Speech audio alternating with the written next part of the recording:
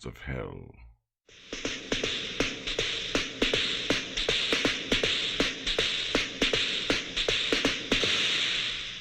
Here is the first internet clip show to offer to the daring a look into the final maddening space between life and death.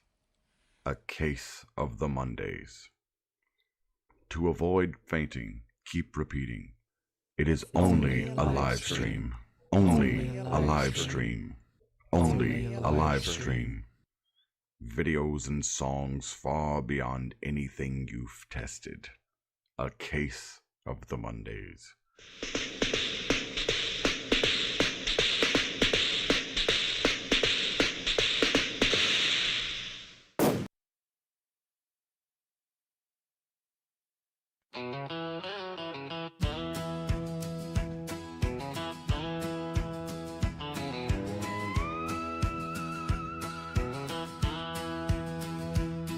Alarm goes off, it's way too soon. I hit snooze, but it's no use. Weekend's gone, it's back to the grind. Mondays always mess with my mind.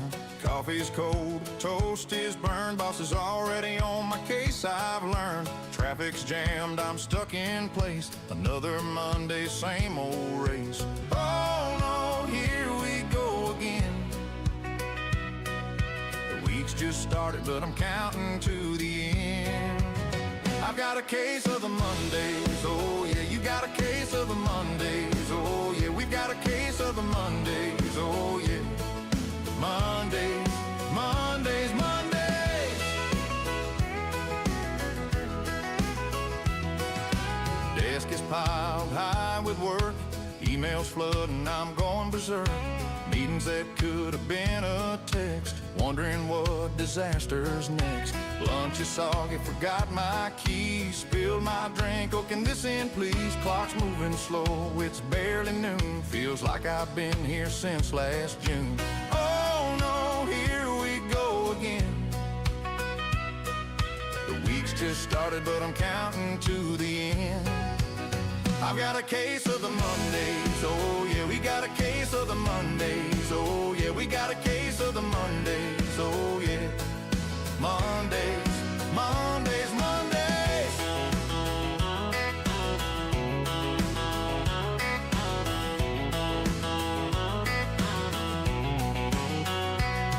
But hey, we've been here before. Surviving Mondays, that's what we're made for. Just keep pushing, we'll make it through. Cause Friday's coming and it's almost due. I've got a case of the Mondays, oh yeah. You got a case of the Mondays, oh yeah. We got a case of the Mondays, oh yeah. But we'll get through it just like we always do. Mondays, Mondays, Mondays.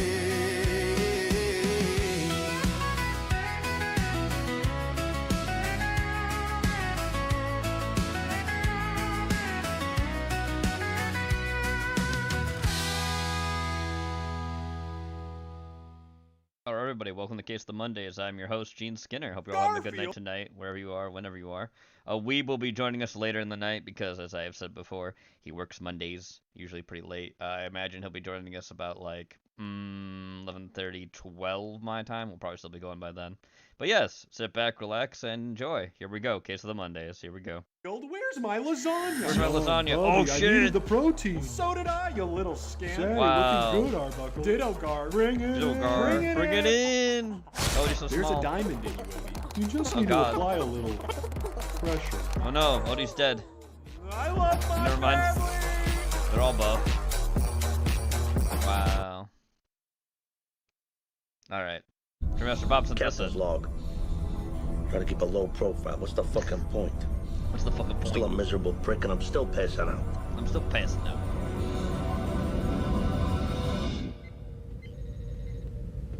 Oh, there's another thing I gotta do. I forgot Captain, about that. Mr. Walnuts is hailing us. Priority Mr. 1. Walnuts is hailing us? Oh boy.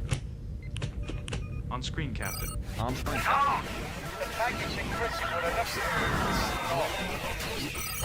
Gravitational distortion is too great, Captain.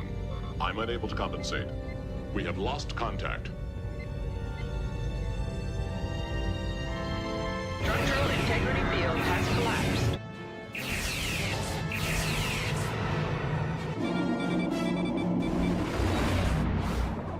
We should have stopped at Roy Rogers. And I Should have stopped at Roy Rogers.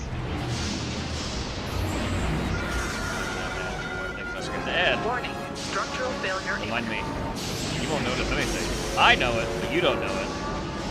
And that's what makes it all perfect. I don't want to die out. I don't want to die out. Okay.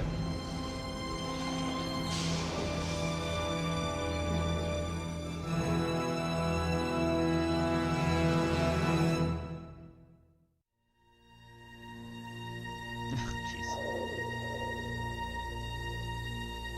Rom and Dakota Hale, Bob. You're all doing well, guys. It's fucking, believe it or not, it's thunderstorming here, so if I knock out, that's why. I don't know why the fuck in November of all times we're having a thunderstorm, but hey, we are. Don't ask why. I'm not gonna ask. In space. I don't know. I don't know. I've been thinking. It's good to be in something from the ground floor. I came too late for that. I know. But lately, I'm getting the feeling that I came in at the end. The best is over. The best is over. Hey, what do we got?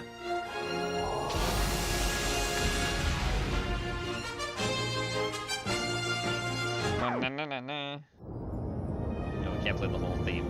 You thought we could? No, we can't, alright? Stop asking. I am going to kill him with my bare hands. I will take him by the throat and rip out his esophagus. Worf! I have failed in my mission, Commander. I am clearly a bad gangster. A bad For gangster? the sake of the ship and the Federation, I request reassignment. Denied. Denied. Commander, these Sopranos are The Sopranos. arrogant, irritating. They cannot be reasoned with. Polly Walnuts is quite pleasant. Polly I would Walnuts is admit, quite though, pleasant. He's a little unusual. You see? They are insane. Worf, Insane. you've been very patient with Captain Soprano. and Captain that's Soprano. good. But maybe it's time to let him know that some behavior is unacceptable to us. Ah, Oh god. Fucker believe this? Fucking believe this? Hello? Did you wrap the package? Not yet. We were about to.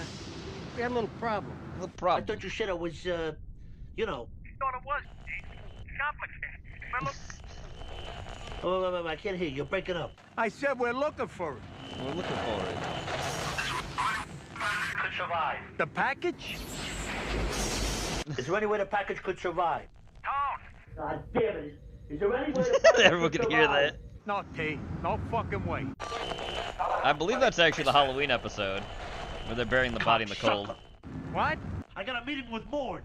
I could be walking into a I'm fucking sorry, buzzsaw. it was in the order it was. T? T, hello? But yes, I think that's the Halloween episode where they're Fuck. burying the body in cold What'd he Jersey say? weather. I don't know. He's all fucking worried about this Morn asshole. I know we don't work with this guy, but you gotta wonder what Tony's got going. None of our fucking business, is it? None of our fucking business.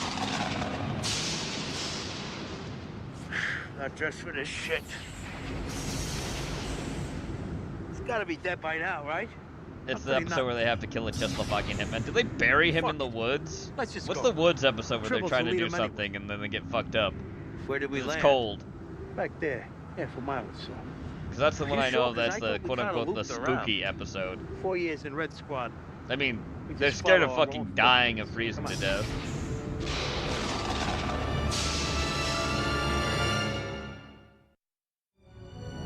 I mean, they may be, you know, mafia goombas, but nobody wants to fucking freeze to death and die. So I think their car gets either stuck or something. I don't know what. I just know that's the thing for that episode.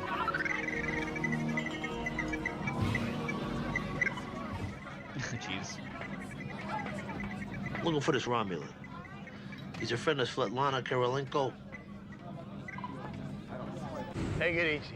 We'll find. I'm dizzy. My fucking head is killing me. Hello?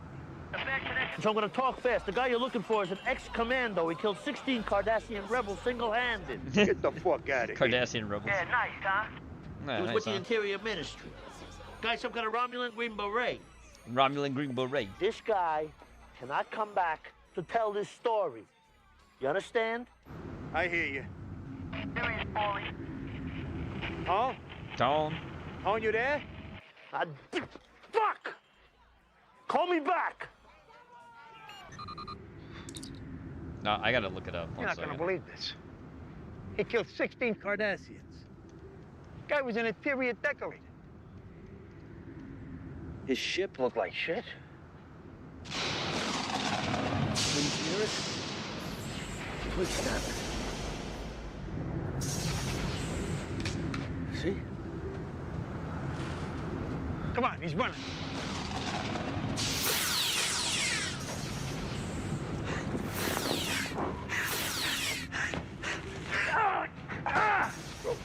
Fuck! You fucking cunt!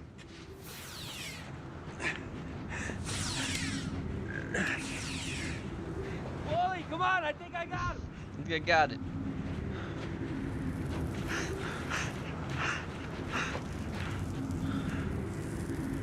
Well, dead. If we were trying, we wouldn't have come close.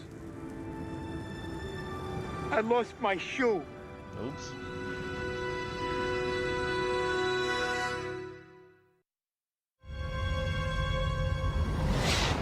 I don't advise this, Captain. If we're going to maintain our realignment progressions, we shouldn't be pushing warp 8 for at least an hour. Captain, it is my duty as first officer to safeguard the lives on this ship. And I don't give a fuck. I don't give a fuck.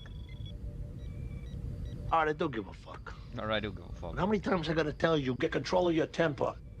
Yeah, he's the one. Sir. He's the one that needs it.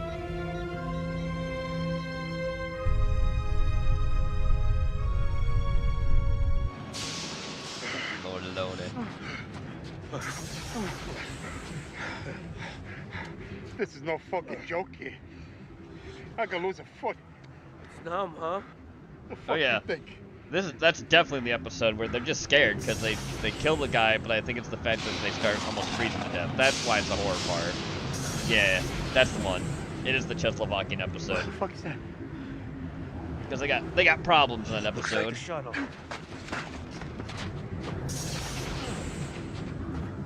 Ah!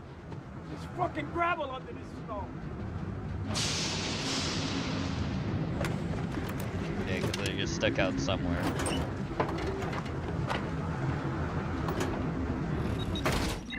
Emergency power engaged.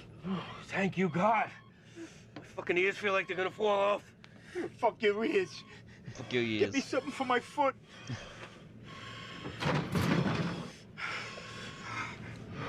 Gotta sit my foot under my thigh.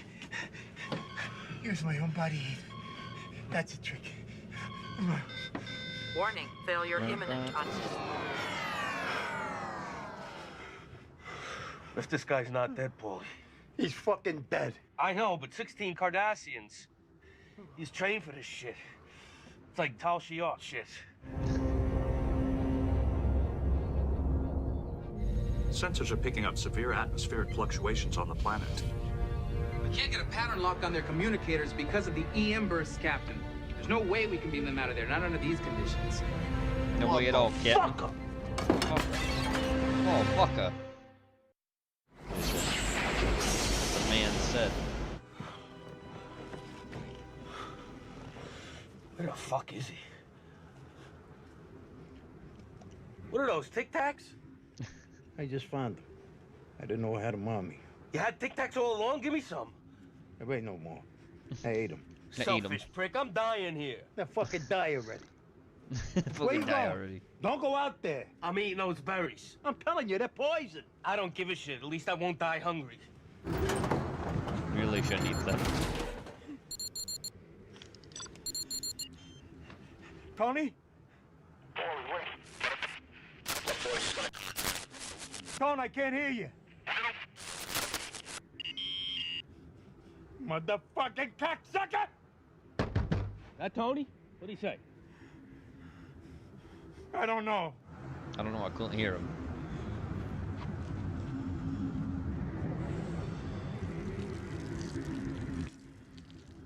Oh!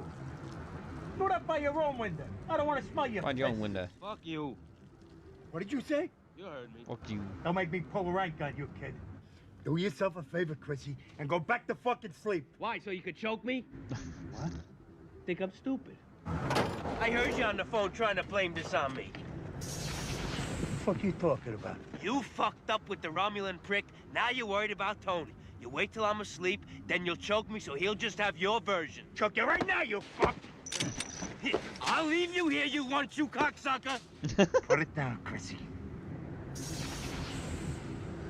All the shit we've been through. You think I really kill you? You Yeah, think I I'd do. kill you?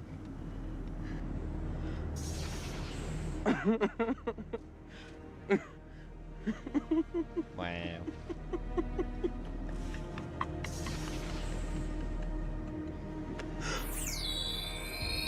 Drop your weapons. Drop your weapons. Podcast. Time to die. Whoop! Got him.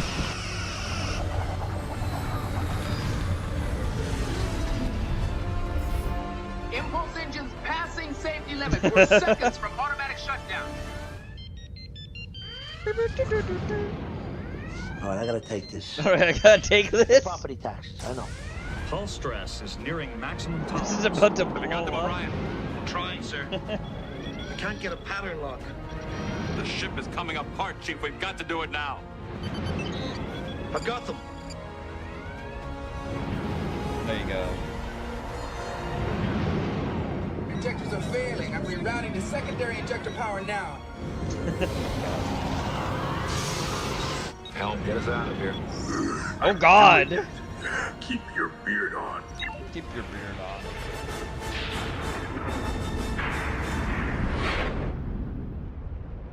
Just had the black fucking void. From the crew admits it's fine.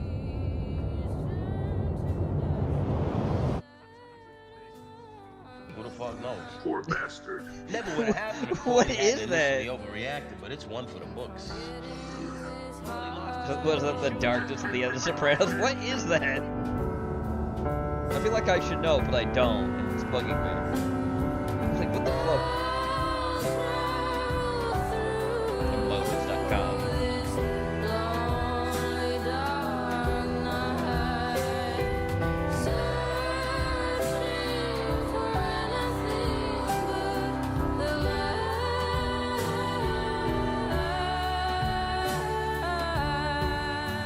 Alrighty. Next. Strong put this in. Anti-woke dog Halloween special. Seizure warning, by the way. Alright. Here's those flashing lights. Bad mind.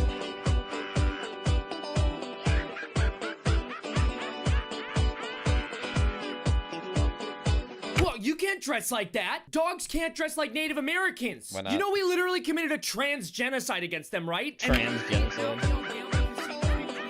I don't think so.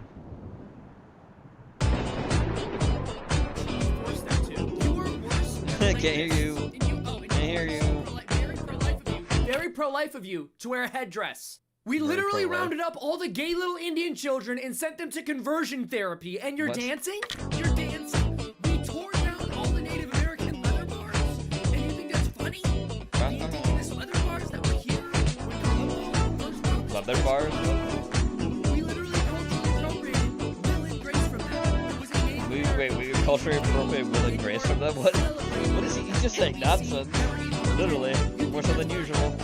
What the? And Apache threw What about the the Apache? first brick at Stonewall. And the first brick thrown at Stonewall. What? And you just want to disrespect their legacy like this. Mexican dog. Get more doggos. Freedom wounds. Entertain Entertainment media is the most powerful way of shaping people's minds that's ever existed, and it's totally dominated by the left. That's why we're creating a new full-length show, Twisted Plots. It delivers a positive message through jokes and storytelling. We're just over halfway through with our campaign. Wow, to get us look at fully him. funded and watch the full pilot we've made, go to twistedplots.com. We've got the track record, the team, and the experience. All right, Give us good on yours. you, Freedom Tunes. Moving on. All right, here we go.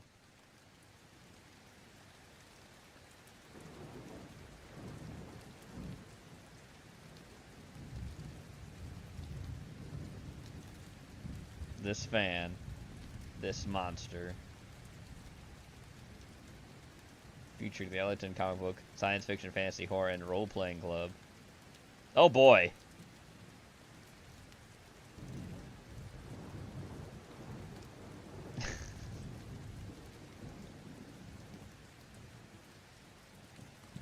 Robin obviously sent this one in. 38 minutes too, damn. Come on, you bastard. Open the fuck up already. This is the final part before the end of the Ellingtonville Club. Alright, it's you. Well, come on in. Do me a favor and try not to drip on the floor too much. I just got done cleaning up in here. Yeah, I can see that, Joe, but I'm kind of soaked here, you know? Aquaman soaked, Submariner soaked, Triton. Okay, I get it. Hold on a sec. Here, stand on these Mylars while I get you a shirt to change into. What size are you? Medium. Okay, let's see. Large. Oh, large. that's just making fun of XL, fans who are just XL, huge. XL, double XL, double XL. Just get him a medium. I mean, a large. Triple XL, quadruple. Ah, here we go. I think this is a large at least. Not for long. Them comics design shirts all shrink like Ray Palmer. Like Ray Palmer. Cool. Thanks, Joe. No problem. Let's see. The shirt's $16.95. 9 Mylar snugs at 50 cents each. That's $27.50 with tax. But don't sweat it, kid.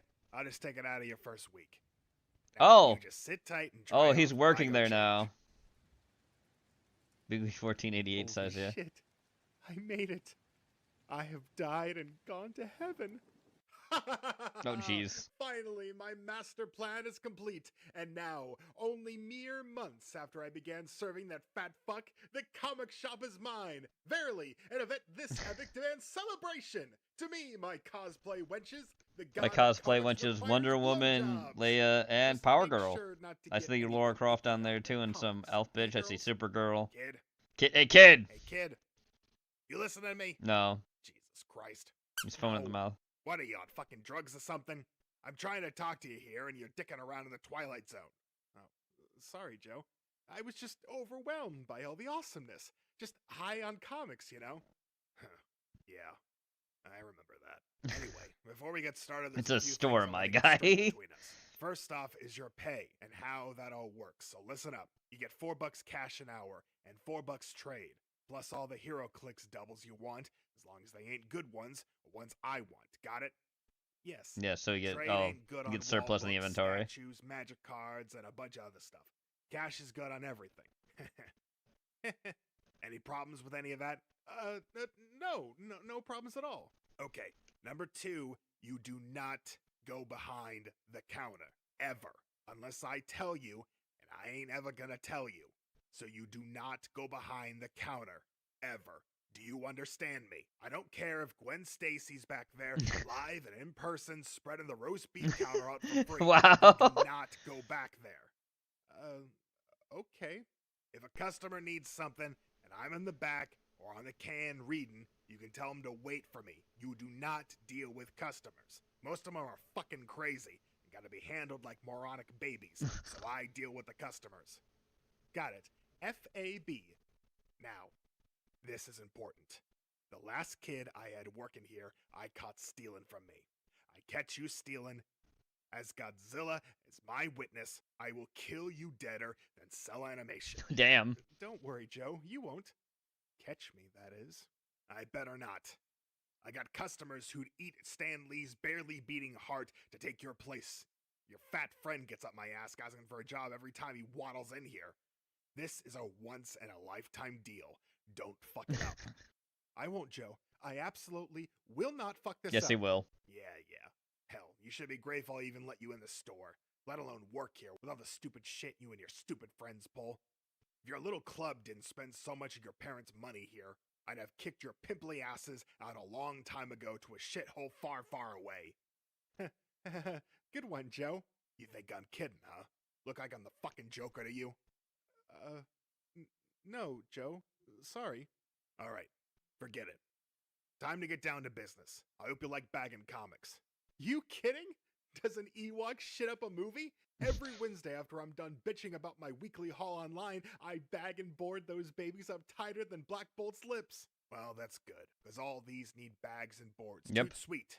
Just remember, you're on my time, so no reading shit like you're home. Nope. Also, watch the tape, small pieces only.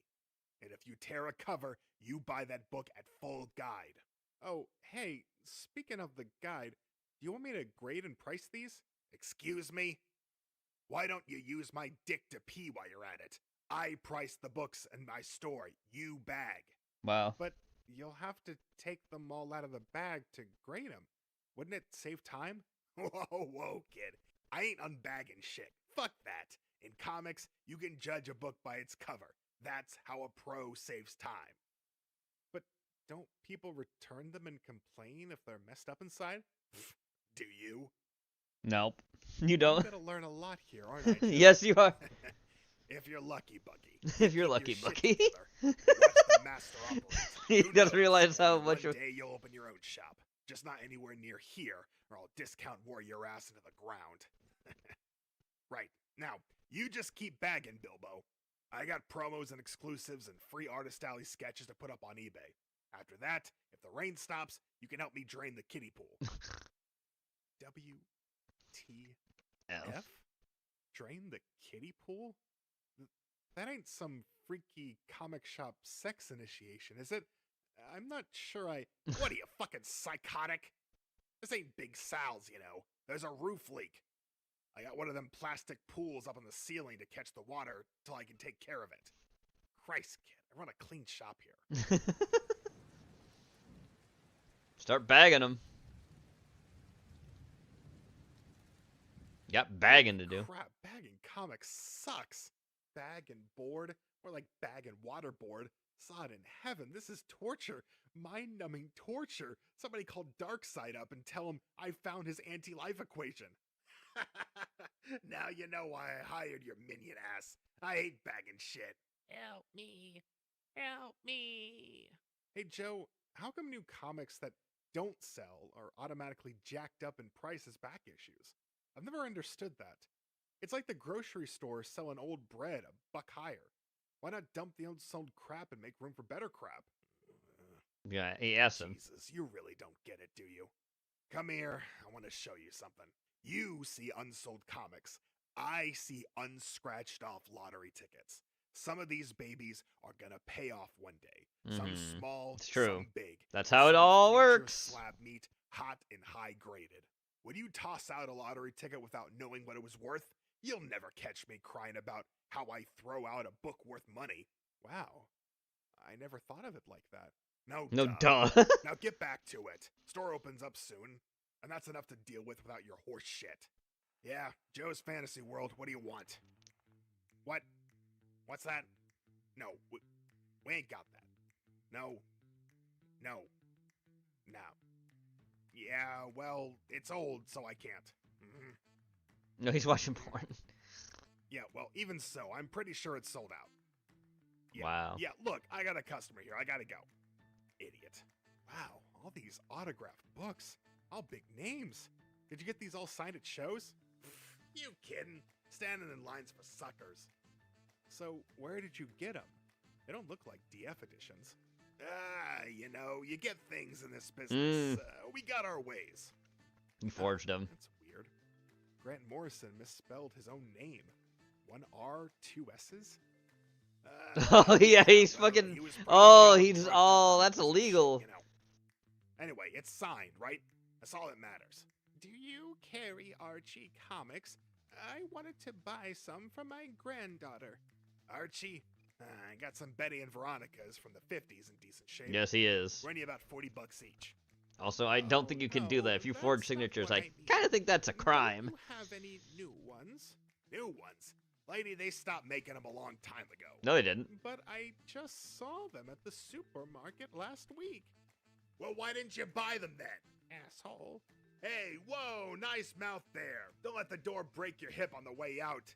Cheap, dried up old cunt. Christ, I'll never unload those fucking books. Look, let me tell you how they should make a Wonder Woman movie. Someone would actually want to see. Okay. Oh boy. Big budget porno. Oh wow. Gritty, heavy lesbo action. That'd do it. Get Jamie Alexander or that haywire chick, and get Linda Carter as the queen mom I'd like to lasso. Wow. Only way to avoid a Catwoman level fiasco. I mean, honestly, who gives a man-sized shit about, hey Joe, your phone?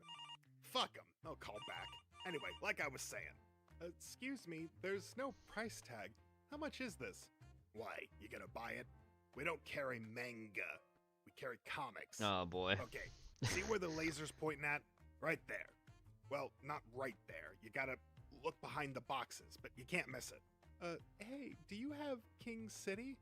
Nah, that's an alternative comic, right? I guess. Yeah, nobody asked for that. I'm asking for it. Yeah, I know, but you're only one guy. I cater to every one guy. I'll go broke ordering one guy's stuff and watching it set on the racks like triple shit. You know how hard it is to order stuff every month from a catalog the size of a bantha's ass? Oh And on boy. top of that, I'm supposed to play guessing games about what some guy might walk in and ask me for. Well, you don't have to guess if I ask you straight out to order it for me. Okay, that sounds reasonable, right? So I order it for you, and maybe you disappear and I get dicked. I can pay up front. Oh, so then I gotta keep track of that, and the next guy, Wow. and the next, like I'm a bank or something.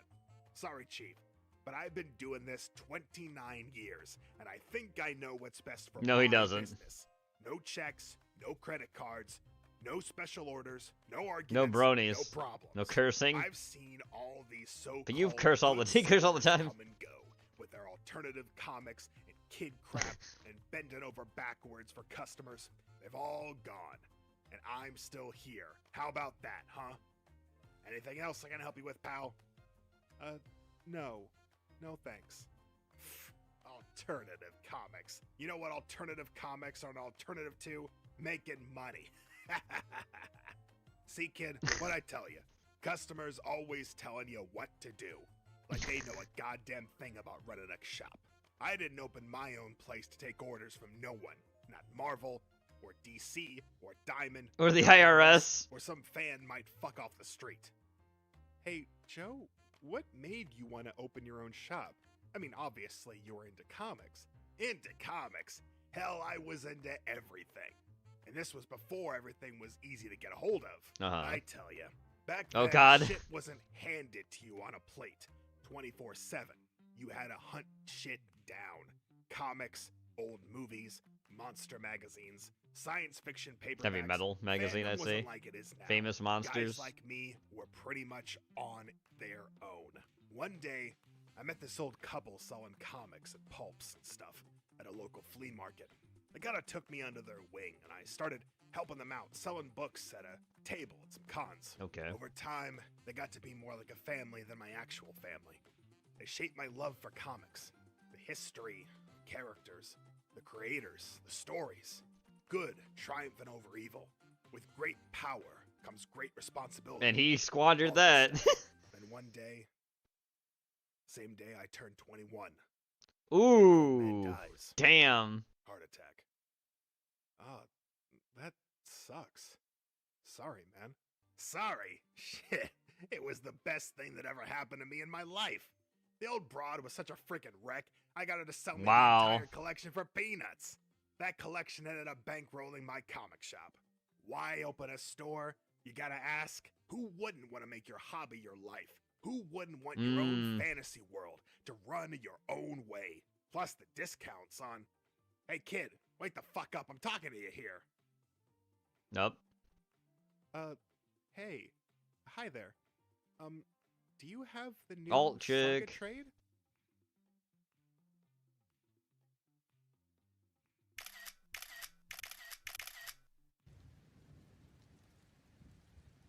What was that all about? You know, one of them fake geek girls. Really? They actually exist? I thought They were like urban legends or urban cryptids? legends or cryptids. You don't think she was actually in here for a comic, do you? Why not? She was wearing a Harley Quinn shirt. It's a trap, kid. Part of the whole no-life model decoy routine. Oh, God. You saw her waltz her ass in here and get all eyes on her. Get Oh, everyone's hi, juices Jenny. going. Soon as she got her attention fixed, boom, she's out of here. Too bad. She was kind of cute. Reminded me of an avatar I once knew. Look, kid, girls don't like comics. I mean, you ever see a real-life girl in here before? Exactly. Wait, what? What? When? Son of a bitch! Why didn't you call me sooner? What do you mean you tried? I've been here all day. That's the person who said they'd call you back. Fuck. What a jerk. Okay. Give me time to...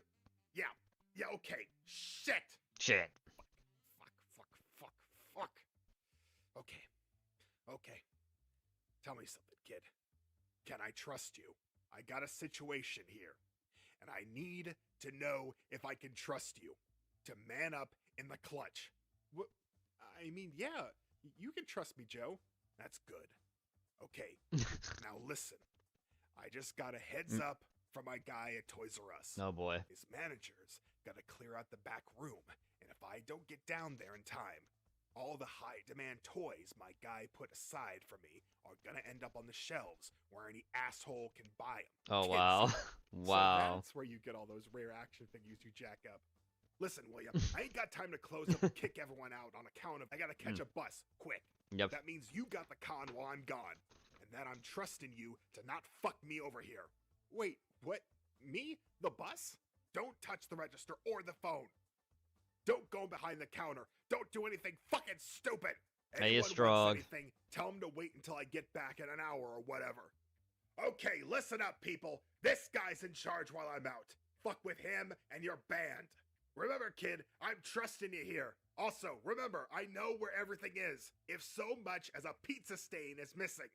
When I get back, no retcon on Earth will save your ass after I'm done with you. Holy shit. Holy shit. I have died and taken over heaven. Joe said not to go behind the counter. He also said anyone who fucks with me is out of here.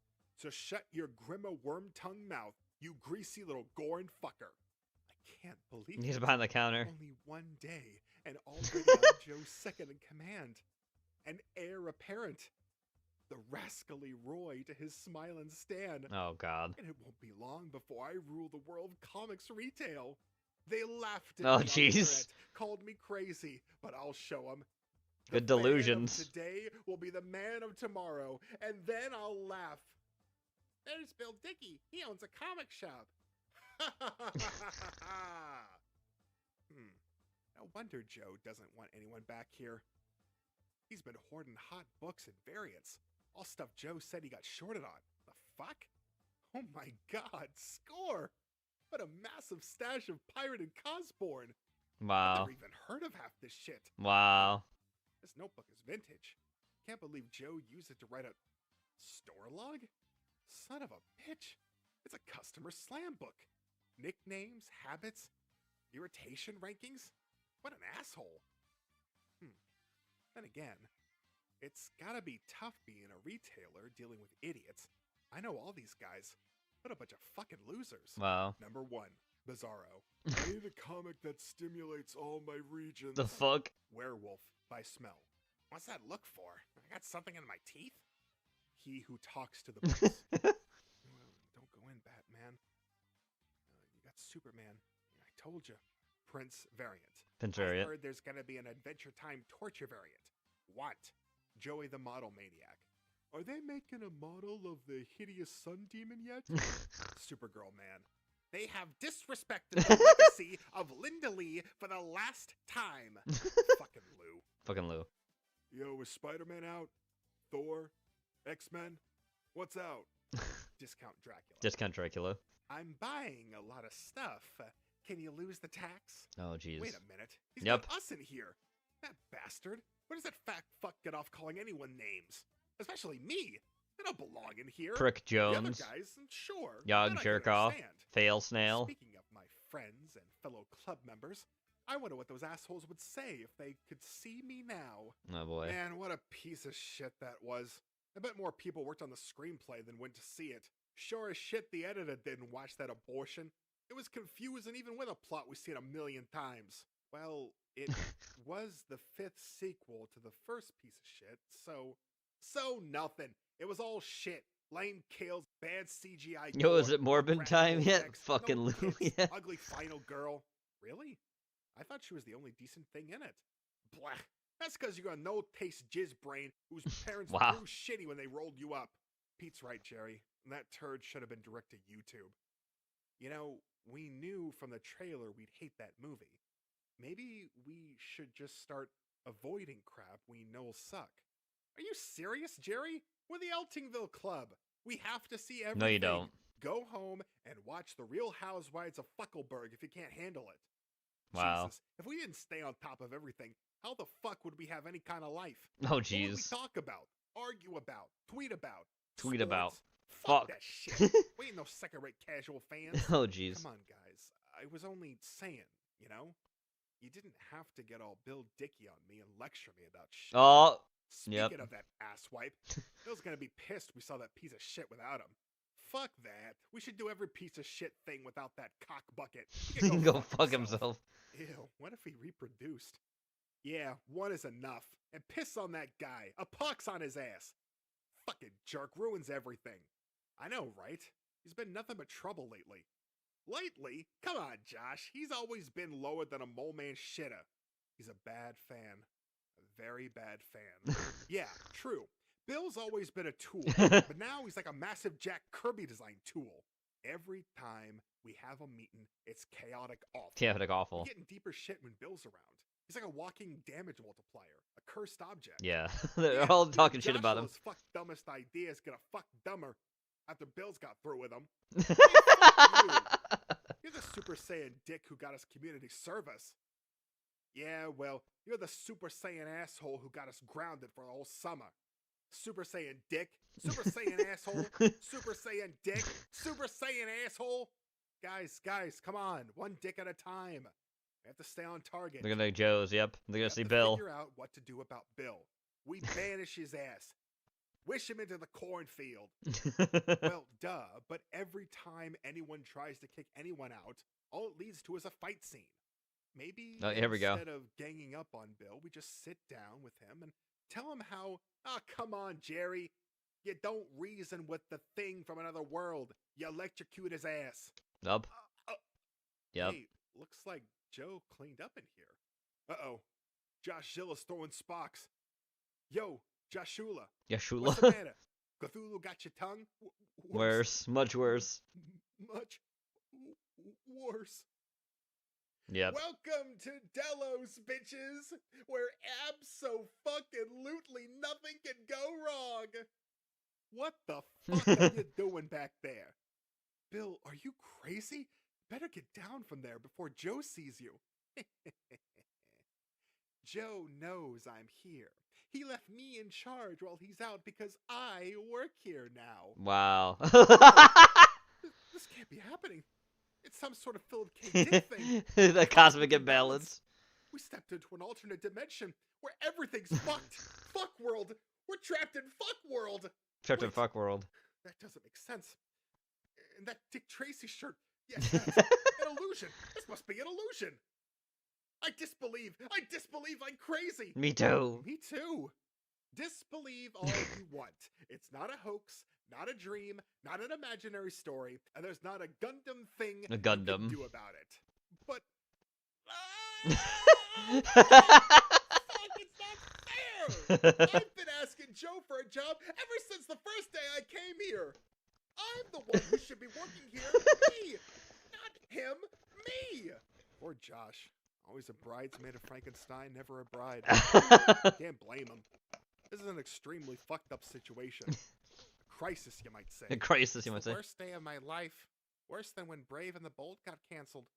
Worse than when Grammy and Pop Pop died in a car crash. Wow. It's a screw job. A Real Montreal screw job talking about wrestling. You knew, Bill. You knew, and you stabbed me in the back. What? First off, you don't stab whales. You harpoon them. Oh, here we go with the fat. Oh, shut up, Josh. Just shut your planet hole and listen. Joe hired me, not you, you fat ugly fuck. He'd never hire you.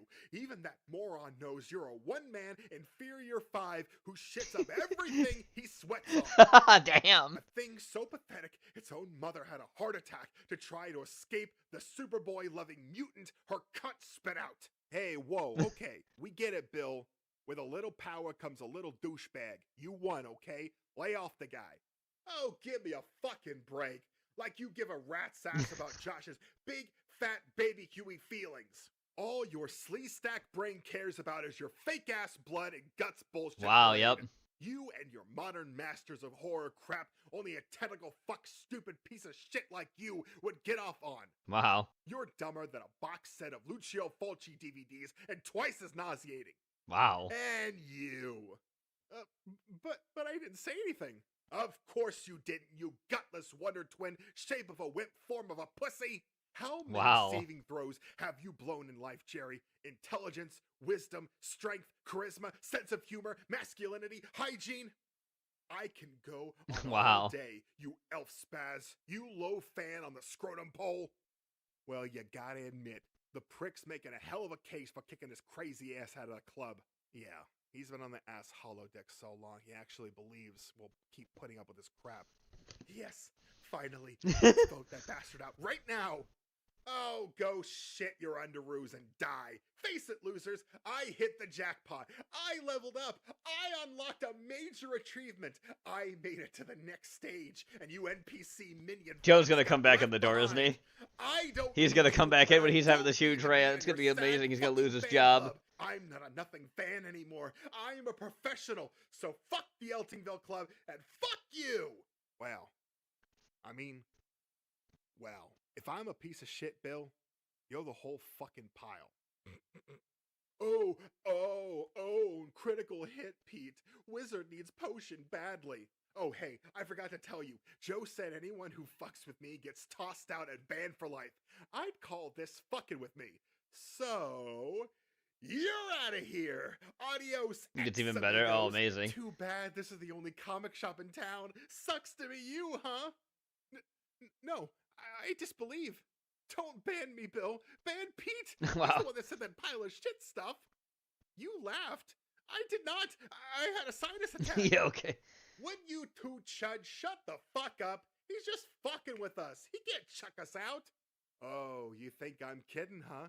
Do I look like the fucking Joker to you? You're gonna look like the shit half of Harvey Dent if you don't back the fuck off, asshole. Right. Oh, what the hell? Would come to this. Oh no, he's got Thor's hammer. Just walk away, and I won't have to smite your asses. What the fuck, Bill? Put that down. You can't smite people with a $300 premium Mjolnir replica, especially if you're not worthy to wield it. It's a $350 diamond exclusive. Oh no. Oh shit, he's gonna break it. Can and will smash your $4 faces in with it if you do not get the fuck out of here. Hold it right there, Josh. Don't you move a sweat gland. I got this. Oh jeez. Ignoramus. Pete, God damn it! You put that shit down, or I'll bust your head open. You come one step closer, and I'll do you like Marvel did Kirby. Damn. So be it. You've been asking for this for a long time, Pete. Oh, yep. Fucker. Oh yeah. Well, I say the boom, you asshole. Oh jeez. You hurt my friend. Oh, clobber. Oh, they're gonna break shit in the store. It's club. Oh shit. Oh, they're breaking everything. Oh, yep. Hit him, bastards. Oh. I'll ruin your face. Oh, this is gonna turn out. This is gonna be good. Asgard. Fuck Asgard. Imperious Rex. Fuck. Ah, shit. What? Yep. The Yep. fuck is this? Yep. Are you shitting me? You gotta be fucking shitting me. You little bastards. You lousy little bastards. You killed my store. 29 years I've been here.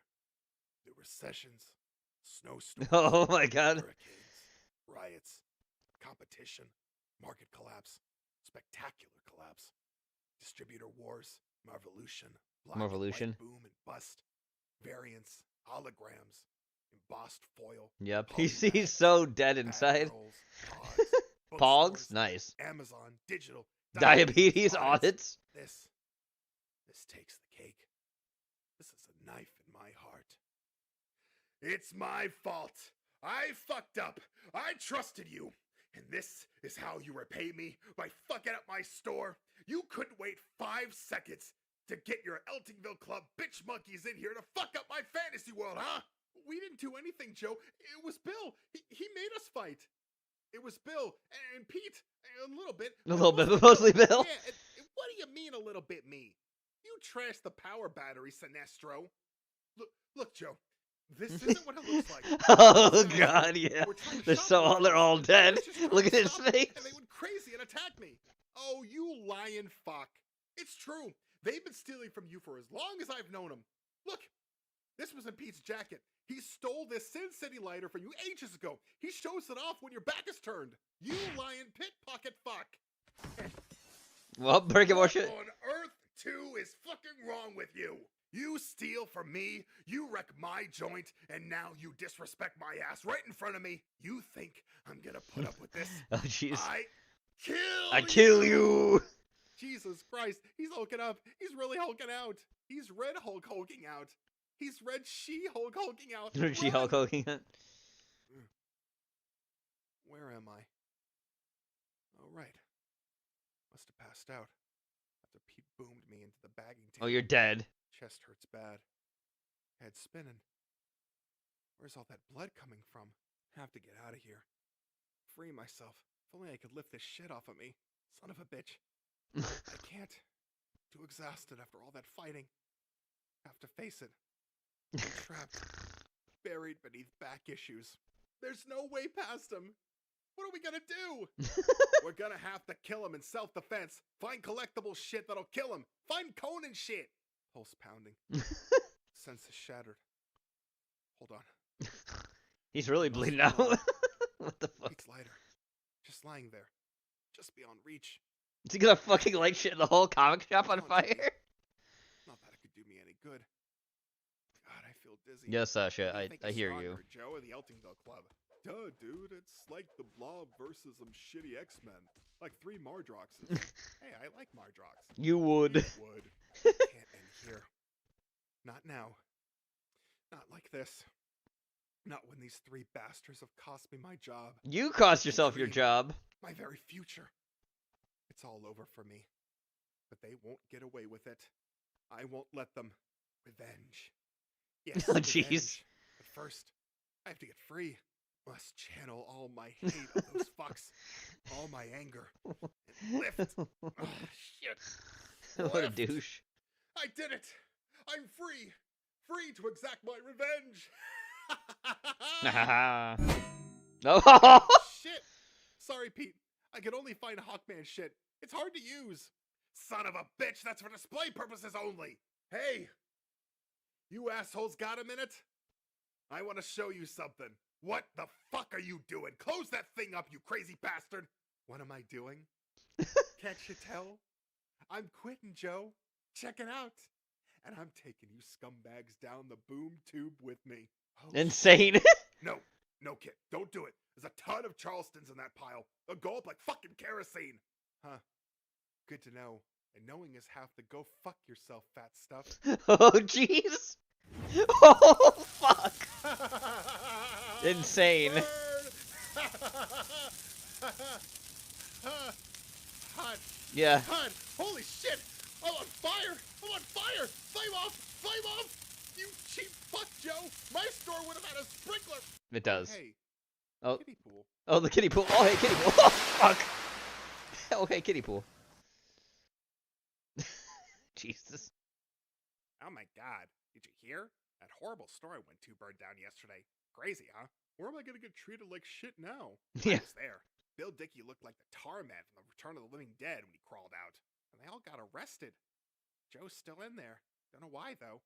Joe sucked, but now there's nothing. I heard Joe reset the fire for insurance. The worst part is I left my comics behind when I ran out. Wow. I still say Mardrox is cool. I still say Marduk is cool. Wait, Joe hit a cop? All those comics, gone. Those Eltingville Club assholes are still alive. Shit. Kiddie pool? Kiddie pool? They go to prison and get beaten to death. Yeah, my King Sadie trade arrived from Amazon today. Fuck that guy. Kenny Lito says Joe wasn't paid up on his insurance. Oh. I was already thinking of dropping my last few titles. Anyway, more money for games. You could still smell the loneliness. The loneliness in the air. Those jerks are lucky they aren't 18 yet. Still, I hate to be them right now. Or, like, ever. Or like ever. What is wrong with you, for God's sake? Where did you get these ideas? What goes through your mind? We do for you, and we do for you, and this is what we get. A son who puts his mother in the hospital. Why don't you just stab her to death and get it over with? Here, I'll go get a knife. You can cut my throat too while you're at it. We'd be better off stabbed to death than to have such an ungrateful putz for a son. Wow. I don't know where I've gone wrong with you, Bill. Jesus. I really don't. But it's obvious I've done something to make you hate me. Maybe it was the divorce. Like that was my fault. Jesus. Anyway, I spoke to my sister in Michigan about us staying with her for a while after the shit settled. Christ, Mom. Can't this wait? Shit. Trying to watch Agents of S.H.I.E.L.D. here. Of course he is. And another thing. You're gonna get a job this summer, and you're gonna learn to act like a fucking human being like your brothers. Got that? No more of this bullshit. You ain't a baby. You don't need kid stuff, toys, and crap. All this shit's going in the garbage tomorrow. You hear me? And if you ever go near these so-called friends of yours again, I'll break your fucking legs for you, so help me. Needless to say, we're very disappointed with you, Gerald. When your father gets back from his business trip, we'll have more to discuss about this, as you might expect. Wow. All I'll say right now is that when we get to the courthouse, you might want to say goodbye to those friends of yours, because it's the last time you'll ever see them. Yep. Okay, guys. Now that we're all sworn in and everything's official, I hereby call to order the first official meeting of the Eltingville Comic Book, Science Fiction, Fantasy, Horror, and Role-Playing Club. Huzzah! I still say the name of the club is too long, and the initials don't spell out a cool secret organization name, like S.H.I.E.L.D. or AIM or Spectre. Who cares about some dumb initials? The real problem is that horror should go in front of fantasy. Horror makes you face your fears, and fantasy's just made up stuff. Full of elf crap. Don't be a jerk, Pete. You know fantasy's more than elf crap. There's wizards and dragons and dwarves. Dwarves is just blue-collar elves. They are not. They're not. Come on, guys. Do you want to argue about stupid crap, or do you want to have fun? I mean, isn't this supposed to be about having fun? Yep. Yep. Of course, yep. Beady, beady, beady. Beady, beady, beady. It's the end of the Eltingville Club, Buck. Buck. Yep. Soon, next time, it'll be the end. Alright, Strong set this in. Batman versus Jason Voorhees. Yep. Batman, Jason. Batman, Jason, Batman. Right. Alfred, Batman. the forest just went quiet. Something's here. Shit. You have visual confirmation. Oh, jeez.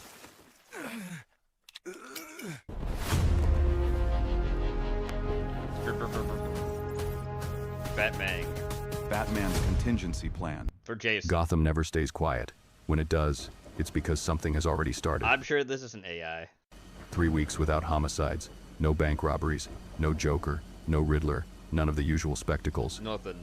Alfred brought me a clipping from the Gazette teenage girl missing from a summer camp near Blair County on the New Jersey border. Young face, smile frozen in a Polaroid. No, not the at all. eighth victim in 17 years. Geographic pattern. Always the same lake. Crystal Lake? Always from June to August. You mean New Always around Jersey? the new moon. Local cops filed it as drownings. Bodies never found.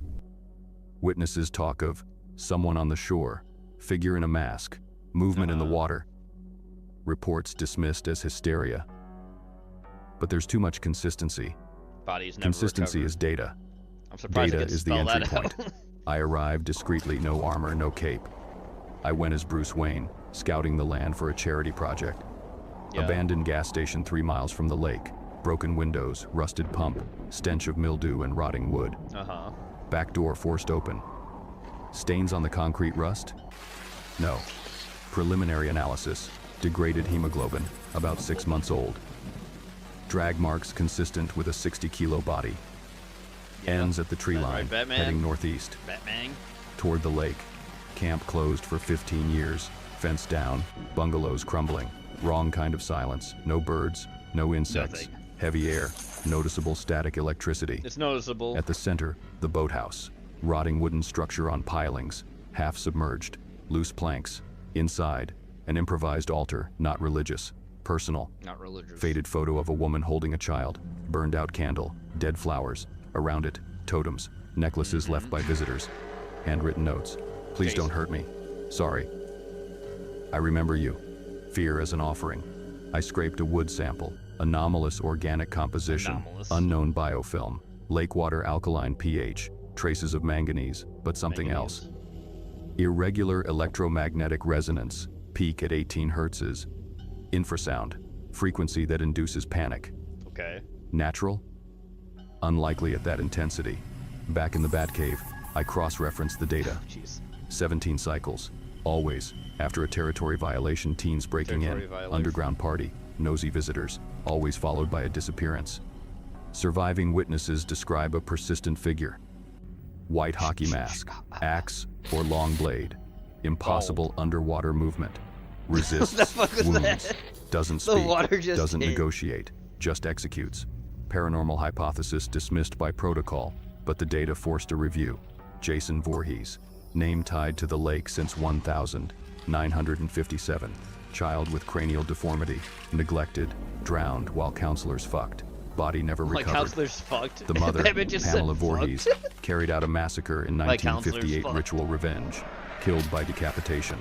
The son reappeared years later. The cycle repeats. Not a ghost. Not a zombie in the classic sense. It's a bond. Territory is a closed circuit. Memory is fuel. Fear is reinforcement. Jason is the executor of a ritual. Without a ritualist, he is the ritual.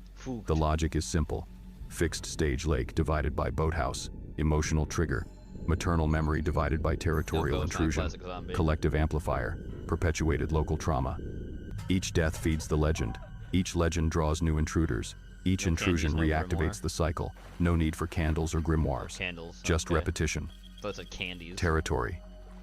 Remembrance. Physical containment fails because the anchor remains. Chihuahua. Chains snap. Cells rot. He returns. He Always returns. returns. So the protocol has 2 acts. First, break the supernatural anchor. Second, contain the body. In that order, never the reverse. I mounted the operation in 48 hours. Electromagnetic field mesh around the boathouse Faraday cage, disguised as an environmental repair structure. 12 underwater emitters, frequencies between 12 and 22 hertzes. Counterpoint infrasound, destructive So Jason interference just in the didn't lake's kill any of natural those field. people while they were doing this, Inaudible, Batman? but enough to detune the call. Reflection removal. Spectral LED floodlights, Really, positioned Batman? to kill shadows in the water. No reflection, no symbolic mirror. Metal surfaces covered with absorbent material. Directed silence. Low, amplitude white noise generators, masking organic sounds that reinforce presence. So again, we have breathing, people here, and movement, he's not going to kill heartbeat. any of them, Totem Batman. neutralization. Remove necklaces, notes, flowers. No dramatic destruction, just removal. Symbols lose power without an audience. The mother's photo was trickier. I digitized it, removed the original, replaced it with a degraded replica. Didn't erase the memory, just weakened the bond. Final component, acoustic inversion. Synthesized modulation based on the original 18 hertzes and projected a mirrored frequency, not magic. Psychoacoustics. Psychoacoustics. Cancellation waves. Engineering against enchantment. Trap set. I entered as Bruce. No cape, no mask. Deliberate bait. He came at dusk. Emerged from the water without a Jeez. sound, broad shoulders, cracked mask, machete rusted long as my forearm. Slow, inevitable Going movement. to science I this struck shit. first. Punch to the solar plexus, forced to shatter ribs. He didn't even budge. Counterattack Batman, lateral he swing. won't. Blade slicing air. Dodged by inches. Smell of muck and decay. Second hit. Knee to the patella. Human femur can't take 300 kilos of pressure. He stumbled. Didn't Send fall. me my Microsoft Sam voice changer. Yeah. Third. Elbow to the base of the skull. Lethal technique. He turned his head. Slow. Like he was sizing me up. Then he clocked me. Impact to the sternum. I flew 3 meters. Slammed into a tree. Cracked rib. Partially collapsed lung. Blurred vision. He advanced. No rush. Execution. Not a fight. I rolled, triggered the flare. Tactical evac. Tactical evac. I survived because he doesn't pursue beyond the territory. Not yet. Returned 72 hours later. As Batman. Data confirmed. Containment without breaking the anchor is useless. Tested expanding polymer foam, the same that immobilizes Bane. Jason tore through it in 90 seconds, snapping the polymers like wet paper. The anchor was still active. The territory still called. So I activated the full protocol. Emitters at max. Faraday field operational. Totems removed. Reflections dead. I waited in the boathouse. Reinforced armor. Non-lethal arsenal prepped. You're not gonna. This time, So with he's the not anchor gonna weakened, die, Batman. he emerged again. Slower. Uncertain movement. Hesitation the freeze first him? ever recorded. The mesh was working. He was still solid. Still dangerous. But the bond was vibrating wrong. Off key. Attacked with surgical precision. Directed explosives on the boathouse pilings. Calculated collapse. The structure crumbled onto him. Wood and metal. Used the chaos. Graphene harpoons. Tungsten cables. Anchors fixed to submerged rock. Not to kill him. To immobilize him long enough. He fought. Monstrous strength. Jeez. Even weakened. The break? Snapped Oh my 2 God. cables. The But this break. time, He's just I like- wasn't unarmed Bruce Wayne. I was Batman. I was Batman. Full armor. Tactical arsenal. And Jason doesn't fight like the others. His first strike. Impossible speed. Machete in a downward arc. Blocked with armored forearm impact rang like an anvil. Counter. Hydraulic punch to the sternum. He staggered back. 1 step. Switched tactics. Lateral tactics. movement. 3 Muay Thai kicks to the knee. 3 Muay He Thai ki- Are you stumbled. gonna do Fired that, or- steel cable around his There you neck. go. Electric winch pull. He yanked back, dragging me across the wood before I released. Tungsten net. Tore through it in seconds. Electro spurs 50,000 volts. Convulsed, but didn't stop. Blade whistled past my jugular, by inches. But the emitters held the interference.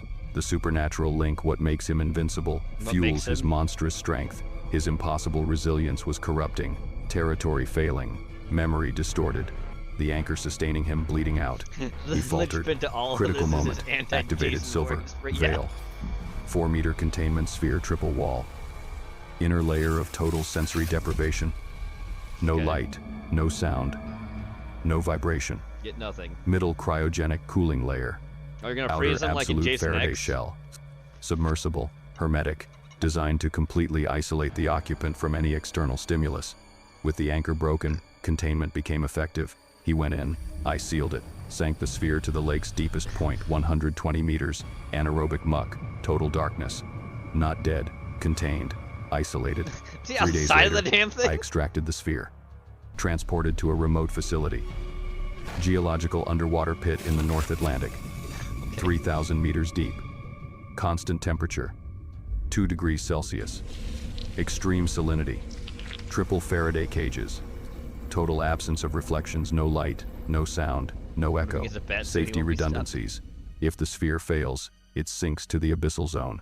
If he escapes, controlled detonation of the original site, boathouse, camp, territorial landmarks. No stage, no return.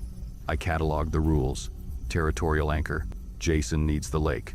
Without it, he weakens. Memorial trigger. The mother's memory activates him. The orb. Breaking totems dilutes the intensity. Collective reinforcement. Fear feeds the cycle. Silence breaks the narrative. Physical limitation. Even weakened, superhuman resilience. Containment requires total sensory deprivation. Persistence. Doesn't die, just hibernates. I didn't kill him. I won't cross that line, not even for this. But I didn't free him. I can't. Future lives depend on it. He's contained. Monitored. Isolated from everything that makes him tick. Not a prison. Ontological quarantine. Gotham went back to its usual noise. Alfred didn't ask about Blair County. Just changed the dressing on my ribs and poured tea. The lake stays empty. No legend, no totems, no fear. For now. Some believe monsters can't be stopped, that the supernatural is beyond reason, that ancient forces always win. They're wrong. Doesn't matter if it's magic, ritual, or immortal cycle. Everything runs on rules. Everything has structure. Everything can be understood, dismantled, contained. The cuts are a little strange. I've dedicated my life to it, not just Gotham's criminals, but anything that threatens the innocent, human or not, alive or not. If it can kill, I can stop it. I'm not just a detective, not just a vigilante. I'm the preparation the impossible didn't see coming. The contingency for what shouldn't exist. The line between chaos and order, the line I never cross, but defend with everything I've got. Other heroes trust power. Why does Batman I look like he's trust about to method. be an attack on Jason Titan? Voorhees was inevitable, until he wasn't. Because I'm the Batman. I'm the and Batman. the Batman always has a plan. Thanks, Batman. Okay, time for some wartism from Porky. When two opposing fleets clashed during World War II and things started to go wrong for the big ships, it was invariably the little destroyers that would be flung into the breach to save a situation or pick up survivors after catastrophe had struck. There are few better examples of this than HMS Electra, a destroyer that was twice called upon to haul up survivors from capital ships that had met with disaster, and then in the middle of the chaotic Battle of the Java Sea was called on to charge into harm's way to desperately try and save another from destruction.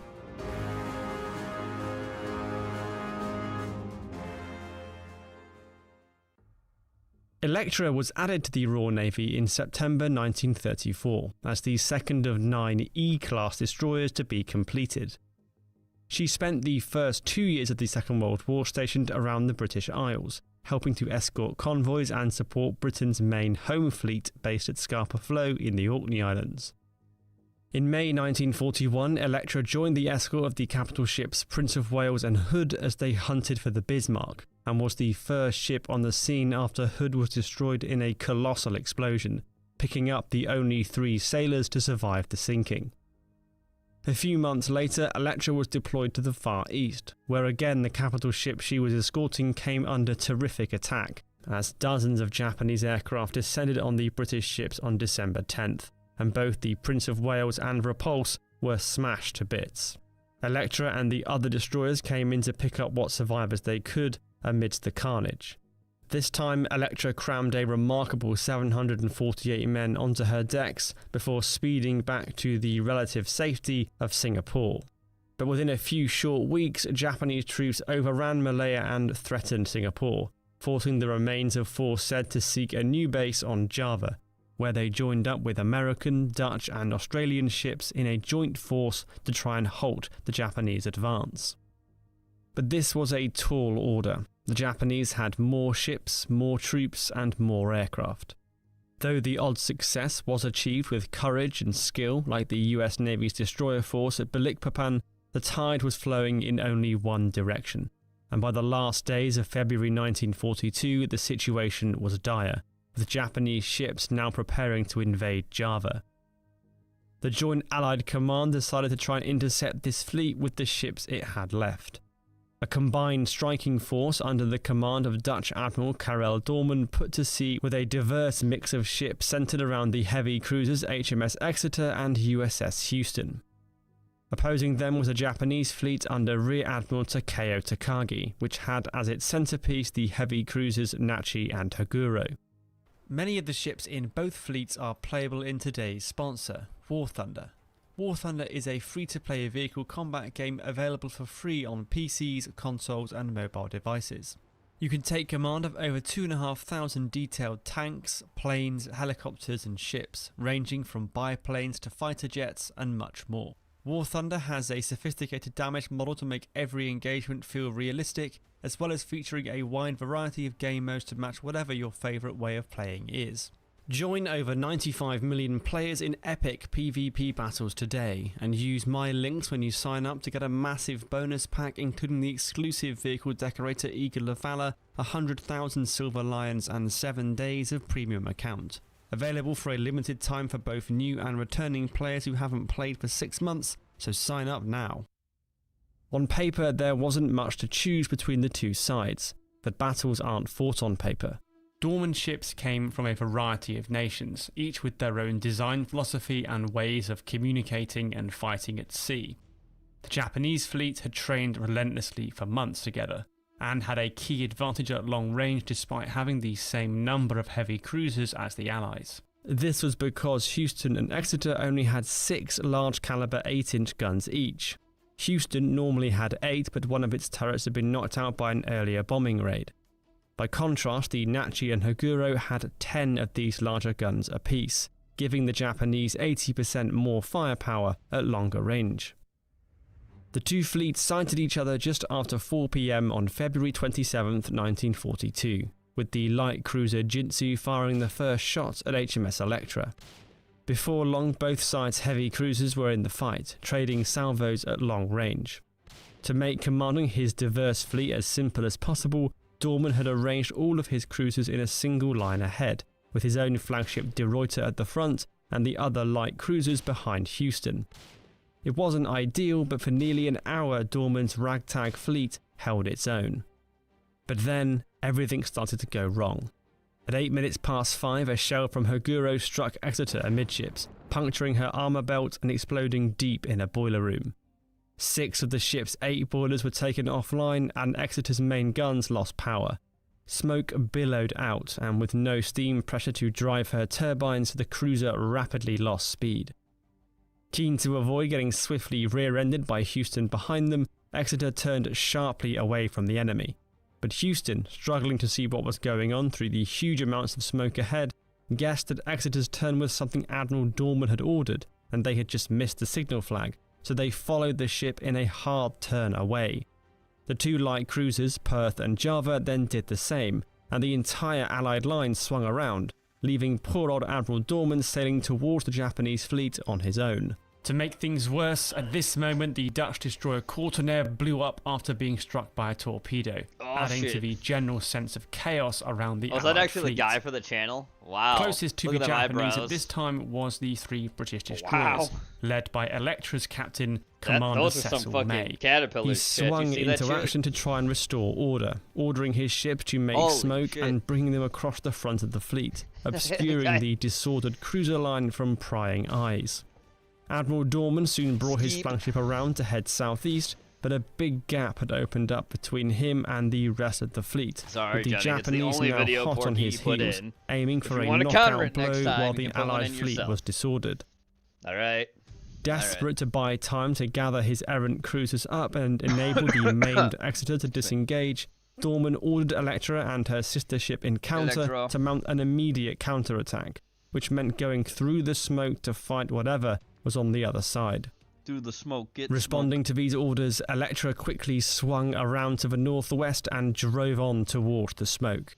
Oh boy. If the odds gave Commander May cause to hesitate, he did not show it.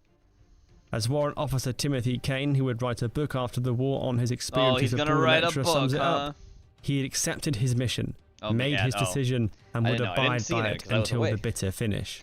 Electra's meant the life, end. his own life, meant nothing now. but I didn't know His 'cause I was to awake. attack, Feeding to Sasha. create as much a diversion as he could, then pay the penalty. Was the War Thunder ad? After a few minutes of gloom, Electra burst through into bright sunlight. She was completely on her own, and faced with the combined strength of 2 Japanese destroyer squadrons, 14 ships in all, as well as the light cruiser Jintsu, whose shot at Electra had started the whole battle off.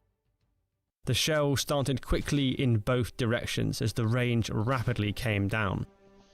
Despite the odds, it was Electra who struck first. 2 quick hits on Asagumo, one of which hit an engine room and forced it to a halt, smoke pouring out.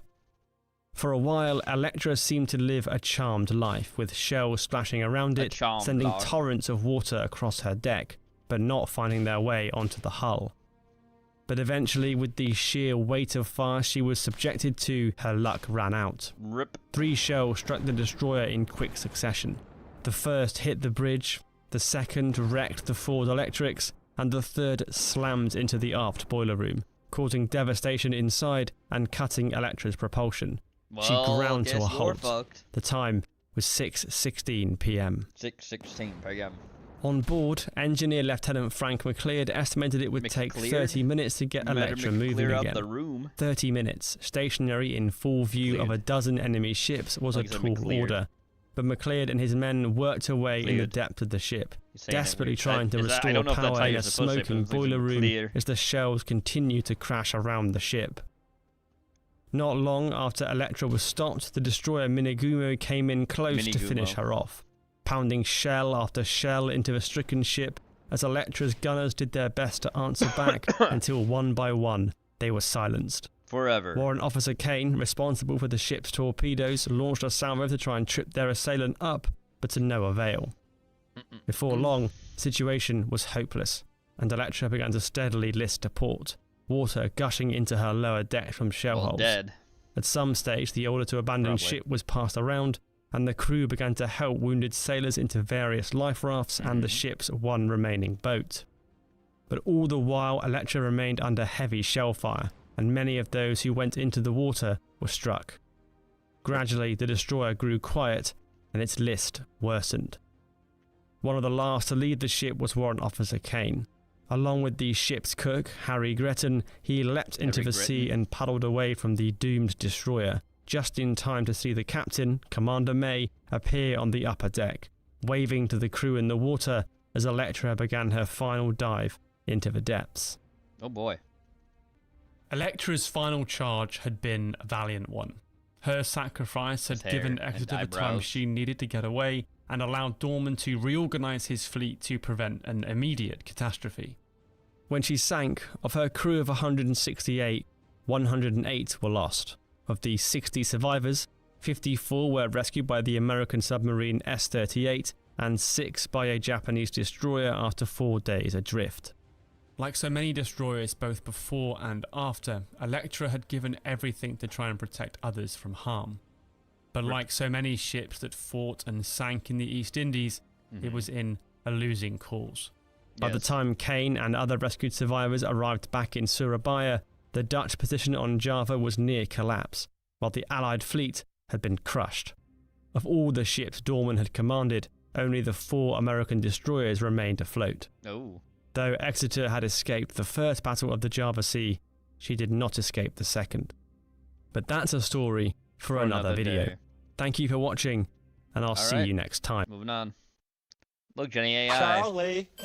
Ow. Shrug something, Charlie Jenny. bit me. Charlie bit me. That really hurt, Charlie. Charlie and it Manson. still hurts. Charlie.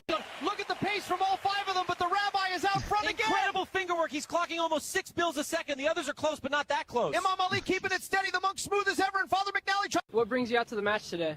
My grandson's number 7, and I never miss when he's on the field, even if it's cold. Oh, damn, Best seat in the house right here. Hands up! Oh, ma'am, you're landed softer than I thought. I guess I'm...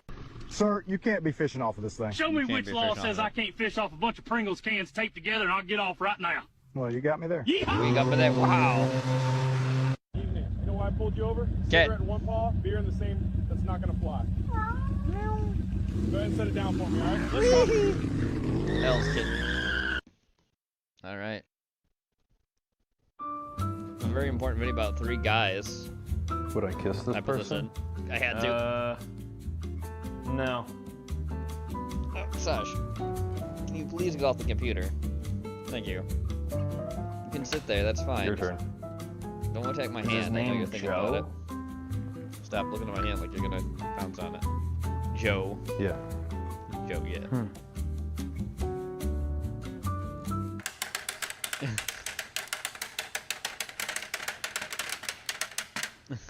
Well, you got me beat. Your turn. Your turn. Oh, gentlemen! Oh, God. Are you ready for a... A sleepover? Oh, God. He's too heavy! He's too heavy! No, I'm gonna put him down! Just wait a second! The sleepover of the century! Joel! Trellix! What? Trellix! Trellix? Trent and Alex. I combined your names to save time. Wow. I like that. That's a good idea. Thanks. Okay. Well, okay. Looks like we got all the boys we need for our sleepover. Wait, what do you mean? 3 boys. Here, let me count. 1, 2. 2. Who the hell's that guy? 3. Wait, Alex, if you're over there, then who's counting? That's a very good question, Trent. Look. What? 4. Who the fuck is that guy?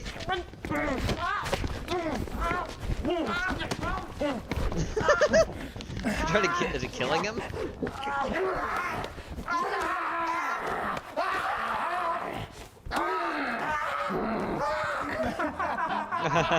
Guys, I want you to meet Tom Goulet. How do you spell it? Tom Goulet. You're gonna have to ask this guy. Who's that?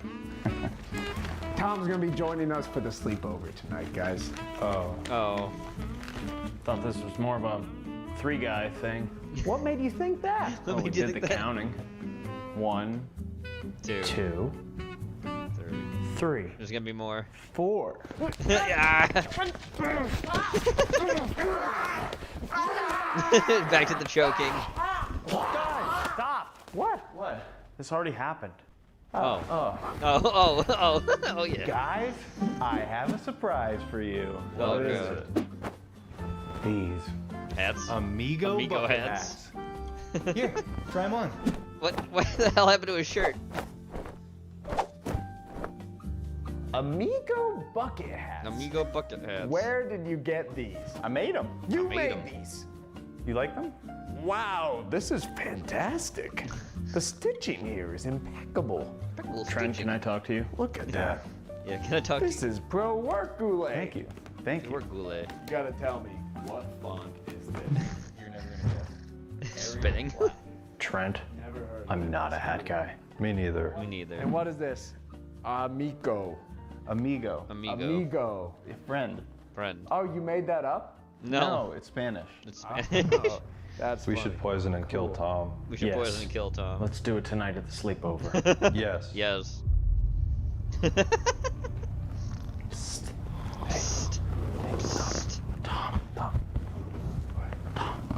Tom's clearly a problem. Yeah, okay. A drink for you, buddy.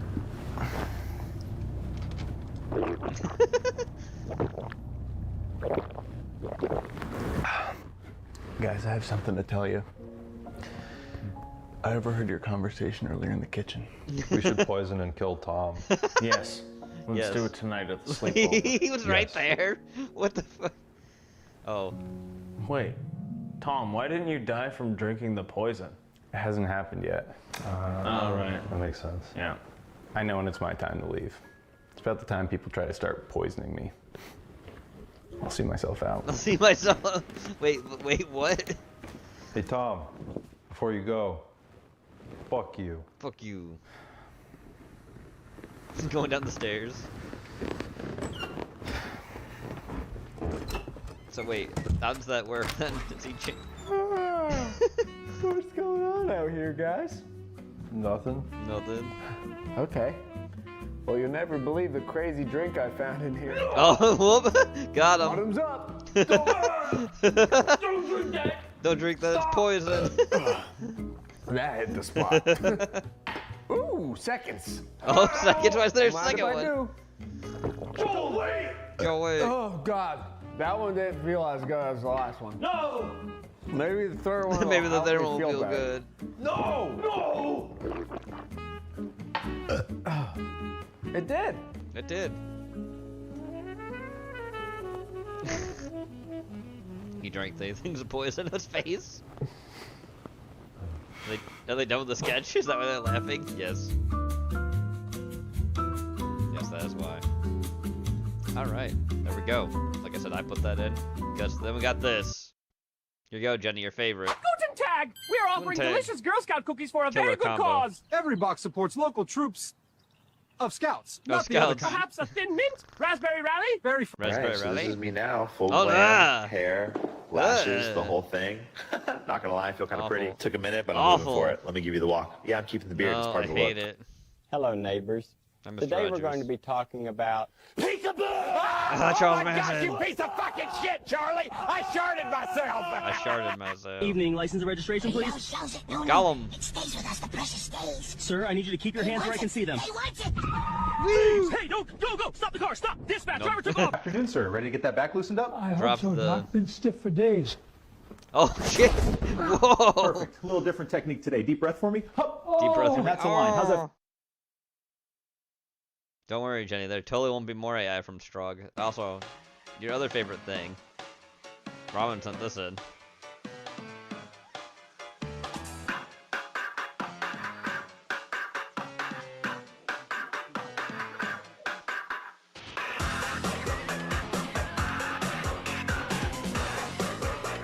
Deep shit. Chart.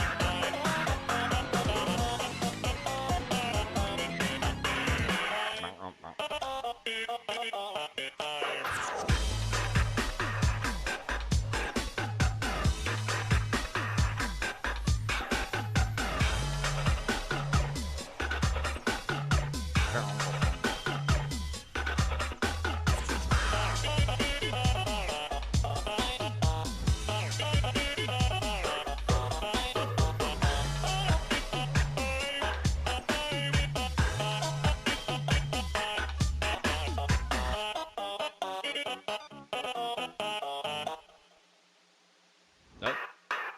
Maybe still going.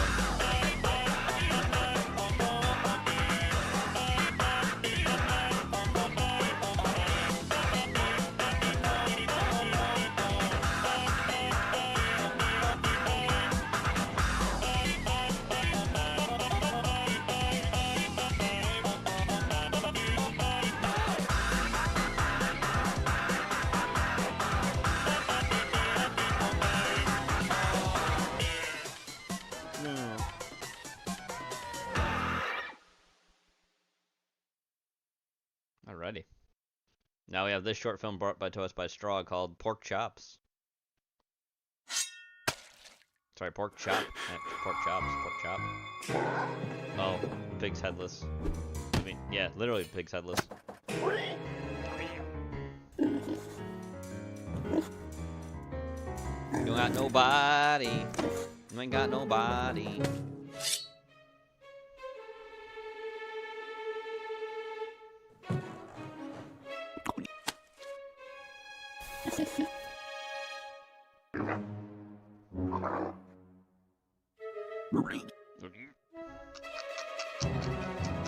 Oh, chicken leg. Nope. Ah, yeah, in the cold storage. And you're locked in now.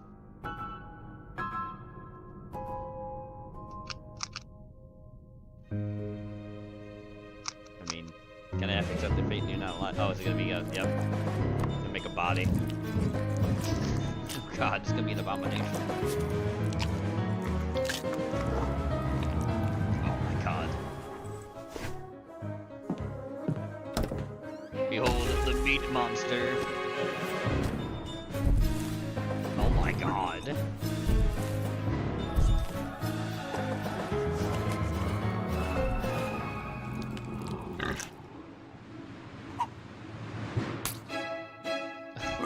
Whoa. Now he's headless. Does the pig have his body?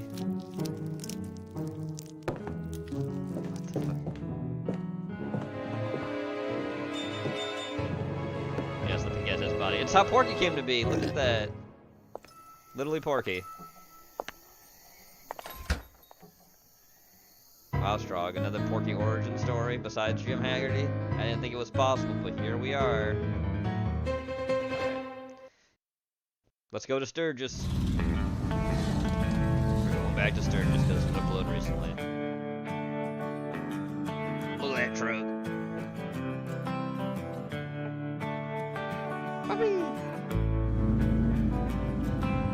Fork Origins. Besides being Jim Haggerty, that's also another origin I will accept. In canon. In the canon that is Porgy.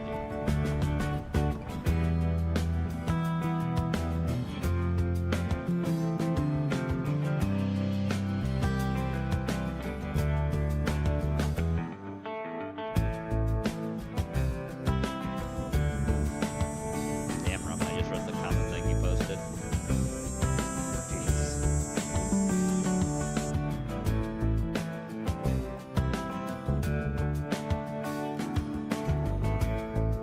Titties.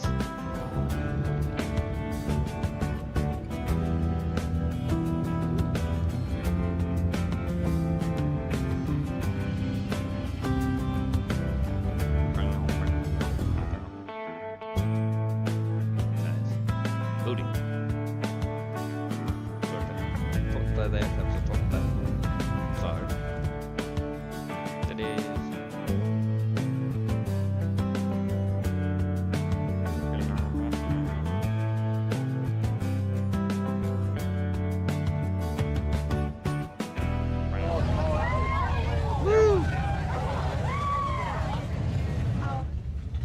Alright.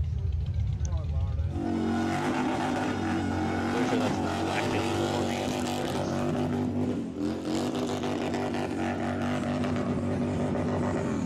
It would be something really Kid special Rock. if we did something for the people here at the Sturgis Buffalo Chip. That's not Kid Rock. Kid Rock made me play it though. Thank you very much. Booty.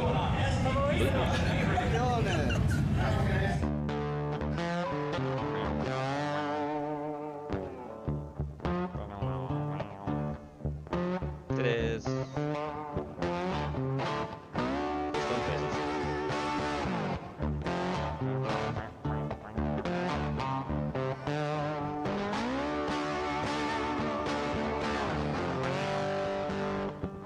Dirty girls, clean bikes, that's right. Booty.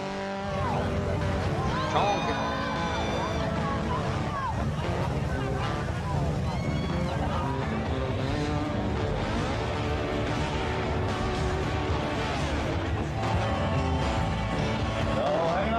Oh, look, I got it right. It is.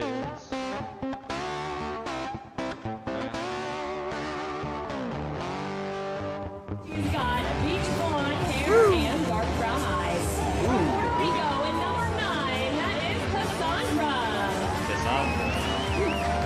Man. Sturgis Buffalo Chip. 2005? What's that way? This way. Is this actually a throwback to 2005 video? Ooh, it is. I mean, it might be. It's an older Sturgis video from the depths. I don't know. It's uploaded recently, so I would think it was more recent, but maybe it is older. Boo boo. It could be.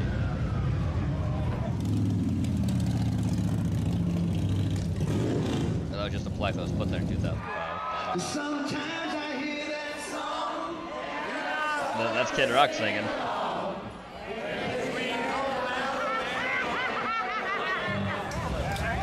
Booty. Fantastic booty.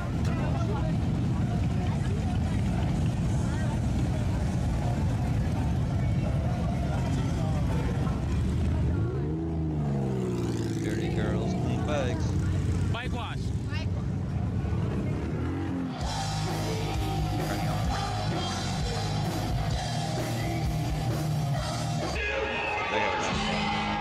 So we're gonna see you at Biketoberfest this year in Daytona. Florida? Yeah. So Let's test. I don't know where I'm gonna be at. Usually I'm in one location and then I work at another location downtown. So usually I'm like out by the Cabbage Patch, but recently I've been working at Froggy's. So Okay, so we might see you at Froggy's then. Yeah. Sweet. Just don't know if this is recent. I actually have to know.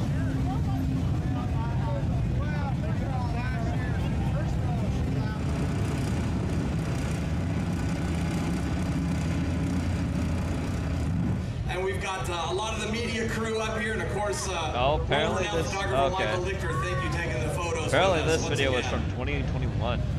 The plaque said 2005. Yeah, this was uploaded 2 days ago. So yeah, this is an older video. Keep that in mind. This is 2021 when this happened. 4 years old. Huh. Interesting. That's some B-roll footage that you just pull out the vault.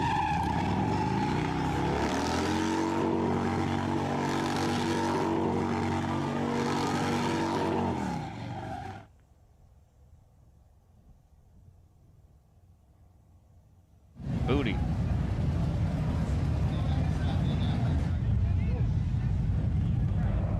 Oh, Hell's Angels. There's some angels right there. I saw them. A ver, ¿quién se pone esos overoles? ¿Quién se pone esos overoles de jardinero? Yeah, he was. My acoustic guitar.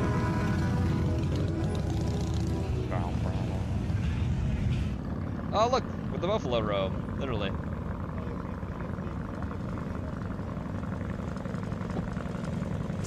Donkey. I wonder if we're supposed to get me. We'll find out.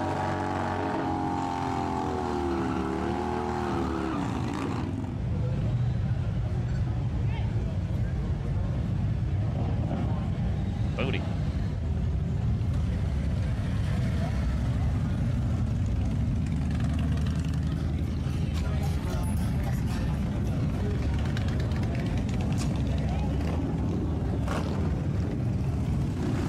Booty.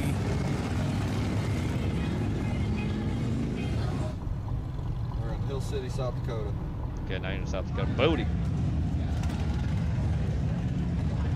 Booty. Just gotta keep seeing it when I see it. Booty. Titties. Coming down out of the hills. Down to the city. Down to the city. Yeah. Down to the city.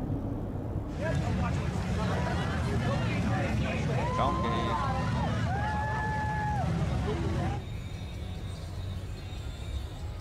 Hey, keep watching the Legends Run on the awesome documentary. I got some more, you can get it right in here. I got 60 men, I need 65 is all. Bid $65,000 here, bid $65,000 here, bid $65,000 where? Bid 26,000. 26,000. Last call, 26,000. You've owned it quite a while. 26,000. I've sold it to him 25. Yes, give him a round of applause. That's the bike. They're selling. They're auctioning that out. Friendly flag. Flags there. The guy is.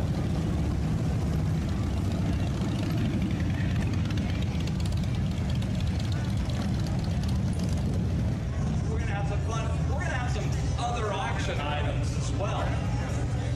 See, here is our auction line. We're gonna talk about a little bit later. Our B40.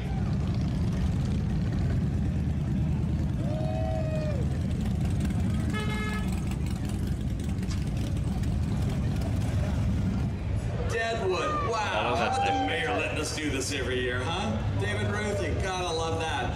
And the team at the Sturgis Buffalo Chip for 40 years. Putting it together again. Rod Woodruff and the entire team. One for the record books for sure.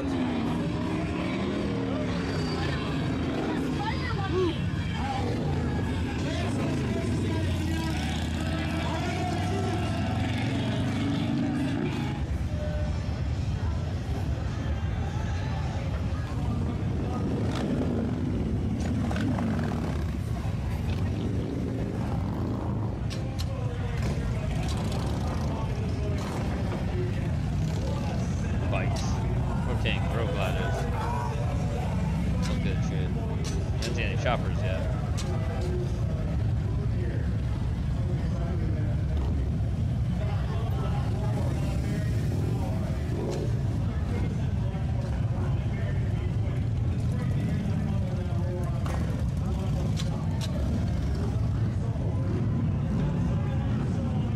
Vroom, vroom.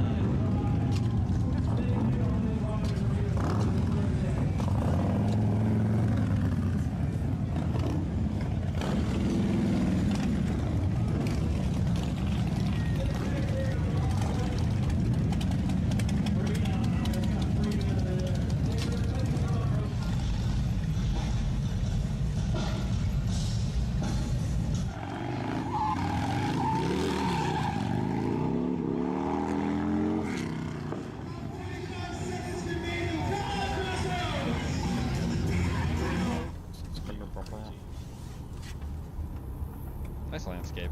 I like it.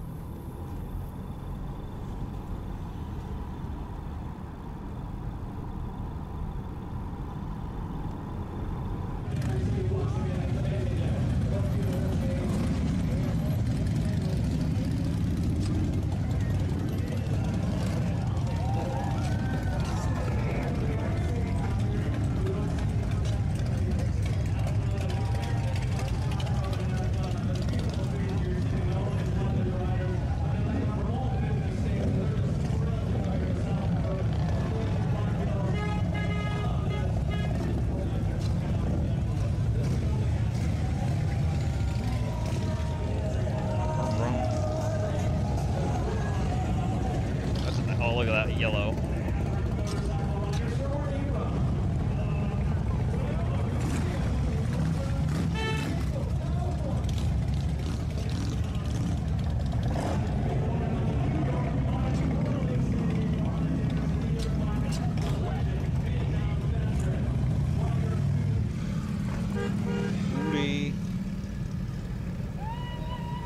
Or you take that off. Once Okay, I look get at him. About 45, I gotta hang on to it because it just tends to pull my helmet. It tends to pull my helmet off.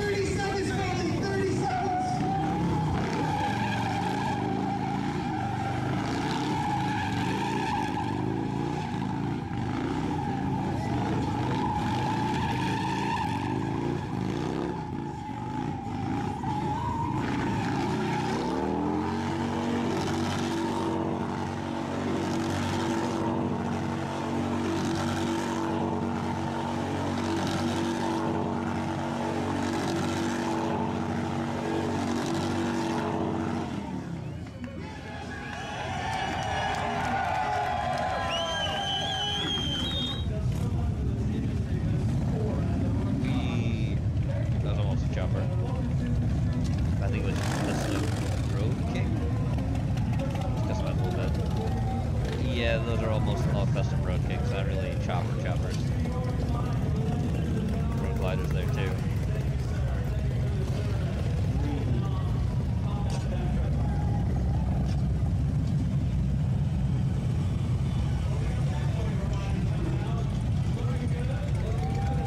Nice, American flags, baby.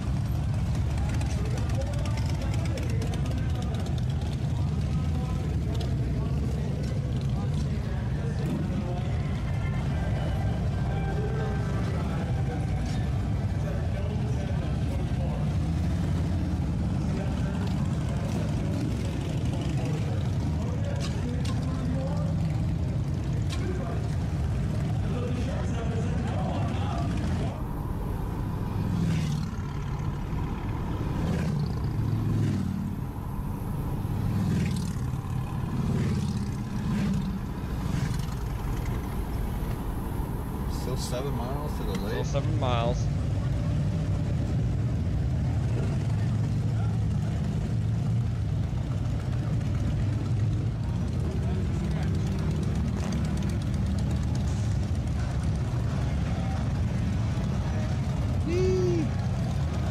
Power trikes too. It's compatible with available forage, and this is why. Hold on.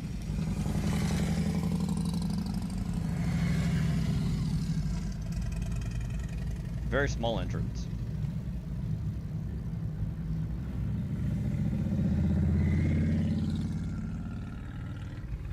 Ooh, this is narrow.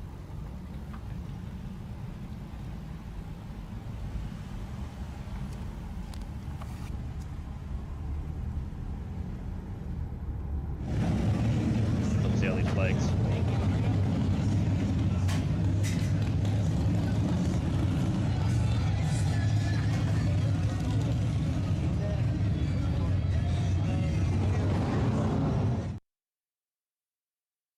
Now, before we move Rob, on I put to this in for you. let's talk about rivalries in fighting games. Now, immediately, who springs to mind? Ken, Ryu, Scorpion, Sub-Zero, epic feuds. But with the good comes the bad. There's some forgotten ones, some extra lame ones, and feuds you're thinking to yourself, why are you two even fighting? Are you even fighting? Forgotten, went nowhere. Let's do some. I'm gonna list about 10 feuds from different Well, you fighting put this in games, for and of course, Tuesday, but I you can just put, I decide thought it which was a one is better the thing worst here. or the Put it for lamest. Monday. Let's go. And I tell you what, let's list a couple from each fighting game, because we could actually finish this all with just Tekken alone or Street Fighter alone. So let's switch it up, have a bit of range. Let's start with Mortal Kombat. Now Mortal Kombat is rich with feuds like a Melina Kitana, Sub-Zero Scorpion, but then you have a feud like Jax versus Suhao. Now of course the build was good, the setup was good, but it was over too quick. Essentially, damn quick. Suhao appeared and immediately died, making it a lame-ass feud, no competition. The first time they met up, you get bodied. Terrible feud. Terrible. Of course, Jarek and It all Sonya kinda was sucks, lame too. as hell. That whole MK4 ending. Corny, lame feud. Ain't no one checking for that. But I'd say Kira and Cobra was pretty lame as well. Because again, all this work to join the Black Dragon. You get into the Black Dragon and your first feud is to kill each other. Pretty lame if you ask me. Done nothing, accomplished nothing, and it was over before you knew it. Killing each other in their own endings instead of trying to progress. At zero impact, it went nowhere. Yes, very lame. Ooh. But as you're gonna find out, there are lamer feuds in this video. But let's continue. Let's switch up. Let's go with Dead or Alive. Oh shit, you know about Dead or Alive? Yes. Let's go with Jan Lee and Lei Fan. Now initially again, starts out good, decent feud. He rescues her from a bunch of punks. She's also a martial artist, so she feels like she's got something to prove and becomes a stalker. Literally stalking this man from all the games, tries to fight him in all the games and gets clapped. It's literally rinse and repeat. All the Dead or Alives all the way up to 6. Same shit. And in fact, in one game, Dead or Alive 6, she actually now finally drops him on his ass. Turns out he wasn't fully focused. The man then rematches her in the same game. Oh god. And washes her and walks off as if she's nothing. So the entire point of this story was... yeah. Here's another one. Nothing. Not exactly terrible, but just filler. And essentially rinse and repeat. Tina and Boz. Now essentially he just wants her to be daddy's little girl, but she has her own dreams and her own things she wants to do, and every game this man is trying to prevent her from accomplishing her dreams, and it's just rinse and repeat. Again, not terrible, but it's the same thing that has been going on since Jump. Definitely one of the weaker feuds in the game. Essentially he wants her to live the life he wants because, wait for it, Hogan knows best. わからんちめあなたの血よ Got him. Let's go to Street Fighter. Now there's a ton load here. You know the regulars. Any feud with Rufus should be here. Any feud with El Fuerte should be here. I mentioned a couple in the previous video. El Fuerte, Teok. No one's checking for that. Ken Rufus. Ain't nobody checking for that lame-ass feud. But I'll give you a couple more. How about this one? You probably forgot. Fei Long versus Abel. And take a look how this feud even started.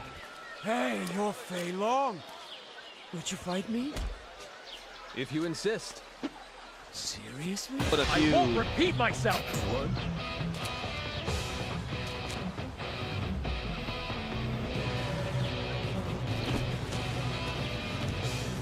Okay, calm down. How about this one? Ibuki versus Sakura. They fought because she bumped into her and Ibuki was thirsty. Oh! Oh, sorry. I wasn't paying attention. Hey! Are you a fighter too? Yeah. Why? Listen, if I beat you in a match, will you introduce me to some cool boys? That's kind of a weird request. Okay, I think I know just the guy. Really? Awesome! To be fair, you could get a lot more. Blanca feuds are generally lame. Anything to do with Hakan, his feud with Hyundai, not exactly something well written, exciting. But let's finish it off with Tekken. And oh dare. Now you're thinking to yourself, oh, he's gonna be here all day. And immediately people are gonna say, oh, he's gonna choose Lucky Chloe and Eddie. Well, actually, I'm not even gonna bother choosing it because I've spoken about this 1,000 times. At this point, I'd be repeating myself. So we're gonna leave that one out. Here's one you probably forgot because it was so stupid and so short. Leo and Yoshimitsu. I don't know what happened or who gave the writer the bright idea to have Yoshimitsu, who went from feuding with freaking Brian Fury in a kick-ass feud to a lame-ass Get fucking Yoshimitsu. Leo, making Yoshimitsu look like a complete goofball in an absolute stupid ending with another lame-ass character. This feud, this rivalry made no sense. Shit ending, shit writing. Thank God it ended after one game. We do not want to see that shit again.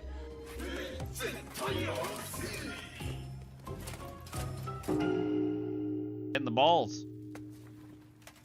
Hilfe! Ein komischer Oktopus-Typ ist hinter mir her! Okay, here's one. A notorious one, and you already know what it is. Already know. Paul Phoenix versus Kuma, and good God Almighty. Remember me saying in the other video, stay away from Kuma? Paul should have stayed away from Kuma. Paul done it. Tied with Kazuya, beat Ogre, and then you're telling me now you're gonna stick him in a feud with this goofball who ends up beating him? Again, I remember this shit like it was yesterday. I remember playing Tekken 4, got Paul's best ending, thinking, yeah, Paul is back on form. Awesome. Let's see what he's up to in Tekken 5. Went to story mode. The prologue pops up on the screen and... Paul Phoenix, the self-proclaimed toughest fighter in the universe. Paul entered the previous tournament to go head-to-head with Kazuya Mishima. Let's go. Let's go. Someone he hadn't fought in 20 Let's years. freaking go. Running back. It's about time. But he had to get through someone Wait first. a minute, bruh. Not Kuma again. Kuma again. This time, Paul got careless for one instant, and Kuma floored him. Why? I beg your pardon? Beg your pardon?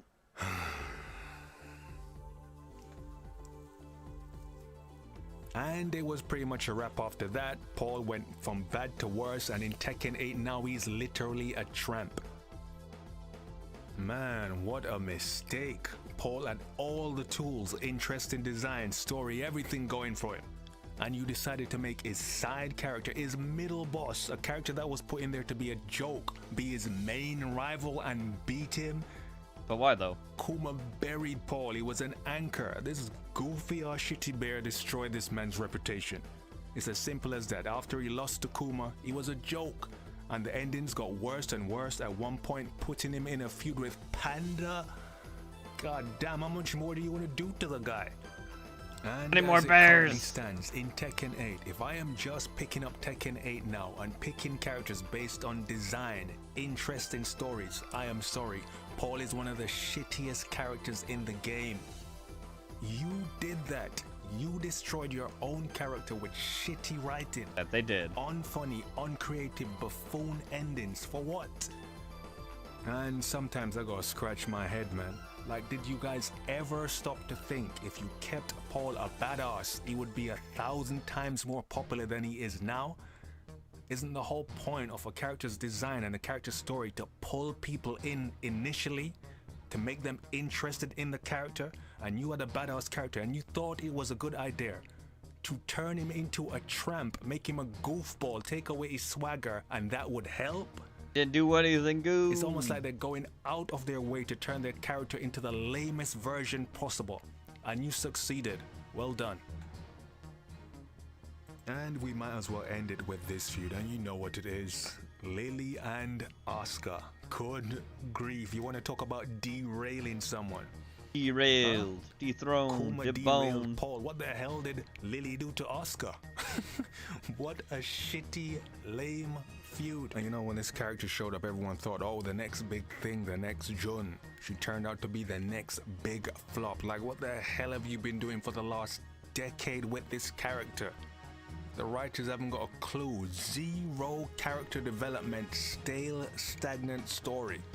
Not interesting, not funny. This has to be one of the lamest feuds in modern day. Lily turned out to be an anchor. to Oscar. But yeah, people, those were 10 of the lamest feuds. In fact, I probably went over 10. But choose the ones you think were the worst. I'll probably do a poll. Choose them. Now we can move on to something else. Probably best rivalries, most evil characters, most badass characters. I have a ton load of new ideas coming I've heard up. the first spooky of the night. Let's get Zach Baggins on the corner here. In February 1999, an emergency call mobilized the Tel Aviv Fire Department to the corporate headquarters of the company after a blaze broke out on one of the building's upper floors. Of all, Israel. Despite the company's initial attempts to keep the incident from becoming public, their efforts at concealment quickly failed. The scale of the event, coupled with the visible presence of emergency crews in the heart of the city's financial district, swiftly drew the attention of the local press. Once the fire was extinguished, persistent media pressure for concrete information forced the executives to admit, though only partially, that the event had not been a random accident, but rather the result of a series of structural irregularities that had been developing for several years. According to internal records, the first signs of deterioration had already appeared in 1996. Deep cracks formed along walls and columns without any apparent cause, accompanied by dark stains that slowly spread across the concrete. Maintenance reports described the damage as having an unknown origin, impossible to attribute to ordinary factors such as humidity, construction flaws, or seismic activity. Despite repeated warnings from outside engineers to carry out a full structural assessment, the company's management chose to downplay the reports and continue daily operations. Of course they did. The phenomenon became a routine inconvenience, noticeable but not urgent, until the fire of 1999 forced an official intervention. As media attention intensified, the Ethan Harrell Foundation, an organization with ties to Israeli security agencies, stepped in and pushed for a thorough investigation of the building. Public access was restricted, and a security perimeter was established around the premises.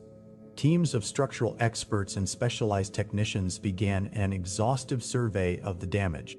It was during this inspection phase that investigators uncovered an anomaly of particular interest. Along the vertical axis of one of the elevators, known as the elevator shaft, they found cracks not only compromising the inner walls of the duct, but also extending toward a hollow space that did not appear in the building's original blueprints. Oh boy. The discovery left the inspector stunned. The hollow space, resembling a rocky formation, did not match any of the materials used in the building's construction. According to initial measurements, it was a natural cavity that extended several meters toward what should have been the outer facade, yet it opened onto no recognizable point. Oh, great. When technicians explored the passage using cameras and light sensors, they reported an unexpected structure, an architectural space that replicated, imprecisely but with eerily familiar accuracy, the internal layout of the actual building. This subterranean replica was shrouded in complete darkness, with corridors and offices that appeared as distorted imitations of the originals. During the first explorations of the area discovered behind the elevator wall, investigators described an environment in an advanced state of decay. The corridors and offices showed severe structural damage, corroded furniture, exposed wiring, and fragments of material fallen from the ceiling. There was no trace of natural light. Unlike the real building, where sunlight entered through the windows, this alternate space seemed to have no exterior at all. Beyond the glass panes stretched a dense, opaque darkness that defied both time and the cycle of day and night. Technicians noted that even external light sources could not penetrate it, as though an impenetrable layer enveloped the entire structure. At irregular intervals, a few fluorescent fixtures attached to the ceiling or walls flickered on for brief moments, casting a faint greenish glow that allowed limited passage through certain sections. Strangely, this occurred despite the near-total collapse of the electrical system. Oh boy. The interior, though visually disturbing, showed no immediate signs of physical or biological threat. Still, the spatial irregularities detected were deeply unsettling. The alternate building appeared to have more floors than the original structure in Tel Aviv. Staircases that should have led to upper levels instead ended in the same hallways, duplicated over and over, creating the sensation of moving through a spatial loop. In several instances, investigators reported descending or climbing multiple stories only to return, without any clear explanation, to their original position. These anomalies were carefully documented in the Ethan Harrell Foundation's reports, which soon began developing various hypotheses about the true nature of the site.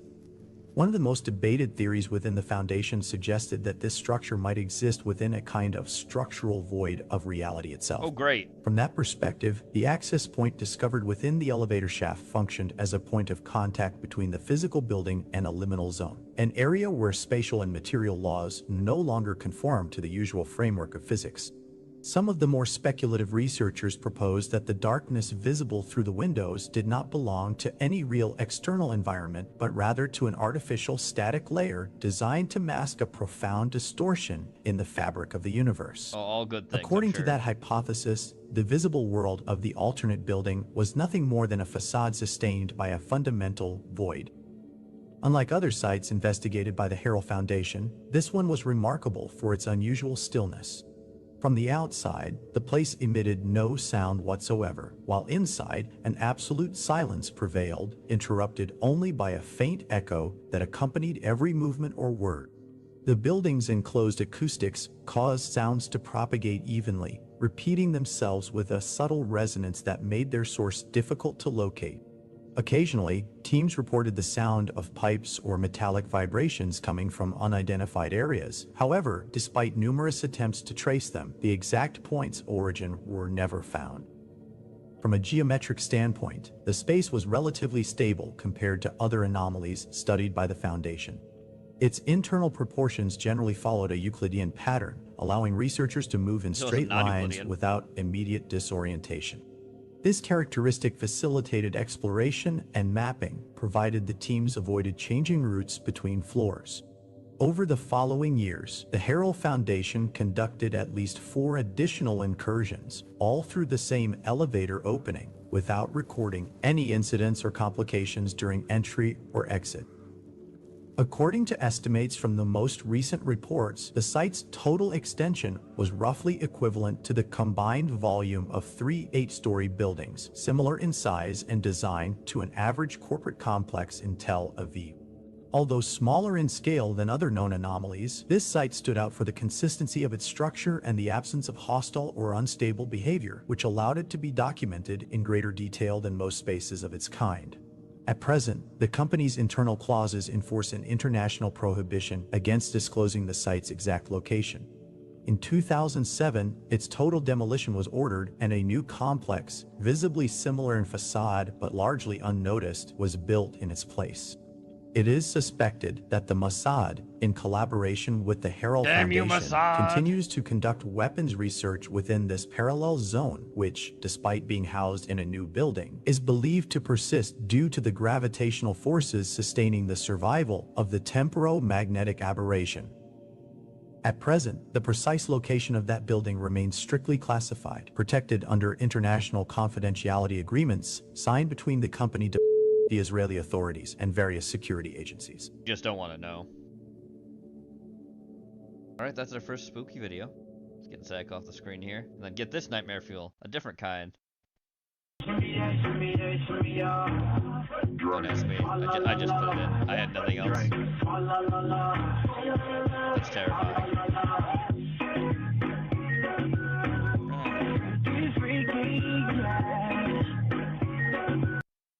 17 seconds, it was short and simple. Bob sent this in. On this channel, we've explored plenty of movies that were never finished. But the one we're talking about today didn't just stay unfinished. Just showing any of it could get you in legal trouble. And that's only the beginning. This movie took almost 10 years to make, drove the creator of The Grim Adventures of Billy and Mandy to madness, and somehow ended up becoming illegal. Today, we're talking about Dead Meat. To get into the story of Dead Meat, we need to start with the mind behind it, Maxwell Adams. There he is. He grew up hooked on cartoons and horror movies, and when he became an animator, he set out to mix both. His first big hit was Grim and Evil on Cartoon Network, but the real success came with its spin-off, The Grim Adventures of Billy and Mandy. The show became a favorite among kids and led to 2 specials, a bunch of merch, and even a video game. By 2012, Adams wasn't just doing well. He was part of a group of animators who were changing the game with shows that were both daring and popular. He could have stayed on that path, but he wanted to try something bigger, wilder, and more original. He had an idea for an action comedy set in a broken world sometime in the future. While still working on other projects, Adams used his free time to develop a new series he called Dead Meat. The story follows Puppets. James Heckler, better known as Heck, a mutant hunter in a post-apocalyptic Los Angeles. He's teamed up with Dead Meat, a talking mutant dog who knows how to use weapons. The city's full of danger, rubble, and toxic waste. They're just trying to stay alive. But things take a turn when they meet Suzuki Jackson, a mutant who's just as dangerous as she is good-looking. From that moment on, a strange love triangle starts to grow, one that could destroy their friendship and whatever's left of the world. Adams wanted Dead Meat to be nothing like his past work. He planned to push his love for violence and madness even further. The story would mix brutal scenes with dark humor and heavy satire, clearly meant for adults only. That idea already felt exciting, but he wanted to take it one step further, something weirder, more original. Even though animation was his thing, he decided the main characters would be puppets, kind of like the Muppets, set in a Mad Max world. Yes. To show the ruined city, he would use miniatures, like in old movies. And while he was dreaming big, he added one more idea. Along with the puppets, there would be real actors too. Only then did he realize he had no experience with puppets, miniatures, or live action. But he was sure he'd figure it out, or at least that's what he thought. After finishing the scripts, Adams realized Dead Meat was too personal and too strange for any studio. If someone agreed to make it, they'd probably try to tone it down for kids. But he didn't want to give up control. And he didn't have the money to make it by himself either. The solution came through Kickstarter. At the time, it was the main platform for getting projects funded through public donations. In return, people got rewards like mugs, t-shirts, or early screening invites. For Dead Meat, Adams launched a campaign as big as the project itself. His goal was to raise $50,000, a small amount for TV, but he thought it would be enough to finish the whole series. What he didn't know was how far off that number really was. But Adams knew a long text wouldn't be enough to get people on board. So he shared concept art and posters that showed the kind of story and style he wanted. Since he was bold, loved his project, and didn't care what anyone thought, he also made a 5-minute short called Dead Meat, the Kickstarter pitch. In it, he plays a version of Heck, while still being himself. His dog, dressed as Dead Meat, joins him and makes jokes through a voiceover. Adams breaks down the project and shows sketches of the main characters and their ruined world. The tone is relaxed and full of energy, with promises of action, horror, and over-the-top 80s-style humor, plus some sailor-level swearing. Adams launched the Dead Meat campaign on October 17, 2013, and shared it everywhere, on Tumblr, YouTube, and any place he could. That helped catch the attention of the media and brought in fans who had followed him since the grim adventures of Billy and Mandy. He felt good about his plan, but part of him still had doubts. He kept asking himself if it was really going to work. But this was his only shot to make Dead Meat the way he wanted without anyone getting in the way. Before he could start second-guessing everything, he checked the Kickstarter page and saw the first donations coming in, along with messages full of real excitement. Adams had plenty of reasons to feel hopeful, but he knew he had to keep moving to bring in more backers. Yes, he did. So he used the time to start casting. He needed people who really connected with the story and who were okay with getting paid very little. In less than a month, he put together a cast that was excited about the project and fed off his energy. On Kickstarter, he shared short videos where the actors talked about their characters. During casting, he noticed some were professional actors, and others were just regular people with day jobs. He liked that mix. He thought it could make things more interesting. But just like with the campaign budget, things were about to get complicated. But in the beginning, everything was going great. With the promo and casting in full swing, the 30 days of the Dead Meat campaign came to a close. On November 16th, Adams saw that he had raised $56,817, just above his goal. The money came with dozens of messages full of support. Now he had no excuse. He could finally make Dead Meat. He even promised on Kickstarter that the series would be released somewhere online. That's when the dream started to fall apart. In early 2014, Adams was fully focused on Dead Meat.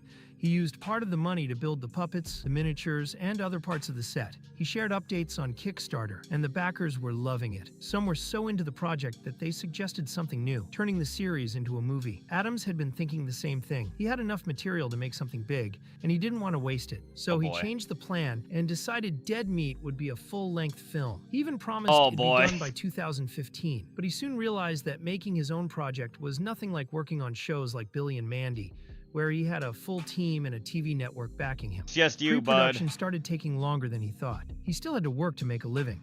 He didn't have a family, but he did have friends and a few short relationships, and he tried not to lose touch with them. On top of that, the $56,000 wasn't going to be enough to finish the movie. The stress was building up, and he didn't want to touch his small savings. In February 2016, He wrote on social media, "In the triad of money, time, and quality, one must suffer," and he chose time. Over the next 2 years, Adams kept tweaking the script, building puppets, and bringing the broken world of dead meat to life. To save money, he did everything on his own. He also filmed himself while working and posted the videos on Kickstarter. He wanted to keep the backers excited and make it clear he wasn't trying to scam anyone. But dead meat started to take over Adams' life. He was spending all his time and energy on his mutant baby, and nothing else seemed to matter. It became an obsession.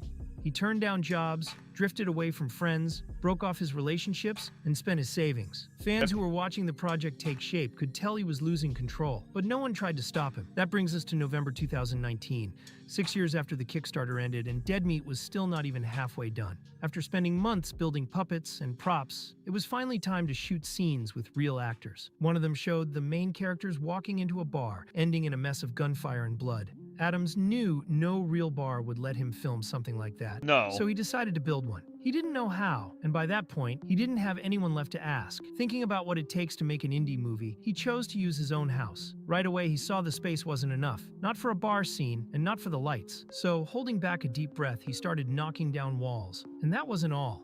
He had to make the place look filthy and full of graffiti to sell it as a rundown bar. With the set ready, it was time to work with the cast. The first day came with some nerves, but Adams managed to give clear direction and make everyone feel comfortable. Wow. The actors were all in. No attitude, no drama. They really cared about Dead Meat. After 2 months of filming with actors, Tell that fat and with fucking plenty El still left to Salvadorian shoot, anywhere. Adams felt like he had finally become a filmmaker. A real indie filmmaker. I mean, he tore down his own house for the sake of a movie. But even with all his imagination, he didn't see the disaster that was coming. One night, while getting ready to shoot more scenes for Dead Meat, Adams got a phone call. It was someone from SAG-AFTRA, the union that stands for Screen Actors Guild, SAG. American Federation of Television and Radio. Oh, that's why it's legal. SAG got involved. Oh, SAG's here. Time to pack it up. The unions came a-calling. Artists. This group was formed when 2 major unions joined forces. They fight to protect the rights of actors, even if that means shutting everything down for months, so the studios have to listen. That's right. It's during the SAG strike. Pencils down. That's why, during a strike, movie and TV shoots stop, causing big losses across the industry. Oh, Back to the call, Adams didn't remember ever talking to anyone from SAG-AFTRA, so he asked what they wanted. The rep told him they knew about the Dead Meat project, and pointed out that only some of the actors were in the union. Adams admitted he hadn't thought about that when casting, and asked what the problem was. The rep explained that, under a new rule, union actors couldn't work with non-union actors, even on low Thanks, commie union. budget projects. Adams asked how serious that was. The answer was simple. It's illegal. Adams couldn't make sense of it. To him, the SAG-AFTRA rule That's very didn't nice. add Jack up. Kirby He thing had he's got gone back with there. Kickstarter to avoid dealing with any kind of authority in the first place. Still, Oh, he there's was Phil ready to Lamar. fight for He's Dead probably a Meat. fucking He SAG, talked the to idiot. lawyers to see what he could do. They They did. all said he wasn't breaking any California law, but union rules were a different story. SAG-AFTRA was strict, and trying to go against them would be a waste of time, and could even hurt his career. To make things worse, the union had contracts that said if Adams signed them, the movie couldn't be released without their approval. They warned him that if he tried to release the movie with the bar scene, he could get into legal trouble. Because of all this, Adams got stuck in a pile of paperwork, legal problems, and Hollywood rules. Thanks, Hollywood. He didn't want to hurt his own career, or the careers of his actors. So how could he get out of this mess? The easiest way was to cut those scenes and shoot them again with non-union actors. But that wasn't possible. He had already spent all the money, including the donations. And just thinking about redoing something he had worked so hard to create made him feel sick. On January 23rd, Dead Meat is dead. 2020, Please read. Adams posted an update on Kickstarter called Dead Meat is Dead. He confirmed the project was canceled and explained everything that had happened. Some lines were tough to read, like, "I've used this project as an excuse to ruin my life." He also shared the full script, so fans could see what the movie was meant to be. In the end, he said he was sorry and promised to return the donations. The director thought he'd get hit with a wave of complaints from supporters, but to his surprise, everyone showed support, and no one wanted their money back. Some even used the moment to call out SAG-AFTRA and its rules for blocking creative projects. The support meant a lot to Adams, but it wasn't enough to lift his mood. After 7 years of hard work and losing more than just money, Dead Meat was left unfinished. But the project wasn't over yet. After letting go of his long-awaited mutant monster, Adams had to rebuild his life and career. He got back in touch with friends who gave him support when he needed it most. Some of them worked in the industry and helped him find freelance work at places like Warner. Not long after, he joined the team behind the Patrick Star Show, a Oh, God. SpongeBob spin-off. It wasn't his own thing, but it helped him feel like himself again and brought some stability back. Adams also felt good knowing Dead Meat hadn't been forgotten. People kept talking about it on forums and social media. Fans brought back the photos and videos he had posted, and many still wondered how the finished movie might have looked. They also kept calling out SAG-AFTRA, and some are still hoping it'll stop being illegal to watch what he filmed. Adams shares that hope too. Dead Meat was meant to be the big, crazy project of a fearless creator. Its cancellation shows how hard indie filmmaking can be, and what happens when the legal stuff gets ignored. Now the hunter and his mutant dog aren't tearing through a ruined city. They live in a different place, the strange but fascinating world of movies that were never finished. Yep, that's true. Thanks, SAG-AFTRA. Thanks, Hollywood. Thanks, unions. You're great. Why are we even hi, doing Sash. this? Haunted houses are so stupid and lame. Trust me, this one's scary. I'll believe it when I see it. I'll believe it when I see it. Oh no! They say a family lives here. A family? Nuclear family? Yeah, that's right. Oh no, a normal life. Welcome home, dear. Oh jeez. A stay-at-home mom! Can I take your stay-at-home coat? mom. Would you like a bath before dinner? A woman cooking! This is freaking me out, man. Daddy's home! Hey, Oh, Dad, jeez. can we play catch later? Mommy Yep. made me a pretty new dress. Oh, why weren't they aborted? Oh god. Oh, thank goodness. A mailman who's here to hook up with our wife. Just Nope. dropping off a package. You can't escape. Thank goodness we're out of that sundown town. Where That's are not we? downtown. Section 8 housing? Oh, thank Now they're back to goodness we're normal. safe. Yeah. Halloween is pagan. No, Halloween is Christian! It comes from All Hallows Eve! You would know that if you used Hollow! Hollow offers 10,000 guided prayers and meditations that help you grow closer to God and find peace! Global cheaters. Prank calls. Here we go. Bob sent this in. Good afternoon, Giant Center Sorry, Box Globe Office. cheaters. This is Pinky. How may I help you? Time to go bug the Pinky, I have a lot of Globetrotters. complaints, and I'm going to be upset. I'm probably going to curse. And I'm, Do I need to get a supervisor, sir? is it going to be a man or a woman? Because I might use the C word. I might use the C word. I don't know what that is. It's cunt. It's cunt. It's Mr. cunt. Word. Mm-hmm. All right. Do you know what that means? You know what that means? It's not in my vocabulary. Oh. So hold on just a moment. All right. And, sir, is it in reference to something that you're coming to here at the Giant Center? I went to the Giant Center and I saw these Harlem Globetrotters. They came from the ghetto in Harlem. And they cheated the entire game. I counted here 23 travels, 16 gold 10s. Did she hang up on him? Yes, she already hung up on him. Sir? Yes? Give me just a moment. Give Never me mind. just a moment. Zoo, located next to Hershey He's Park. on hold. The zoo is That's home funny. to over 200 animals. Sir? Uh-huh. I'm going to transfer you to Richard, and he's going to take your call. All right, damn it. All right, damn it. One moment, please. Okay. Okay. Good afternoon, this is Richard. How may I help to the you? Harlem Globetrotters game, the one that you had on Sunday. You know what? Yes. You know what I'm talking about? Yes. Yes, I do. Were you there? Were you there? No, I was not there. 23 travels I counted, 16 gold 10s. There were 32 fouls that weren't even called charging. Charging? Oh, that's not to mention the fact that the leader of this other team from New York, this Harlem, the Harlem Globetrotters, that guy spent so much time in the paint and was never called for 3 seconds in the paint. They cheated at the very end to win the game in overtime. They used a ladder at one point during the game.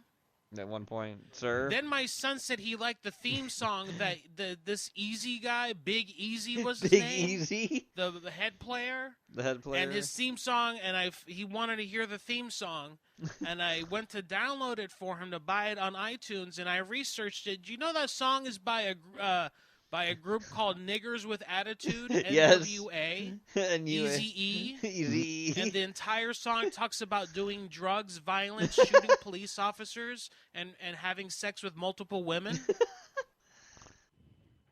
He's just so silent. Did you know what? Have you ever been to Globetrotters before? I've never been to a basketball game. I've never taken anyone to a person, but basketball my kid game. seems to love this crap. My kid loves this Well, crap.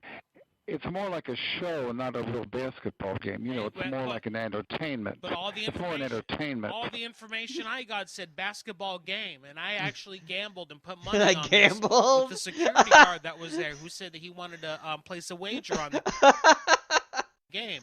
So you telling me he knew that the game was fixed then? He knew? No, I'm just saying it's an entertainment. It's more of an entertainment than a basketball game. You know, they it's more that they're known to do like basketball tricks and all kinds. That's why the ladder was brought out. What does it have to do with? It's not a real. It's more than an entertainment sort of show. He's just screaming at this guy. Damn. I'm talking. Why do you keep talking talking over me when I'm talking? Do you have a problem hearing me? You have a problem hearing me? No, sir. I'll listen. You talk and I'll listen. You talk and I'll listen. What does that have to do with making jokes about men kissing men? And at one point, this big black guy got his pants pulled down from behind, and he had Elmo underwear on. Elmo being the voice of Elmo was the child predator. I saw a lot of satanic imagery during the show also. A lot of satanic imagery being used. They had a woman out there playing basketball. They had no explanation as to how she's in the locker room taking her clothes off and everything in front of these men. What is this? What is this? The one white person on the Harlem Globetrotters team, who I don't even think is from Harlem himself, they called him Iceman, like some kind of joke that he should be embarrassed of his white race. This is disgusting. This is disgusting. And you're disgusting, sir. You're disgusting, sir. Your company's disgusting. Company's disgusting. Are you finished, sir? Are you finished? I'm going to speak to all the lawmakers that I know, and I all have contacts in this town. I'm going to speak to all the lawmakers to make sure that you people never bring this disgusting show back into our area again. To our area. You should be embarrassed. You should do that, sir. And you should make. Yeah, you should do that, sir. I think you should do that, sir. And do that, I'm sir. holding you accountable for the money I lost in this bet that I had. I lost $100. I lost $100. I had to pay up $100, and then the game was fixed. And the game was fixed from the start, sir. And what am I going to tell the security guard about not paying him his money back? He came right to me before the game was over. He was standing right next to me, and he had a gun on and everything. A gun. What am I going to do? What am I going to do? I don't know, sir. I'm at a loss. I'm at a loss. Well, I am too. I know for sure I'm never going to any events at this location ever again. You can count me and everyone I know out. Son of a bitch, goddamn it, shit. Fucking shit, I goddamn appreciate you. Fucking asshole. Vagina. Anus. I appreciate your phone call. Goodbye. Feces. Goodbye. Feces. Fucking Globetrotters. Globetrotters. Okay. Listen, the Green Knight, he cheated. The whole time. He was cheating the whole tournament. He was cheating the whole time. All right, Strugs on this animation end. Pour 585. Tyranny grows from indoctrination. It's coffee. The film by Patrick Smith.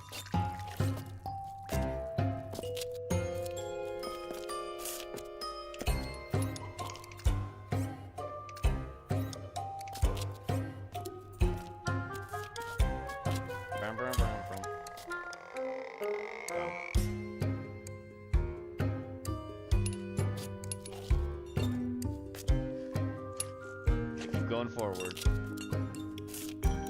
You must be filled with coffee. The coffee of tyranny.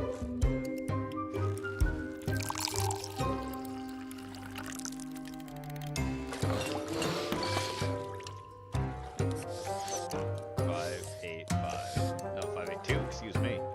We're going.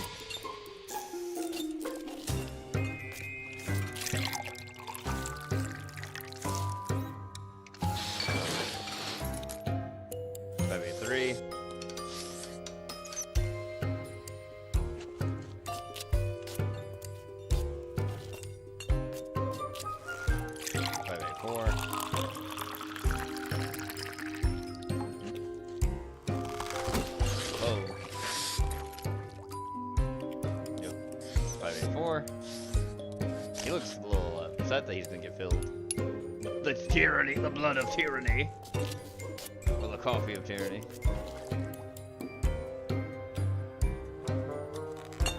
Push him forward.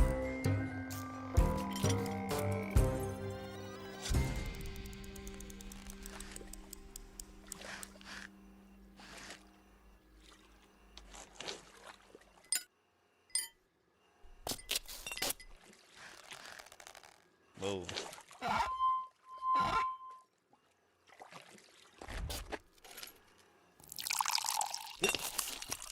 Whoop. He's coming out of the way of it.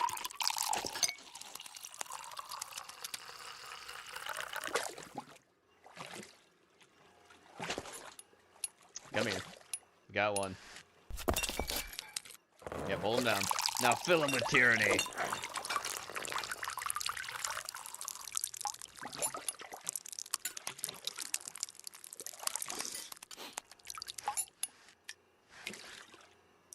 Something's supposed to be happening. Oh. He's not growing. Huh.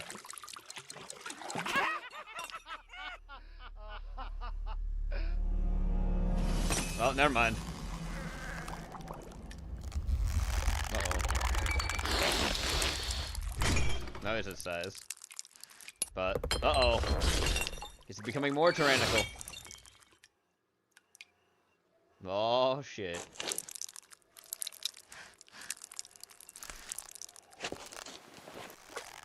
You done fucked up now.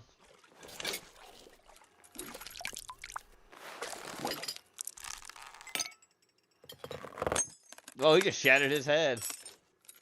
Yours too.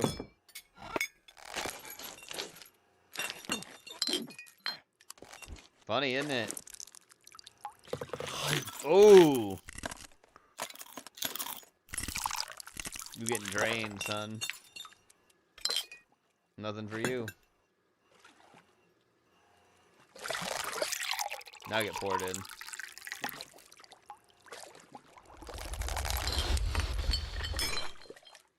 Okay. Yeah, give me it. Now he's the one in charge of the chalk. You are now one of a new order. Get moving.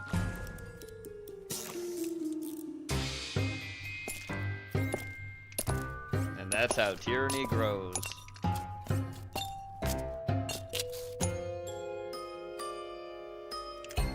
All right.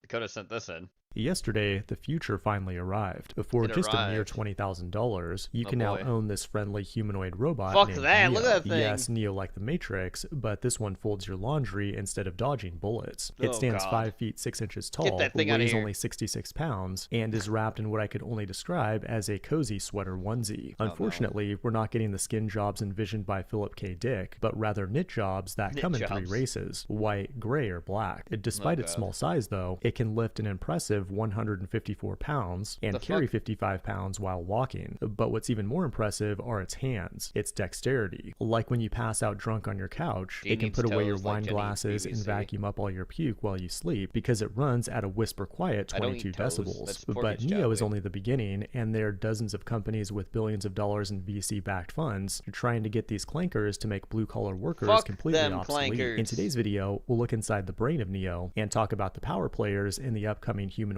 robot apocalypse. It is October 29th, 2025, and you're watching the Code Report. My chambermaid is literally shaking right now because she's worried that Neo is going to take her job. Even though the $20,000 price tag is out of reach for most people, you can actually rent to own your own robot slave for just $500 per month. Because who wouldn't want a cloud-connected device that can watch and listen to your family all day while it slowly picks up your kids' Legos and gives them mental health advice through its embedded LLM and voice model? Neo lives with you in your physical space and has the ability to see, hear, and remember things about your surrounding environment. I really don't see any privacy concerns here at all. But now let's look under the hood, or under the skull, of this monstrosity. It's running NVIDIA's Jetson Thor hardware, which is the secret sauce behind all of these clankers you're about to see rolling off of assembly lines. Jetson Thor is a compute stack that contains a 2,560-core GPU designed to be embedded in robots for AI edge computing. The hardware also ingests high-speed sensor data, has a camera offload engine, a holoscan sensor bridge and provides base software like Groot foundational models that actually control robot movement. Groot is an open model, by the way, and you can use it to build your own Tin Man. Tons of these robotics companies are already running on Jets and Thor, like Boston Dynamics, Figure, Amazon Robotics, just to name a few. And that's partly why NVIDIA is about to become the world's first $5 trillion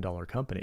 But if we take a closer look at Neo, this rust bucket has some serious limitations. First of all, it can't cook, at least not yet, because of the obvious fire hazard. It also can't drive a car, but the biggest limitation is that it can't operate a firearm, so it's virtually useless for personal security. And as a strong advocate for the Second Amendment, I believe all toasters have the right to carry and defend their God-given liberties. But the biggest red flag is that when Neo encounters a task it doesn't know, a 1X expert can remotely pilot your robot or teleoperate it. So congratulations, you just paid $20K for a robot that occasionally needs tech support from a human wearing a VR headset in San Francisco, a job that will of course eventually be outsourced to India. Imagine that, you're making $10 a day and your job is to teleport into some rich lady's home and teach a robot how to clean her gold-plated toilet. The future is certainly going to be wild, but this future can only become a reality through the power of programmers. And if you want to get in on the humanoid robot gold rush, you'll need a reliable place to host your back end, like Hostinger, the sponsor of today's video. Their virtual private servers give you the power and flexibility. Alright, moving on. We should save the end to the fucking end. I'm sorry, we're currently out of bananas. I'm so chill. Excuse me? Yeah, no, I guess you're not so chill after all. Let's put a little roof line right there. Let it catch a bit of that sunlight. This is a happy little shack where I banged your mom back in '76. Wow. Yeah, right there in the trees. Good memories. Let's give it a little path so you can find it. Push, Katze! Faster, faster! Yeah, boy, again, you college on power. Pathetic little turbine. Yeah, keep it moving. Faster, pump the chest, show me. Yeah! Mr. Rogers. Always remember to stack that bread, neighbor. Yeah. Money, cash, hose. Money, I'm cash, about my hose. paper, no cap. Great. The chicken dinner is cold, woman! Daddy, are you ever coming back? No. I don't know, man. I don't know, man. Disney Pixar presents Finding Milk. Bob, you are not the father. Jesus, the face. Yeah, not chill anymore.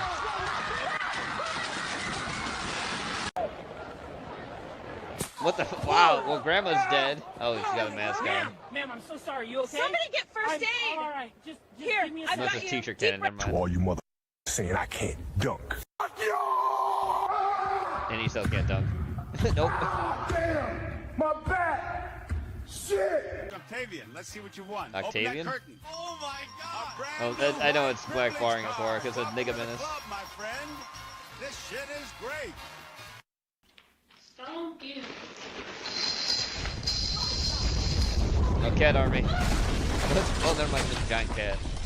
Well. I'm trying to see what that thing looked like from the back. Quit playing with a player. Quit playing with the player.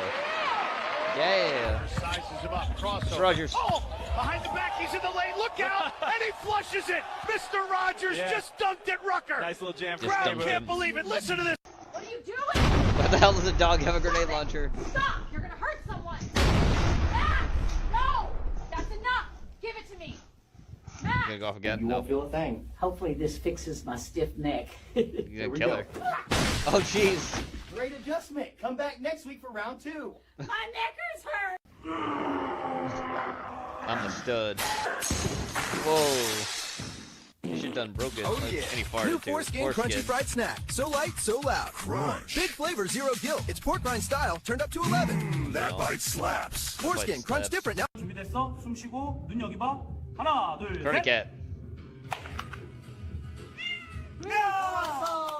Lisa, give that wheel a big spin. There you go. Oh, oh.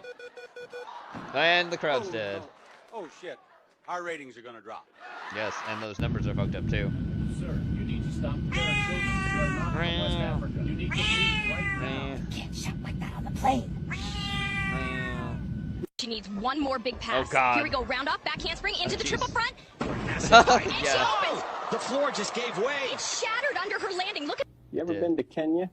Can you fit these nuts in your mouth? Oh, man. Mr. Rogers. Yo, you got me. Wow, Mr. Rogers. You wilded out, Mr. Rogers. We'll finally get out of here. Beta, please. Do not redeem it! This to Wally. Ma, just one more, then we can leave this basement. You keep saying that, Beta. But every scam takes him further from the truth. From Disney and Pixar, he's one card away from the life he promised. Maybe I should redeem myself. Maybe I should redeem myself. Еще чуть-чуть. Хорошо, держи, отлично. Молодец, большой. Еще одно, подтянул, спина ровная. Training the cat. Вот так, красиво. Off the knee, smooth grab from the fridge. She's got the can secure. Quick stride to the chair. Look at that pace control. Into the handoff zone beer. now. Down on one knee. USA. Gold medal goes to the U.S. Oh, God. Bro, not that hungry. Yes, Jenny. Strong son today. So if you want to thank anybody, you know exactly what to thank. Jenny with a glass eye. Jenny with an AI. That's right. And Don't worry, there's totally not one more. Can I see your ID, sir? I forgot my It's ID. Jesus. My father. Sir, hold on. Stay right there. You gotta be kidding me. Go Jesus. Okay. Oh Jesus. I guess it's a cat with egg. Remember, it's something your girlfriend hates. I would like to solve the puzzle. Foreskin cheese. That's it. Wow. You crushed it, Tyler. Congratulations. Housewarming tonight. Tyler. Doors open. When Bonnie Blue hit send, she didn't expect 1,000 guests. Move your elbow. Gentlemen, carpet's new. Is there a line system? Cookies in the kitchen. Single file, please. This spring, discover what happens when open house means wide open. Oh God. It's the Epstein Files playset. Crack open classified folders, spin audio evidence, and shred like a pro. Find the truth or cover it up. The choice is up to you. Oh God. You seen this? It's a bug on a tricycle. Yo, look at him go. He's keeping up with traffic. Oh, look at those little legs. Pedal, buddy, pedal. Pedal. Says he's gonna throw me up. You good? Good. Yeah, my guy. Coming in with a big stride to the oxer. He's still in the Horses. Oh God. That horse. Yeah, horse is dead. Oh, never mind. And he's off. Heavy fall there. Heavy Listen, homie, fall your there. shit wrong, you take that up with the manager. Don't walk up to me about no drop and sandwich. You hear me? Or you want a fucking problem, huh? Huh? Thought so. Well, jeez. Disney and Pixar. I love Gucci so much. I can see that. Mind if I join you? A story about strength, courage, and love. Oh God. I don't know how love works. We'll figure it out together. If she's down, I'm down. If she's down, I'm down. Oh God. Yes. Yes, authentic Indian food. Welcome to the world. You're the smallest one in your family. What would you like to say? Send me back. I heard my parents are poor. I heard my parents are poor. This is incredible. I've never seen anything like it. No one has ever lasted this long. More than 6 seconds. Unbelievable. Good evening. You know why I pulled you over? Look, I've got to ask. What's with all the jars of catnip strapped to the back? You running some kind of... Here he goes. Hey, hold on.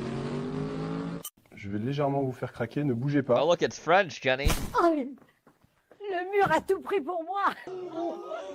AI speaking your language. Oh, just a dog. Oh jeez. Oh my God! Hey! It's the Diddy Party Mansion. Check out the rooftop pool and baby oil for shiny moves. And a secret DJ room that slides out. Bodyguards keep the door tight. The Diddy Party Mansion playset, complete with baby oil. The elderly fighting. Aunt's neighbors here say they heard 6 or 7 shots around midnight. Man, what was it like for you? Terrifying. I grabbed my kids and got down on the floor. It's too much. Down. And for you, sir? Peanut butter. We'll keep you updated as police search.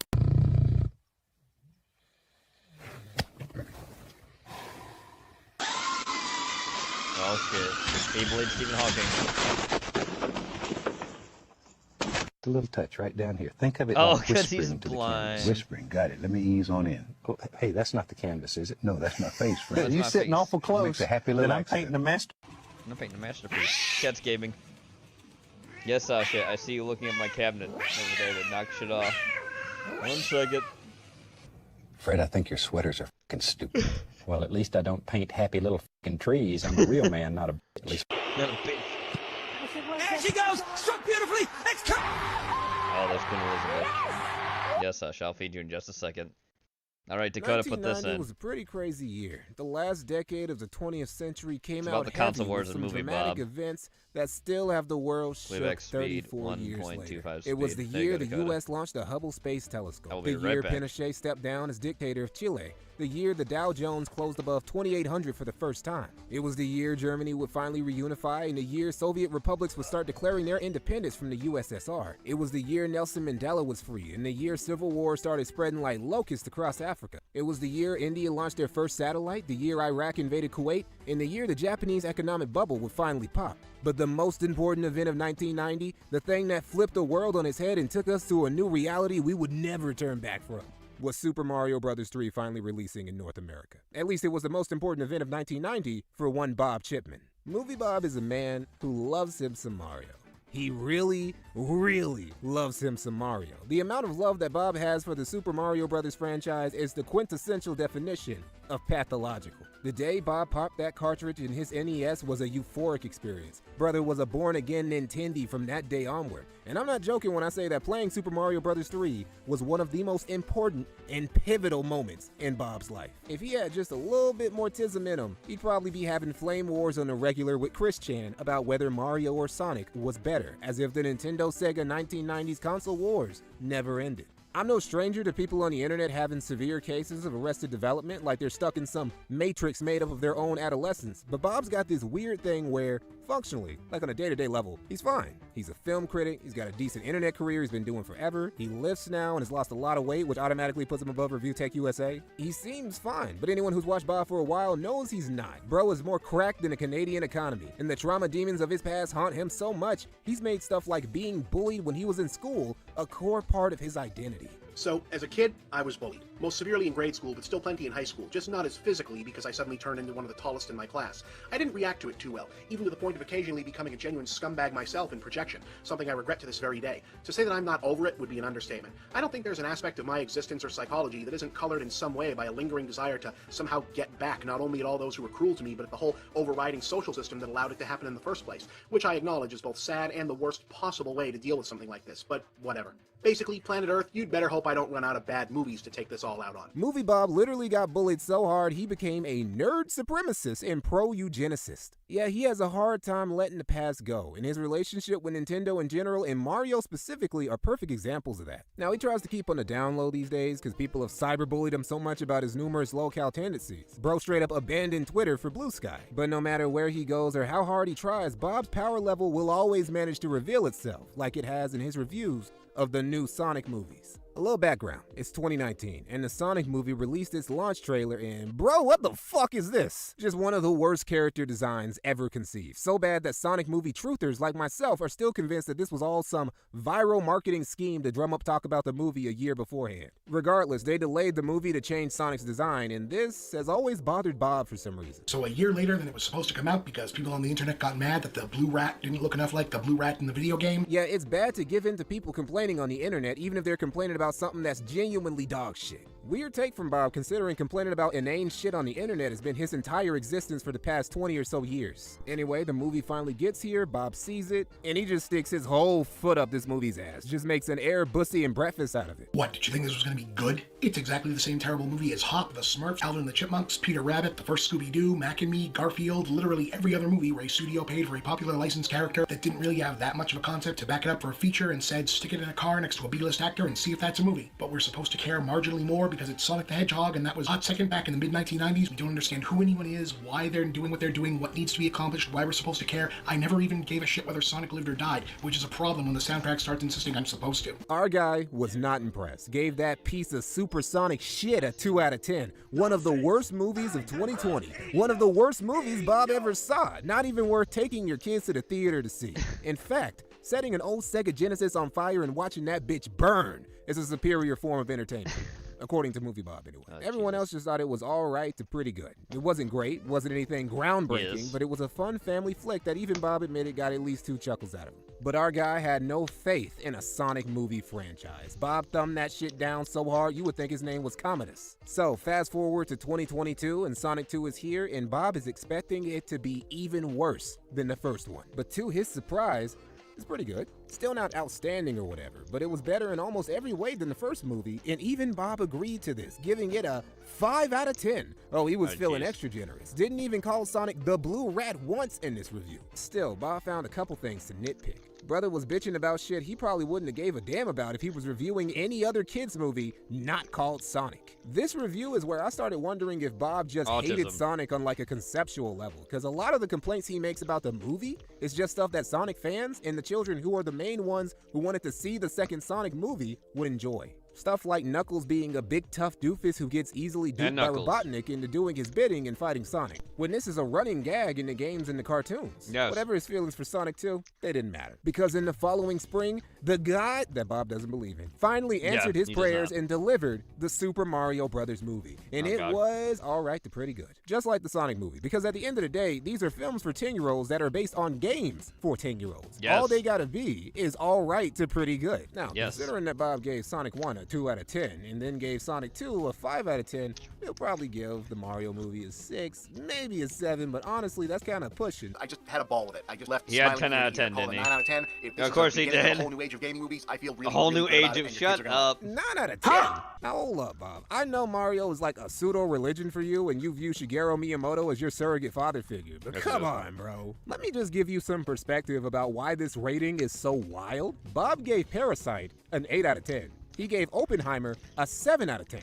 He gave Dune a 6. And he gave The Whale a 4 out of 10. But Bing Bing Wahoo, the motion picture? Nah, 9 out of 10. Just short of perfection. As far as movie Bob is concerned, the Mario movie is a modern classic. Now, Bob thinking the Mario movie was a cinematic masterpiece is whatever. Bob is entitled to his opinion, and he's not the only Nintendo nerd who loved this movie. But it does raise the question why he hates the Sonic movies so much when pretty much anyone who's seen them and the Mario movie would say they're of comparable quality. That is that they're all right to pretty good. To be honest, Bob doesn't even really go into why he loves the Mario movie so much. He just loved it because it was everything he ever wanted for over 30 years. Meanwhile, he can't stop talking about the shit he hated in the Sonic movies, and this trait continued when he finally saw Sonic 3 a little over a month ago. Our guy was still unimpressed. So, the Sonic movies are all bad, and everyone gets mad at me when I say that. For some reason, the internet he looks like such a haggard, collectively decided to be man. very easy lays for a very bad series of movies. This one is not as good as Sonic 2.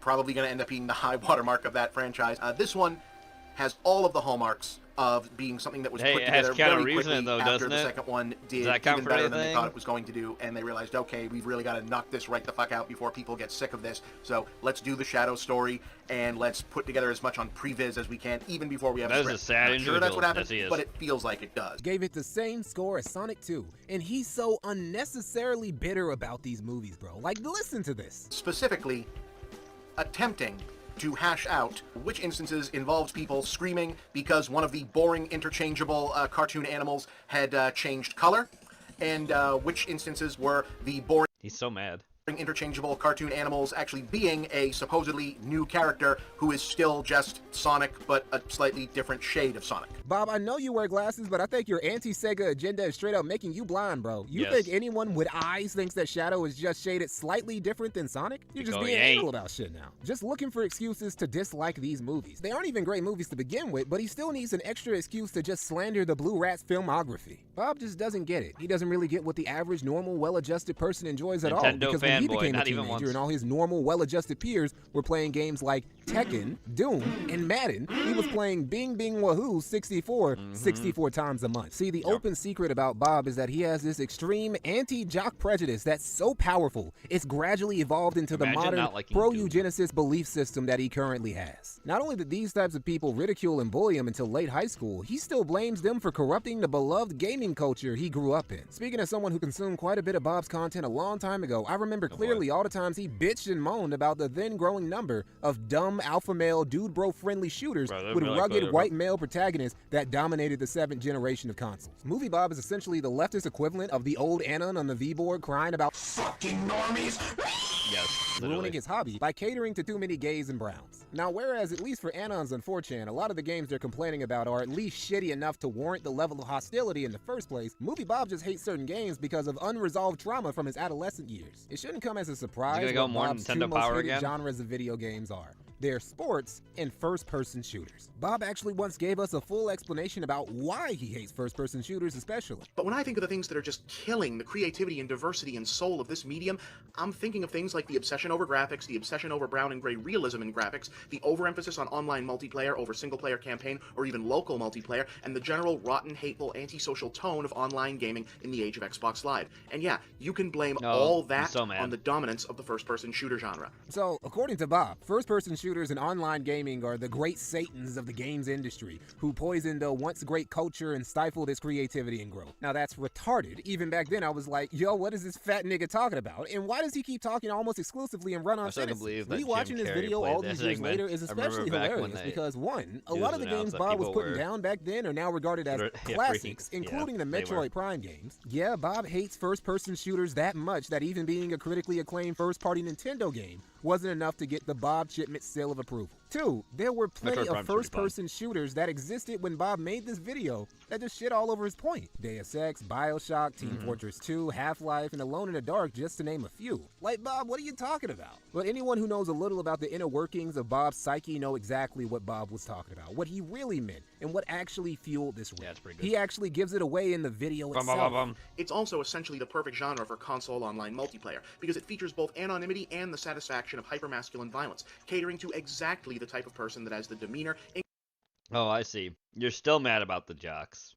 You're still mad. You're still mad about the jocks playing video games. How dare anybody else play video games? Inclination, social skills, and psychological state to be because hanging you around have Xbox low Live T. being assholes to people all fucking day. That's right. Bob hates this genre of game for one reason and one reason only, because it became the favorite go-to genre of his most hated breed of human, due to remind him of his old school bullies. Because this is how Bob's mind works. What it's a all just pathetic unresolved fatty. mental hang-ups of his manifesting into a toxic ideology. Now, some of you might say, but Mikey, everyone's worldview was largely shaped by what they experienced when they were young. Sure, but when it comes to guys like Movie Bob, that's kind of underselling it. For Bob, his mental development began in 1990 when he first got his hands on Super Mario Bros. 3, and it ended in 2001 when a world-shaking event happened. What? No, not the Twin Towers, nigga. Who gives a fuck? No, I'm talking about the OG Xbox dropping with Halo Combat Evolved as one of its launch titles, ushering in an era of console first-person multiplayer-focused shooters. The era beloved by dude bro jock assholes who haze innocent chubby Boston boys who love Super Mario Brothers just a little too much. Bob's fat body might be cruising through time with the rest of us, but his fat mind and soul are still trapped in the 90s. So for Bob, the Sega Nintendo console wars never ended, and the battle against the Blue Rat has been ongoing for decades. Now, there was a good stretch where Sega was floundering, had no motion or mojo. The Dreamcast flopped and took them out of the console game. They were left in depth. A lot of their IPs would go night-night for years. Sonic struggled to put out a single decent game. Yeah. Even his comics were an abomination. Yes. And the Sonic fan base were one of the This is what he got for the Sonic fan fan base. Hey, what's up, Which everybody? way? You all know what time it is. It's time for another Sonic Brain Fart. But now, the tides are changing in the 20s. Sega's new CEO, Shuji Itsumi, is like, I'm moving different. and is talking about making Sega great again. Sonic games are getting positive reviews now. And even all these new Sonic movies keep getting better reviews and making more money with each new release. The newest one got a better Rotten Tomatoes rating than the Mario movie. And if you're Movie Bob, you can't abide by that. You can't let that ride. You know the Super Mario Brothers movie was a motherfucking masterpiece, that the Blue Rat can outperform Mario. That ain't how this shit's supposed to go. Blast processing was a myth.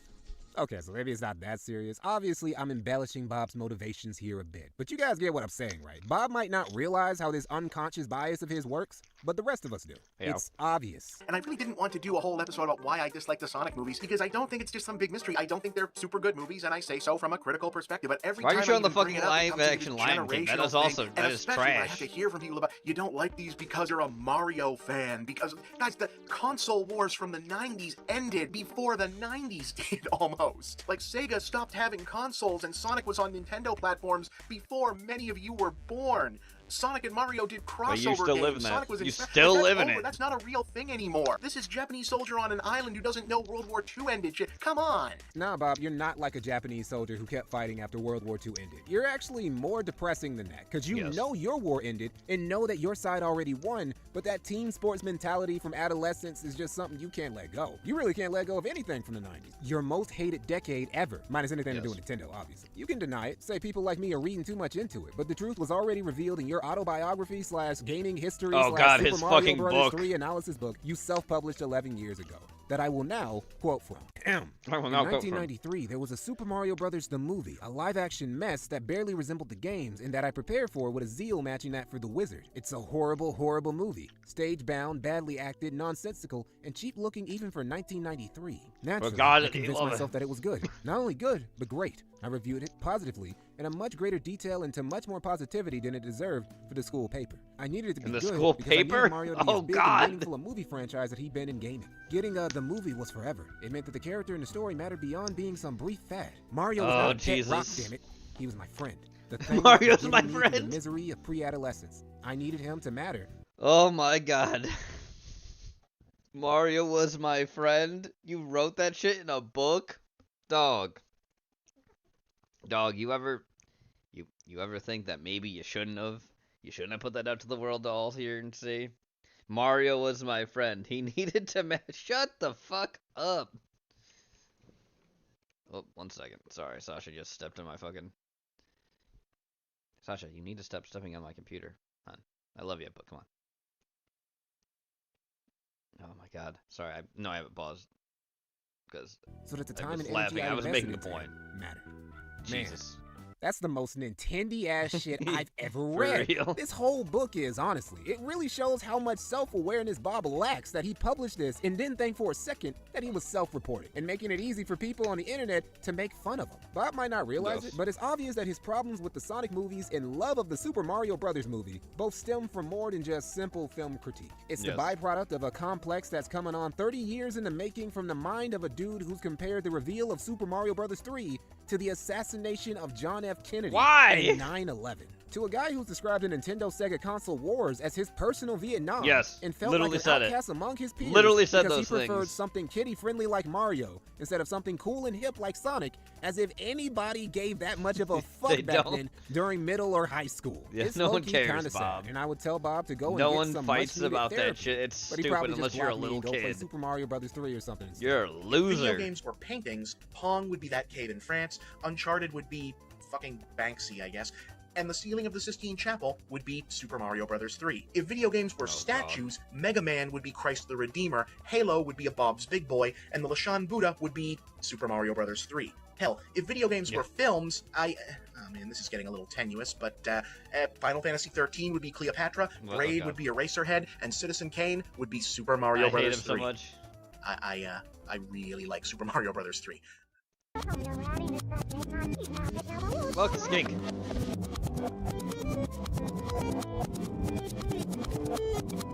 Don't subscribe. Don't do it. That's what he said. Gotta respect the man with all the caps. Oh look, Jenny, more AI, the last one, I promise. And but Strug also put this in. There is suffering. For years, fear has haunted Elm Street. Twisting dreams into nightmares. I looked at The Exorcist when I looked at it. But in a town where fear rules, a new horror Who let the box here? Who put the box? Oh, you opened it, we came. This world reeks of cheap nightmares. I will show them true agony. Oh my god. Are those pins on his head?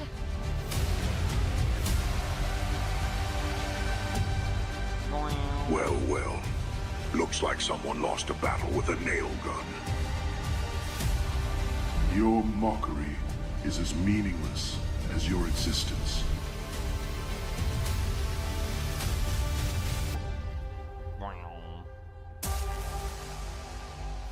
Want to see a real nightmare pinball? Pinball. Let me show you what is real. Is real? Well, no.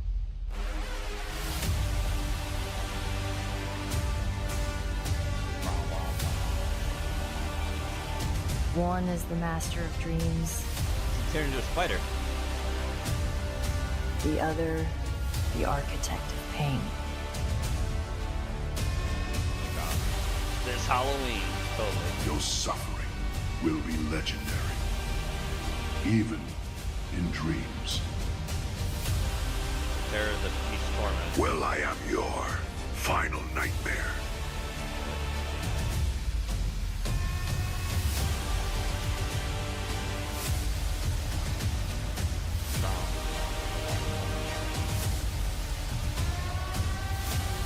When terror and torment collide, only one will remain. Alright then. Alright, I put this in. From Goat on a... I believe it's Goat on a Stick. Yes. Oh, this one doesn't want to scan. Guess it's free then, right? Haha, yeah. How Waiting for Arc Raiders has going for me. Oh shit. Oh god. Craig to meatpacking. Craig to meatpacking. Sir, are you okay? No, jeez. What's wrong with you, man? You okay?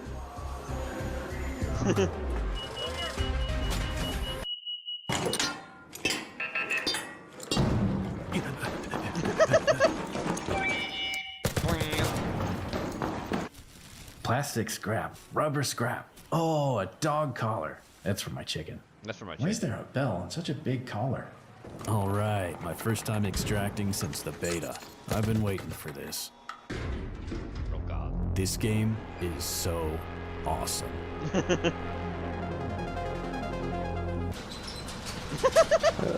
He's gonna be stuck in there. Yep. Let me get the key. Let me get the key. Alright, Strog put the... Next, I put this in. I painted myself green every day for a year. This is Wizards with Guns. Oh, what are these guys? Oh god. Hi. Hi. All right. Let's see it. What? What? You gonna do something? What? Do something? Yeah. I'm doing it. I'm doing it. What are you doing? Existing. I'm green. I'm green. Well, yeah, but like, aren't you supposed to like do a dance, like, you know, do the robot? I'm not a robot. I'm not silver. I'm not silver. What? You're like a character? No. No, I painted myself There are green. no green characters. There's like a bunch. Yes, Name there are. one. Kermit the Frog. Do I look like a fucking frog to you? Yeah, kinda. Yeah, you kinda do. You're so dumb. What the hell did I pay you for? You enjoyed it. Enjoyed what? Green. I want my money back. Hey! Fuck off. What the hell? Aren't you not supposed to move? Never said I couldn't move. I'm not a statue. Then why are you talking like that? Can't talk. Why? Shut the fuck up. Someone's coming. You just give him money. See? Excuse me. Huh? Why did you just give him money? I mean, he's homeless. What? No, I'm not. He's not. He's just green. Oh. Don't say it like that. Like what? Like it's nothing. So you're not homeless? No! Why would you think that? Well, take the money back. Great. You just cost me 50 bucks. It was $1. He was gonna tell 49 friends. He's gonna tell 49 friends. Money back. Let it go. Are you taking that homeless guy's hat? Oops. We down. No! Oh. Oh. Oh, I know why we're down.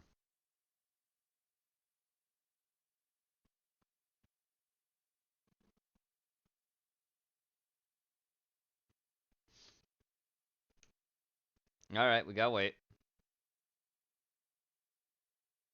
1 second. I do the appropriate thing here.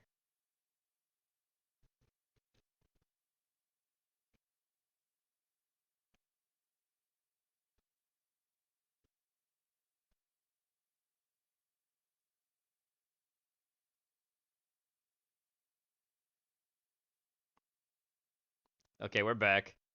Yeah, it wasn't because of Go Down the Stick. They've never done that. I'm pretty sure it's because of the last animation thing we watched. Blame Strug. Blame Strug. All right, let's continue. I was just trying to get my money back. Oh, I just heard on my phone. Money from him? No, he's not homeless. Tell him you're not homeless. Your stream was interrupted. Dude, yes. This guy attacking the homeless? He's not. He's just green. Tell them. Can't talk. Just green. Oh my God. What's going on? Fine. Yes, he's homeless. I was stealing money from a homeless guy. Wow. Good. Great. Happy now they think I'm an asshole. Do they? The one guy said good. Wait. What? We hate homeless people. We hate homeless people. The fuck? The huh? fuck?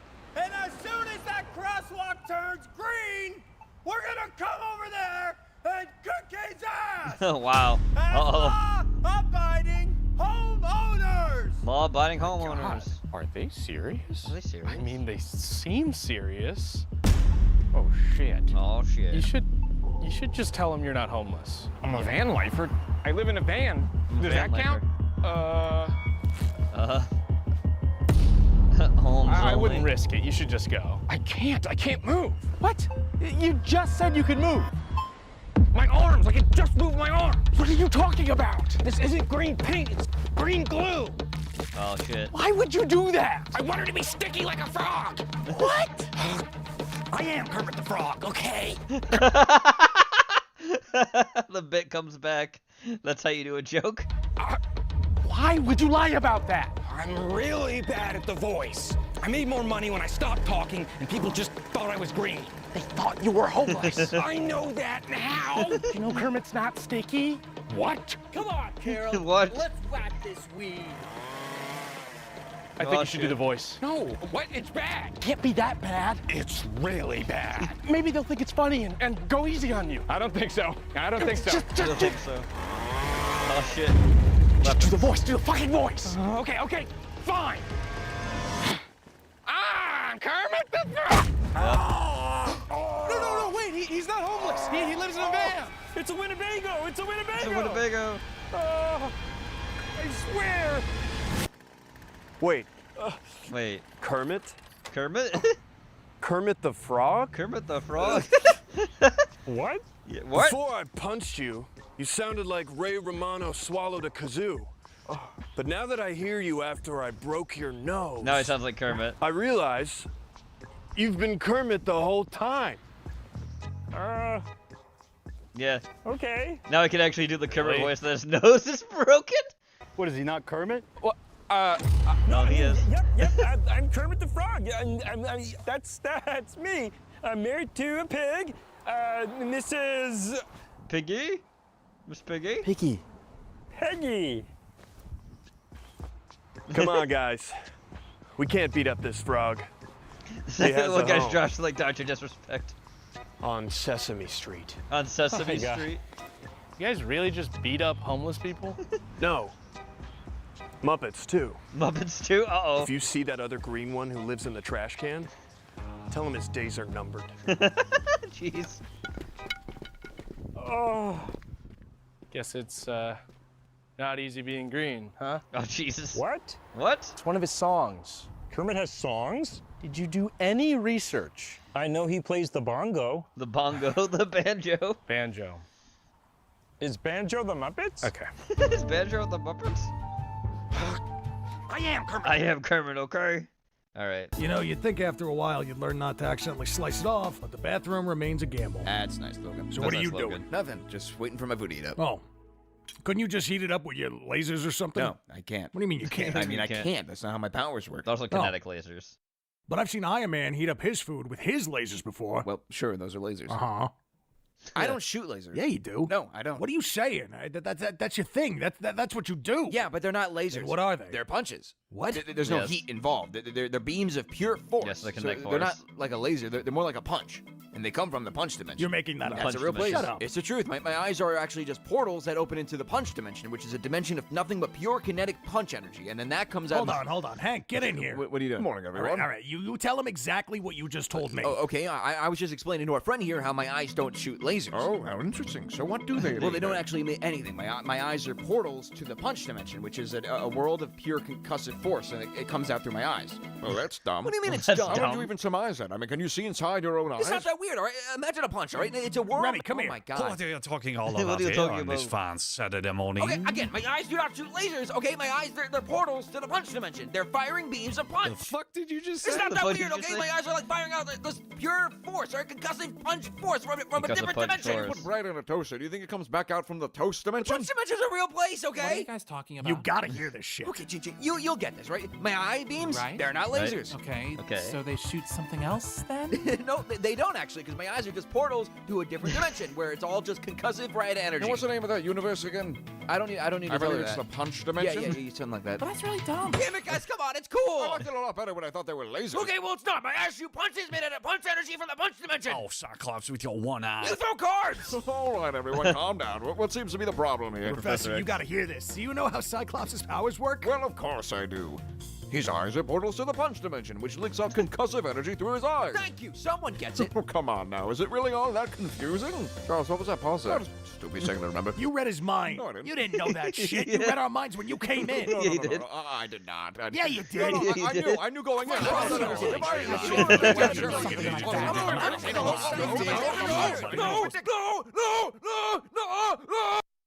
This Mutant Crusade was brought to you by GamerSupps and the All flavor right, of the week. that's great. All right, moving on. All right, we got no Carrick here. My face. Come over here and take a look at these faces. These faces. Closer. Oh God. Oh no. Look at hers. And Terrifying. hers. Beautiful. She's beautiful. Terrifying. You gotta get real close to see this one. Jeez. They Yes. all have a face.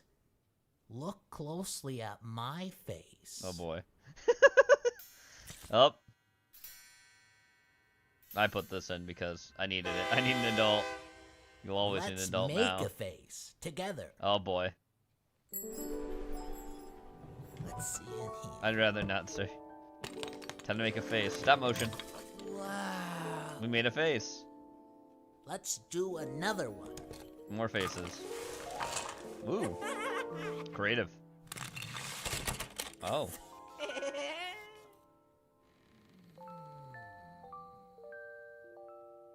Uh-oh. Hey!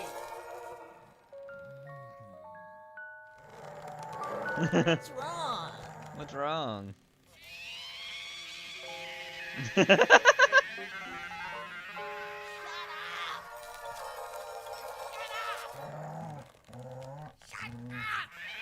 He's gonna get him.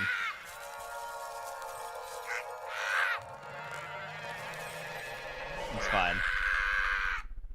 I'm a fan. Uh-oh. Whoa!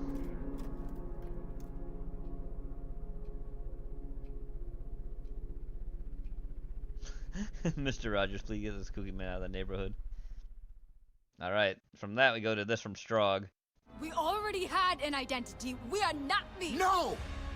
You Go about the Avatar person games. put up like bitch hands, like.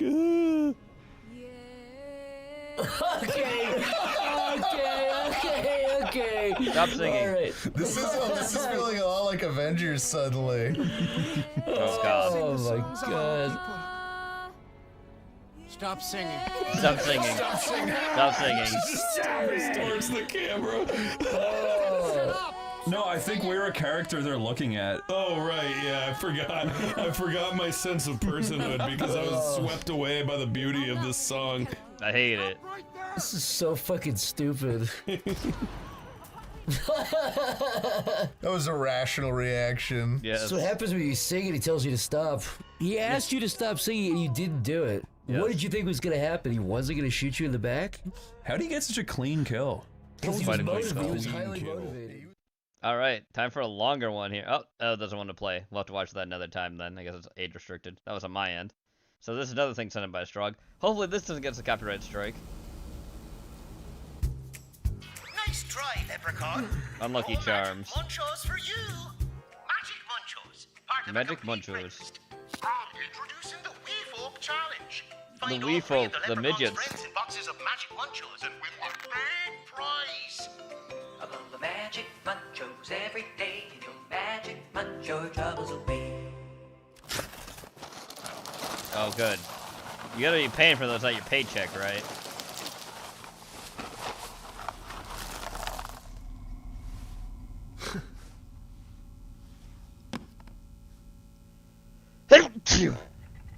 Uh-oh.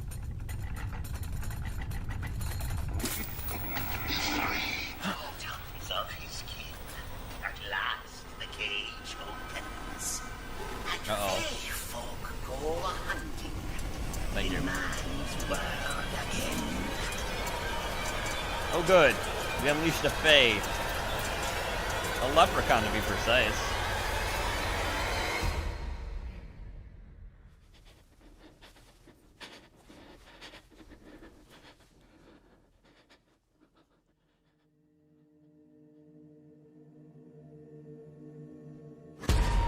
Oh, why is he huge though?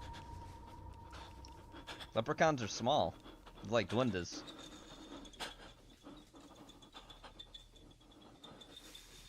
Well, we got the long leprechaun.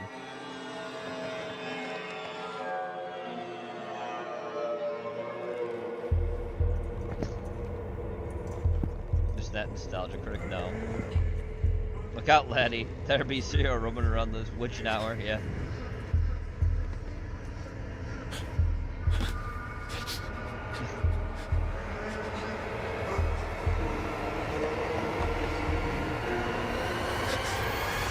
Oops.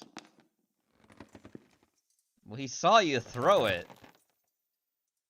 Why is he gonna go over there to get it? That's dumb.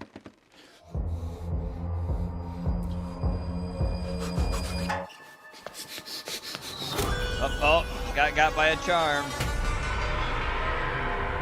Just flicked the marshmallow in his head. Oh, is he in the clover dimension now?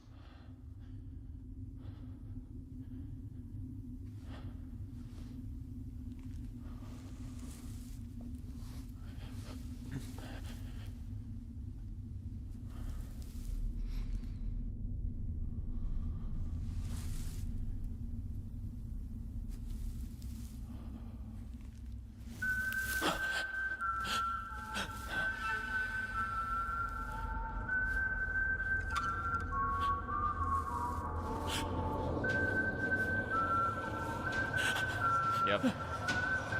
They're after me, Lucky Charms. They actually have a new brand of Lucky Charms besides they have like the regular chocolate. Now they have a fruit one. The fruit one's pretty good. The chocolate one's decent too, but I like the fruit one a lot. Oh God! His eyes. Again, he's not really a leprechaun though, because leprechauns are long. He's like the long con. Into the zero you go as a prize.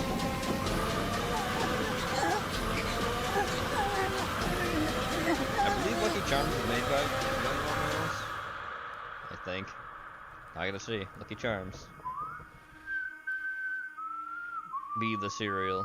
Be who you want to be. I didn't want to do that. Yeah, Lucky Charms. Yes, it's General Mills. Lucky Charms frosted toasted oat cereal and marshmallows. Cereal and products. We got now. Lucky Charms Jumbo Rainbow, where they make that bigger. Lucky Charms Rainbow Sprinkles. Is that what they... Lucky Charms S'mores, they have those now? Okay. Lucky Charms Minis. Lucky Charms Berry Swirl, I know that one. Yeah. That store's all back to normal. But back to normal, no, it's not. Ooh, nice. You did tracking it and everything? Wow, that's impressive. Actual motion capture. Nice. Good shit.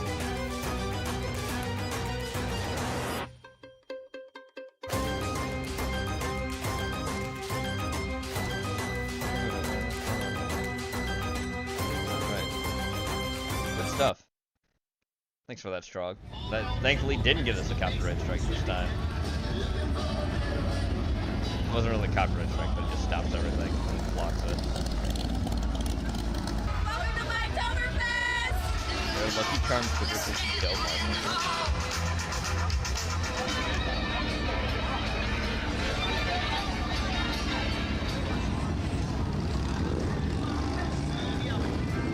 Yeah, I gotta look for Lucky Charms some more now, I guess, because I didn't know that was a thing. It's not bad. I don't know how good it would be.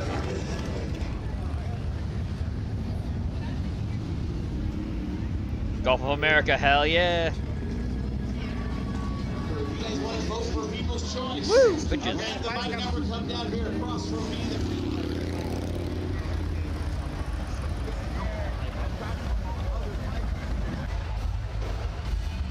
Live band tonight.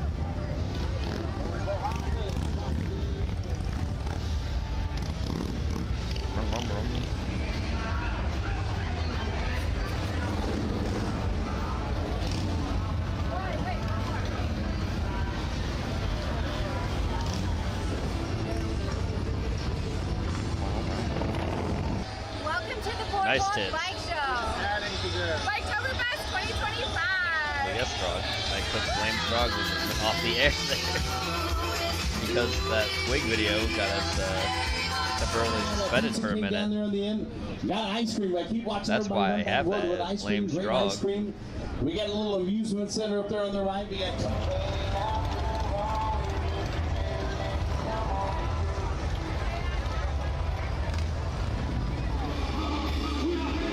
Chonky bitch. Nice.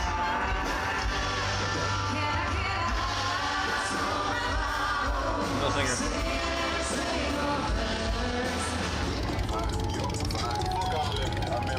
Oh, there you go. That's it. Are you getting better at the camera or what? I think she's the more the professional here. She definitely is. Y'all are awesome. Thank you. I always like the Ferris World. God, the Ferris World's good. Like I said, that if I see it next time I go to the first show, which will be tomorrow, I'll probably end up buying it. It's the only cereal I have. St. Helena Beach doesn't get any better than this. I had the sugar cookie. Last year at Sturgis, but The sugar cookie cinnamon toast. That's actually really good. Booty. I think this is better. I have some French Toast Crunch in there too. They also have that Grinch cereal I wanted to try. It's not really that great. But I'll definitely probably get some Ferris Swirl just because to have some of the cereal. I'll mix them. I'll mix all the cereal. Look at that green. That's nice color for the bike.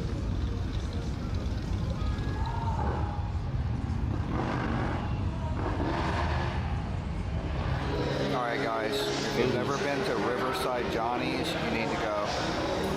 Daytona Beach, Main Street.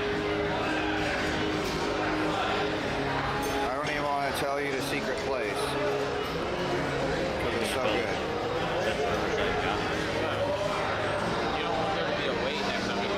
You don't want there to be a wait now. Because not everybody knows about it.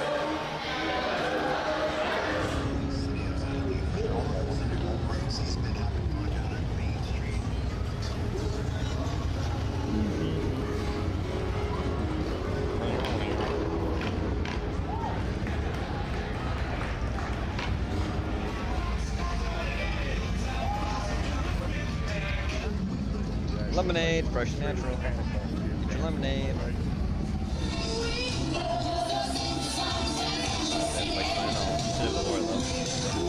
Yeah, there it is. Make sure you check out primecutpro.com and sign up for membership. Nice tip. For all that juicy behind the scenes footage. Oh, I get it. You're showing their butts and goofy behind the scenes.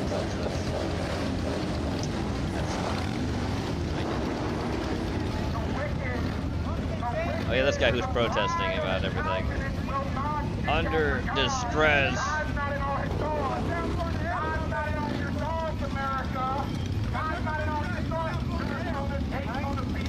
Bro, these guys are going to hell. I mean, I'd be wrong.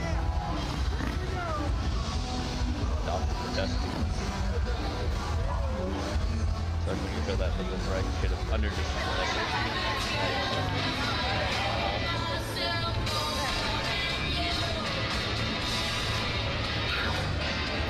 I know they're fake, Shrimp, but don't you love fake titties? I thought you were the guy who said you love fake tits.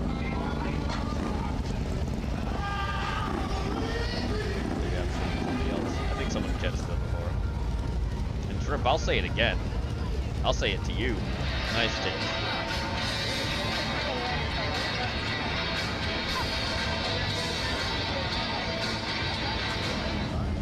Somebody said they like fake tits. I woke up this morning.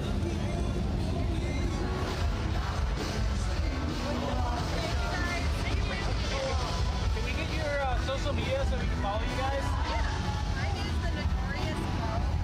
Notorious Ho. At least I think it's the Notorious Ho. That's a good sign.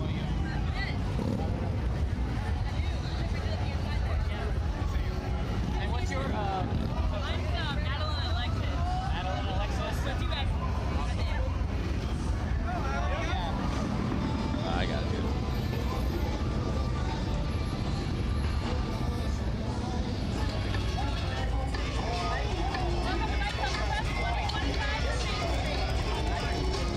Not bad. That bartender is pretty nice. Booty.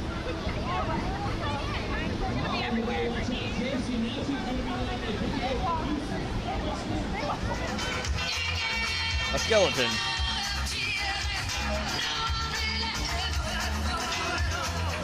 All right, on 3. 1, 2, 3. All right.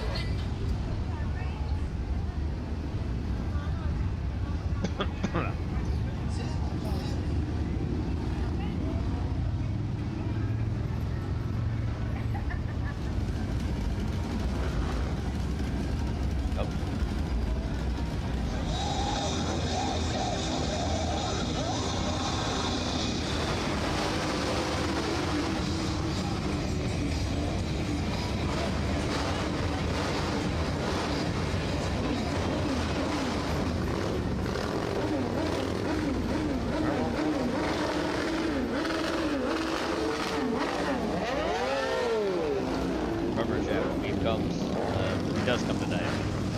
Remember to tell him, Right. You know, we're hard day at the pizza mine. This guy's having a really good day at work here. You're in the right crowd. Always It is. Good, hey, good day at work, right? Yeah. Seen them bitches good day at work. Yeah, eh?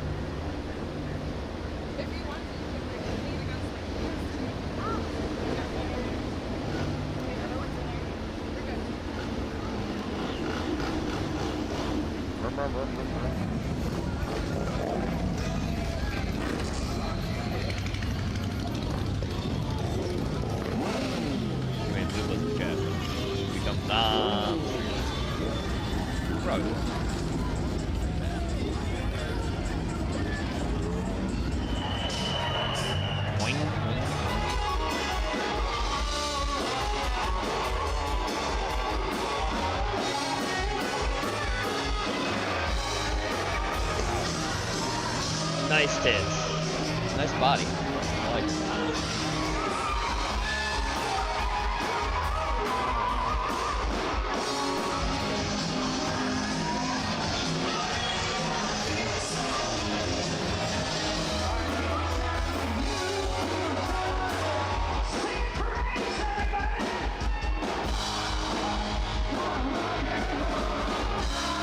Party every day.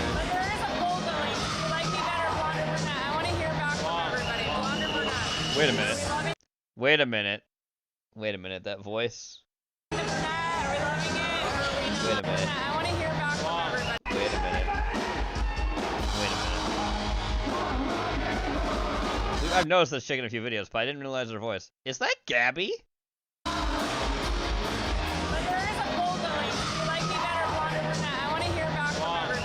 She's got a brunette now. She said she was blonde before. Is that Gabby?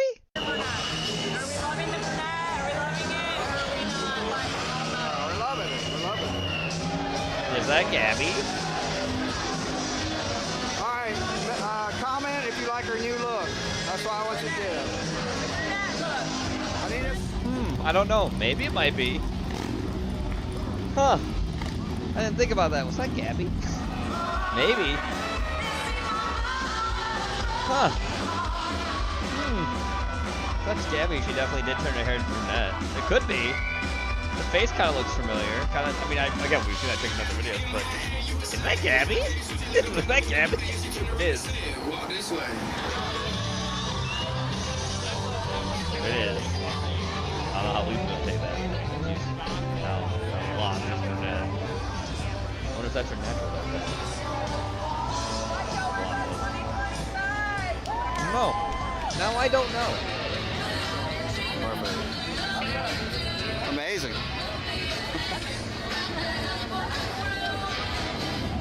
Maybe.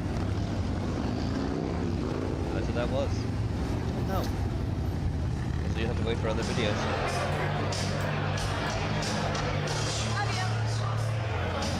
Or I can go check the comments of this video and see what it says. Let's do that. Oh, sorry. Hi, Sash. Sash. Don't walk on the computer, hon. Jesus sakes. Sasha, get off my computer. Get off. I love you. Come on. You shouldn't be walking on my shit. Let's go check the comments of this video. Give it 10 just in case. Comments. Always tell you. Oh, never mind. Her name is Jordan, not Gabby. Okay, it wasn't Gabby. They very similar face and voice. But no, that's Jordan, not Gabby. Okay, that's all I wanted to know. It wasn't Gabby. I didn't think it was. Well, the bass didn't pull it. The voice kind of sounded like her, though. So I don't know. Look at that hair.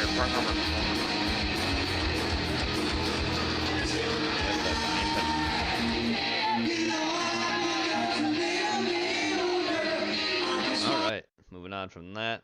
Alright, Ramen, here you go. Talked about some of Unrated the rivalries in fighting games. That was the bad. Now let's 10. do the good, okay? Balance it out. Balance now it out. Instead of just doing the best rivalries, because we all know them, let's go for ones that got swept under the rug. This is underrated rivalries in fighting had games. Potential and actually were good, but were slept on. Either because they weren't the main stories in the game, or simply because their game has now fallen off and is damn near forgotten. Damn. So yeah, and we're gonna cover multiple games rather than just sticking to the big 3. So 10 underrated rivalries in fighting games. Let's start with Samurai Showdown, and we're gonna go with Genjuro and Haomaru. Now, this feud has a lot in common with Gouken and Akuma, as you'll find, but except they're not brothers. When they were young, they were taken in by the same master, trained together, became friends, but they have different ideologies. Haomaru is doing this for the thrill of the fight. He wants to get stronger, he enjoys it. Genjuro is doing it to kill. He believes the weak should die and only the strong survive. Oh boy. And just like clockwork in these stories, the master puts them both to a test. The winner gets a prize, a sword.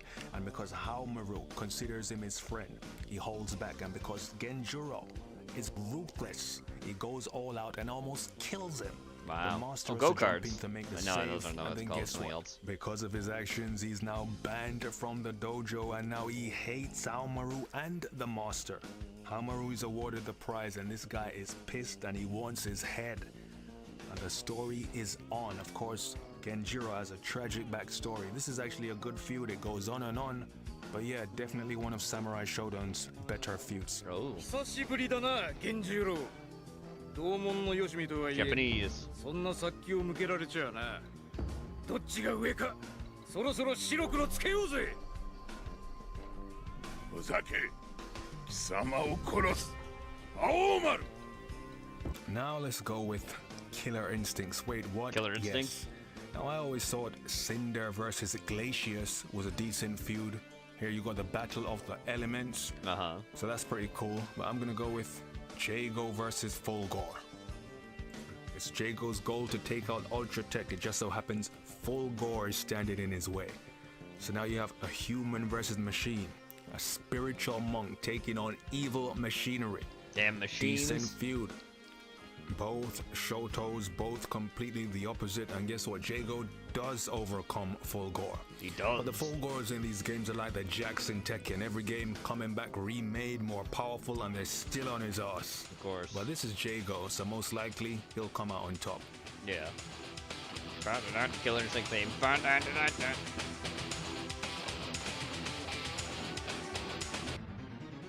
Let's go with Virtual Fighter. Wait, what? Wait, what? Now, anything mentioned here will be underrated because no one knows the damn story of Virtual Fighter. Now you can go with Wolf versus El Blaze, Wolf versus Akira, the Bryants, but I'm gonna go with was that Ray Phoenix versus Lei Fei. That looks like Ray Phoenix. Very interesting pick, right? Now, if you're a fan of old school martial art flicks, you've seen the tropes written all over this. Lei Fei is tasked with taking out Lao Chan. They want his fighting style gone, removed. They want to be the strongest, so they need to remove Koen Ken. Remove fighting style. Lei Fei being a cliche villain and going to kill him, Lei Fei says, let me think. Let me go and pretend to be a student so I can learn the technique before I kill him, I can be the strongest. And that's smart. And you know, people say all the Virtual Fighter characters are bland and boring. And here's the thing, some of them actually have decent stories, but because Sega made zero effort in trying to tell the story, you wouldn't know that. I wear that shirt. And when I mean zero effort, as in you don't even get text at the end of the game. You get nothing but a game over screen. Wow. I swear, man, when Virtual Fighter 6 is actually eventually released and I click on a story mode in the game, that's gonna be a beautiful day. Lose your damn mind. Literally. But yeah, back to the story. Lei Fei is now training under Lao Chan. And one day gets fed up, he's taking too long to teach him the techniques. So Lei Fei says, screw this shit, let me try and kill him, so he has to use the technique. As he's about to kill him, Pai Chan jumps in to make the save. And of course, she has a bad relationship with her dad, so now the stories are intertwining. Definitely making this one of the better stories in Virtual Fighter. And if you've ever watched Snake in the Eagle's Shadow, you can see all the influences it's had over this story and just Virtual Fighter in general. If you know, you know. If you know, you know.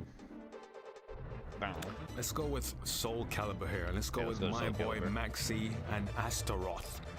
Now, of course, the story is decent.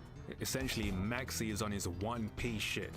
Gathered up his crew and they sail the world having adventures. I get it. And then one day, while he's not there, Astaroth slaughters his entire crew. Well, rip.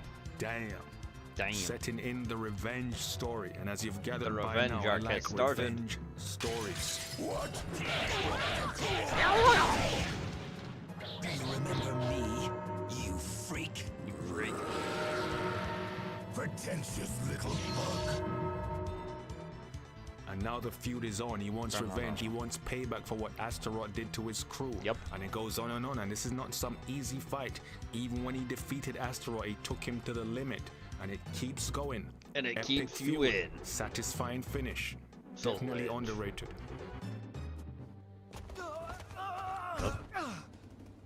What? Killick.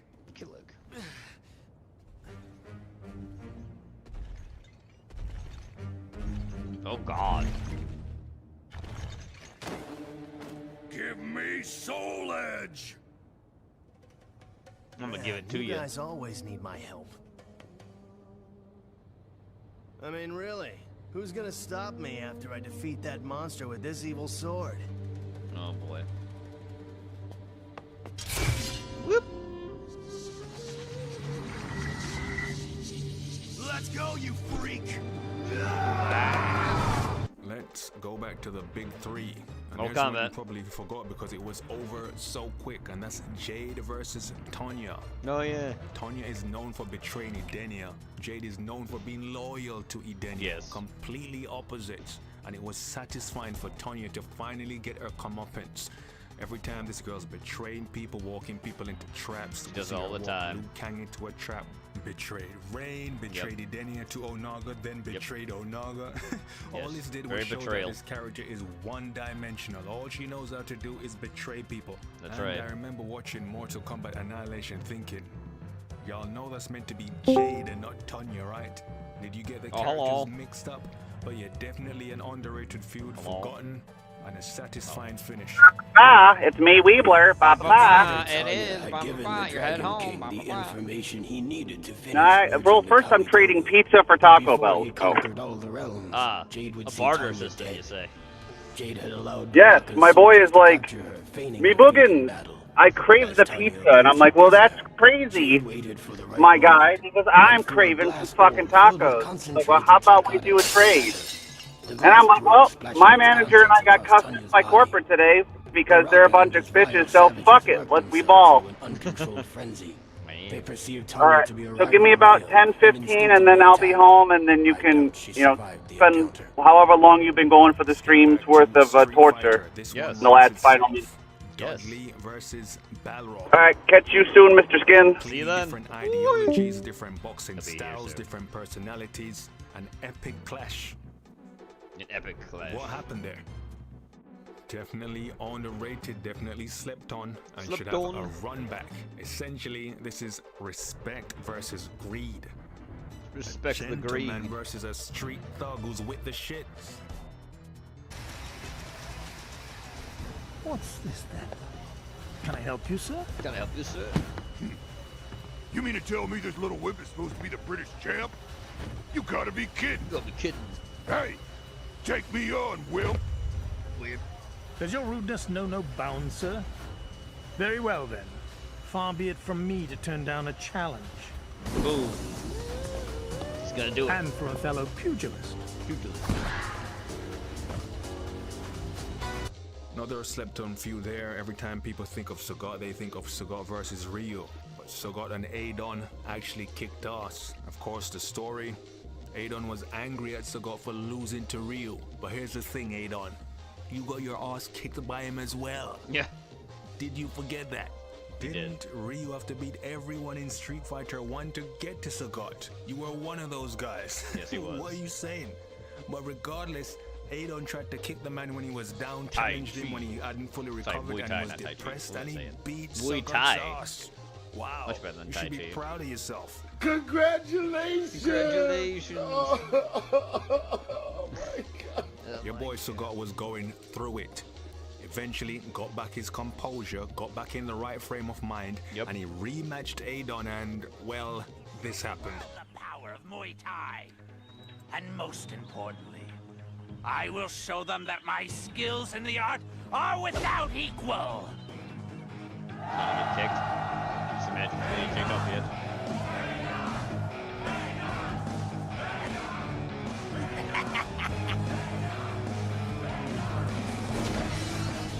Now, witness the birth of a new Muay Thai legend. Yeah, he gonna get bodied, isn't he? When Sagat shows up. Look what we have here. If it isn't the former king. Made it sound like Starscream though. For something to reignite my spirit.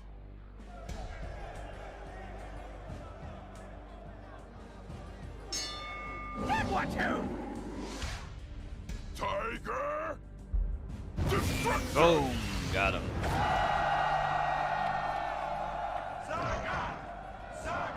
Sagat. Now let's switch to Tekken, and we're gonna go with these two feuds, and what do you know? They're from Tekken 4 and Tekken 5. Oh boy. And we're gonna go with Yoshimitsu and Look at Brian Yoshimitsu in this game. Now you already know the story. You rescued Brian, brought him to Dr. B's lab to help him, and when Brian recovered, he decided to, I don't know, beat the brakes off everyone, killing Yoshimitsu's clan, and now the revenge story is on. This led to one of the best back and forths in Tekken that actually made sense because he killed his clan, not some random shit like Leo. Good endings, action-packed movie shit. Definitely slept on. Slept on. Yoshimitsu's fall, he found an injured Brian Fury and helped him escape. A month later, when Yoshimitsu visited Dr. Voskanovich's lab, he found his comrades dead. This was Brian's thanks. Wow. He'll pay for what he's done, says Yoshimitsu. That's right. You tell Learning Yoshimitsu. Brian will fight in the King of Iron Fist Tournament 5. Yoshimitsu sharpens his sword and enters the fray. That's right, Yoshi. You'll get him.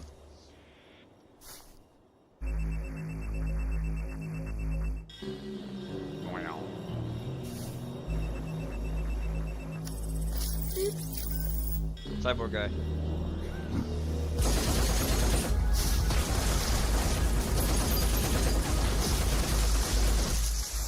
Let's see what he looks like in this iteration. It's gonna be the same. Ooh! Well, damn.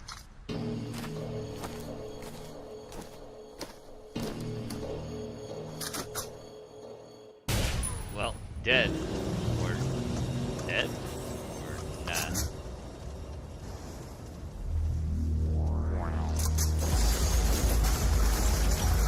Oh, yeah, there's your message.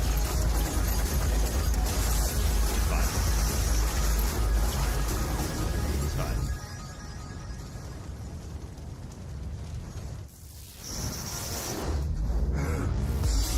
Woo! You kill him? Yep. He just blows up. And the last Tekken one will be King versus Craig. You already know how I feel about this. This is one of the best endings in any fighting game. This feud kicked ass. Arse. Craig killed Armor King in a bar fight, and King bailed that man out of prison just so he could put the pause on him in the tournament. Oh my god. Awesome storytelling, epic ending, and no Mishimas involved. This was fire. Fire. Jaguar Man.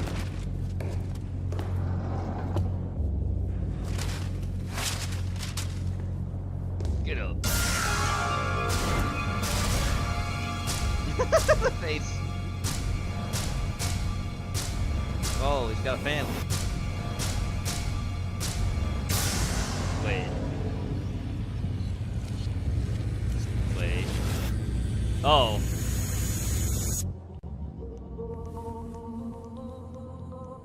Oh. Oh.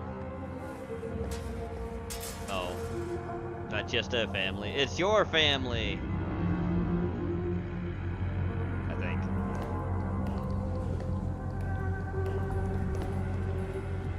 And I'm gonna end it with Mortal Kombat. Oh, definitely an underrated feud. And that's gonna be Kenshi versus Shang Tsung. Oh, I yeah. thought it was good. The build was good. The setup, the origin. Tricking him into opening the Well of Souls and Good being job. blinded. Blinded Now the by story the is souls. on. In fact, I was watching Snowblind and I was waiting for them to actually finish this up. And when Shang Tsung was killed by Kano, I'm like, what? And don't get twisted, Snowblind was a decent movie overall, but you should have had Kenshi kill Shang Tsung. At least he got his revenge in Deadly Alliance. Kenshi had finally caught up with Shang Tsung in Outworld. Years ago, Kenshi had been manipulated into releasing the souls of his warrior ancestors. What a mistake that Shang was. Tsung had consumed those souls and left Kenshi to die in the tomb. He did. The ordeal left Kenshi blinded. Yes. But the sword of his ancestors led him out of the depths. The depths. To redeem himself, Kenshi had vowed to free his ancestors from their captor. Boom! He cut Shang Tsung down with his ancestral sword, and a blast of souls was instantly released. The spirits of the warrior kings re-entered the sword as Kenshi held it above his head. His duty fulfilled, he could now return to Earthrealm. As one does. Fire shit, good ending. Unfortunately for him, it never happened because the Deadly Alliance won. Yep. But yeah, dope ending regardless, people. That's gonna be it. Probably went over 10 again. List your honorable mentions. I'm gonna try and hit you with one of these every single. Alright, moving on. Time for the spooky. In the year 2000, an agricultural emergency in Wilson County, Wyoming, prompted a series of official investigations aimed at determining the cause of a contamination outbreak affecting several rural properties in the area. Initial analyses revealed the presence of highly toxic material on one of the local farms, along with serious violations of sanitation and waste management regulations. Great. As a result, Cobra's house? the authorities ordered the immediate closure of the site, and the corresponding reports were placed under state seal, preventing the information from being made public. The specific nature of the compounds identified was never disclosed, and later versions of the report were removed from the county's civil and environmental records. A few weeks after the incident, the affected area was taken over by a private research group known as the Ethan Harrell Foundation, an organization that had already been mentioned in connection with other cases classified by federal authorities as high risk or of special interest. Members of the foundation established a security perimeter around the closed farm and, within days, completely dismantled all existing structures, including storage facilities, silos, and secondary buildings. Local residents reported that the operation was conducted under strict confidentiality and heavy security, with no access granted to outsiders or members of the press. For more than 2 decades, no verifiable information surfaced regarding the outcome of those operations. However, in 2021, amid the wave of document leaks that occurred during the pandemic period, a collection of files attributed to the Ethan Harrell Foundation came to light. These documents suggested that during the 2000 intervention, researchers had uncovered an anomalous structure beneath the farm, an opening or access point leading to an expanse of unknown terrain. According to the reports, this area appeared to replicate, with striking precision, the typical landscape of the Wyoming prairies. Vast fields, lines of trees, country roads, yet displayed features that defied known natural conditions and could not be linked to any actual location within the United States. According to the records contained in those documents, the first formal expeditions into this anomalous region began in 2001, led by teams specializing in biological hazard control and the exploration of non-conventional environments. Later reports described the area as a space of indeterminate size, stable in its morphology, and free from any detectable pathogens, though its authenticity remains a subject of debate within academic and scientific circles. To this day, the validity of the evidence and testimonies related to the discovery has not been conclusively verified. The description from the leaked report, along with its accompanying photographs, reads as follows. This vast expanse forms a seemingly endless landscape of prairies covered in wheat and barley, stretching as far as the eye can see in every direction. At first glance, the terrain appears uniform, but closer observation reveals that the crops are arranged in plots divided by rows of trees and shrubs. For one strong, These and natural boundaries, however, display a peculiar appearance. More often than not, the plants that compose them show signs of fire damage, blackened trunks, and leafless branches, as if a recent blaze had swept through the area.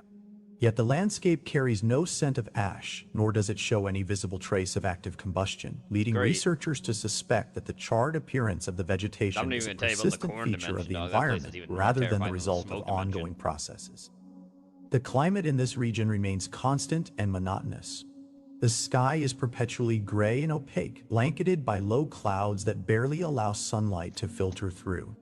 At times, a fine, fleeting drizzle breaks the stillness of the air, but outside those brief moments, the atmosphere remains motionless, shrouded in a dense mist that clings close to the ground. No significant variations in temperature or light conditions have been recorded. This perpetual state of daylight, combined with the total absence of pronounced shadows, makes it nearly impossible to perceive the passage of time. Explorers who have crossed these plains report that their sense of time becomes distorted. With no distinguishable sunrise or sunset, the day's cycle appears frozen. Some accounts mention a warmer hue along the horizon, reminiscent of sunset, this is fucking horseshit, Skinner. For hours or even days without any apparent transition.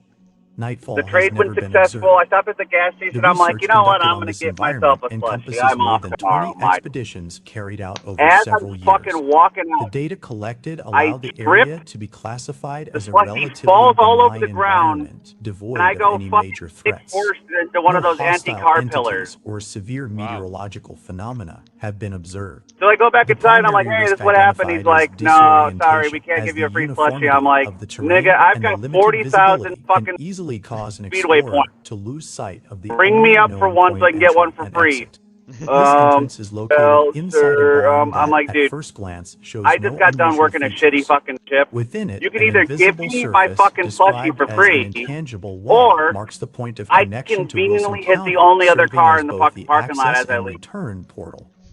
I'm The so crops happy that to cover be the my man. prairie, primarily wheat and You know what, barley, man? Just remain in a state why don't of you upsize perpetual it? growth I'll just and bring it. appear I'm to like, yeah, regenerate okay, all spontaneously right. after harvest. Yeah, no, my cock's cup full raspberry. I was just gonna say I find it not, I wouldn't say funny, but it's just kind of ironic that you had the adult equivalent of a kid dropping their ice cream. No, it is very much funny that it is a fat autistic dropping a slushie. Yes. Don't get me wrong. These grains have been The collected humor is and not lost on me. analyzed, and It just hurts. preliminary No, results it hurts. suggest I would they are imagine too. suitable for human Oh, yeah. consumption. Here's my pride. Several Oh, yeah. explorers have reported eating them without All right, experiencing well, I'm any actually immediate in my adverse subdivision effects. now, so However, the I will chemical actually be composition home and soon, and nutritional then I'll value catch of my these duel. crops I know have you're not waiting. yet been I thoroughly know you're studied, waiting. so their viability as a stable food source remains under investigation. Across the terrain, bodies of water are scattered at regular intervals, maintaining a constant level regardless of the surrounding topography. This phenomenon has led researchers to propose that the soil possesses mildly hydrophobic properties, preventing water from seeping into deeper layers and promoting the formation of ponds and shallow lakes. The water from these sources has an earthy taste and a faint mineral scent, but no signs of significant biological or chemical contamination have been found. On-site analyses reveal the presence of non-pathogenic microbes and fungi, as well as a high concentration of dissolved oxygen, giving the water a bright, transparent appearance. The absence of algae or decaying organic matter supports the theory of a closed, stable ecosystem with minimal biological activity. Throughout the region, various rural-looking structures appear at regular intervals of several kilometers. Among them are barns, stables, and larger wooden buildings, many in an advanced state of decay. Despite their abandoned appearance, the interiors are typically empty or contain only a few useful objects. It is, however, common to find materials such as chopped wood, loose planks, rusted nails, and basic tools scattered about with no apparent order. These materials have proven valuable to exploration teams, as they can be used for repairs, construction, or reinforcing the tents typically set up near the main entrance to the level. The buildings themselves, though simple in design, remain structurally sound, suggesting that the environmental conditions of the area somehow prevent accelerated deterioration despite their evident age. Across the prairie stretch numerous dirt roads, easily recognizable by their distinctive morphology. Two parallel strips of compacted soil marked by tire tracks, separated by a central band of grass. These tracks suggest relatively frequent vehicular movement, presumably from cars or tractors, implying the past, or perhaps ongoing, existence of some kind of agricultural or logistical activity in the area. However, despite these unmistakable signs of use, no functioning vehicles have ever been recorded within the region, apart from those brought in by the research teams themselves. Moreover, the tracks were already present before the site's official discovery in the year 2001. Even more peculiarly, the marks do not appear to regenerate. The soil shows no signs of erosion or natural recovery, and all attempts to restore its surface, such as sowing seeds along the paths, have failed. Plants simply do not germinate on these compacted areas, even under controlled conditions with regular irrigation. Oh boy. Among the most remarkable findings of later expeditions was the discovery of large volumes of composted soil within several barns. That's a lot of worms. These deposits occupy significant portions of the interior, sometimes covering the floor to a depth of over 1 meter. Within them, dense clusters of worms and other annelid-like organisms have been found, none of which correspond to any species known to modern taxonomy. The worms exhibit pronounced morphological variations. Some display irregular segmentation, multiple respiratory openings, or dark pigmentation with metallic sheen. Oh, great. Specimens resembling centipedes have also been observed, reaching lengths exceeding 1 meter and possessing an abnormal number of legs. Yet all examined individuals were found to be completely harmless. Okay, hello. The origin of these life forms remains unexplained. Preliminary studies failed to establish any connection between them and known terrestrial biological groups. That was literally Several just specimens were extracted and transferred to specialized facilities for analysis, but all perished within a matter of hours, showing no signs of illness or physical trauma.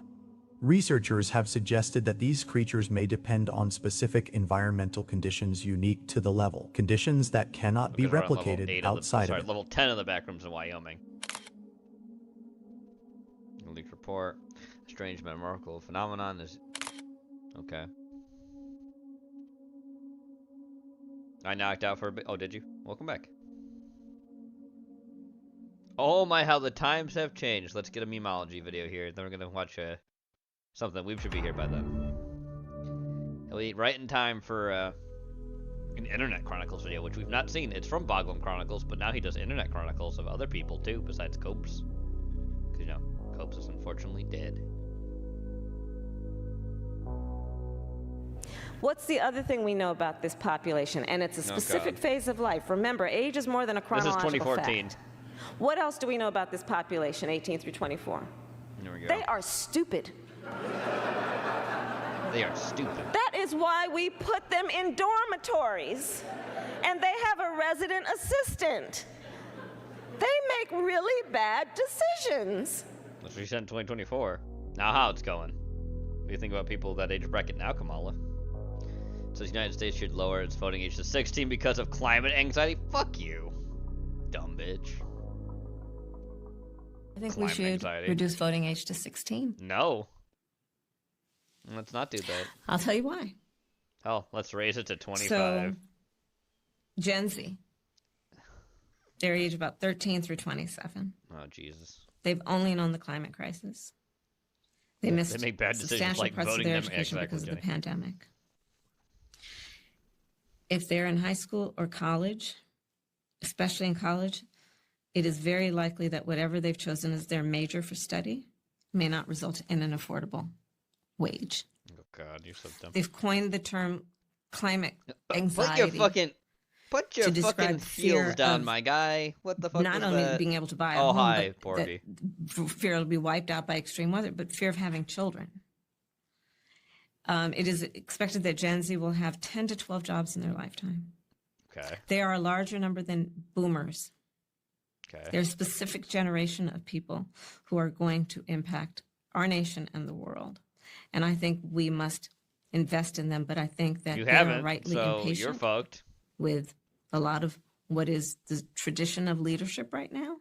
Oh God. And if they were able to vote, because they know They wouldn't everything vote for that's you. happening right now is going to impact them more than anybody older than them, for the most part, in terms of how these systems work. What else do we know about this population, 18 through 24? Yeah. They are stupid. Yes. They make really bad decisions. I think we should reduce voting age to 16. Yep. That idea is terrible. Yeah. It's really bad. Fire in the hole. Here we go. Look at this guy.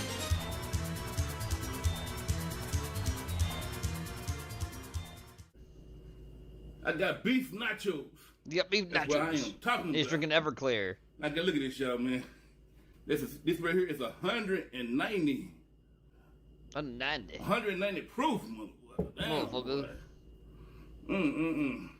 And I got some mango tangerine juice to go with it, man. Man. So we're gonna mix this shit up, man. Man, mix this shit up, man. I got me a cigarette lighter.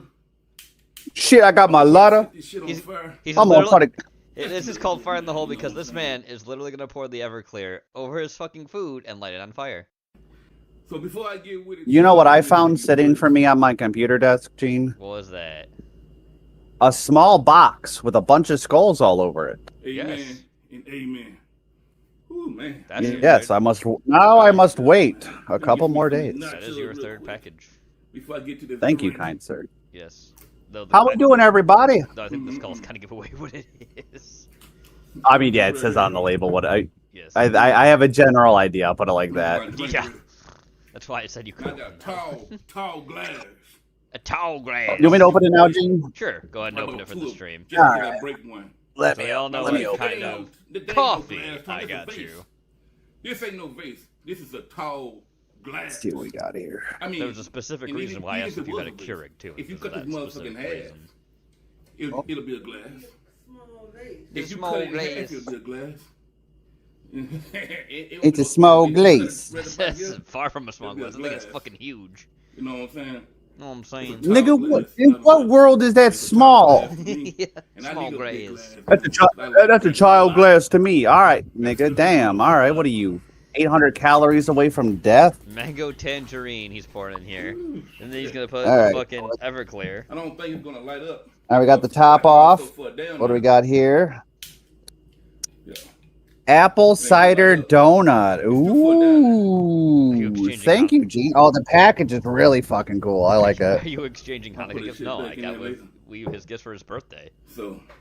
Yeah, it's my birthday on Thursday, lads. Yes. Oh, and this sticker is so fucking rad, dude. Thank you. I love it. You're welcome. I think I definitely know you'll enjoy the coffee since it's a little bit of a flavored coffee from Bones. Oh God! Oh God! It's on the side. Y'all see that? Yeah, it's still on fire. Yeah, nigga, I see that.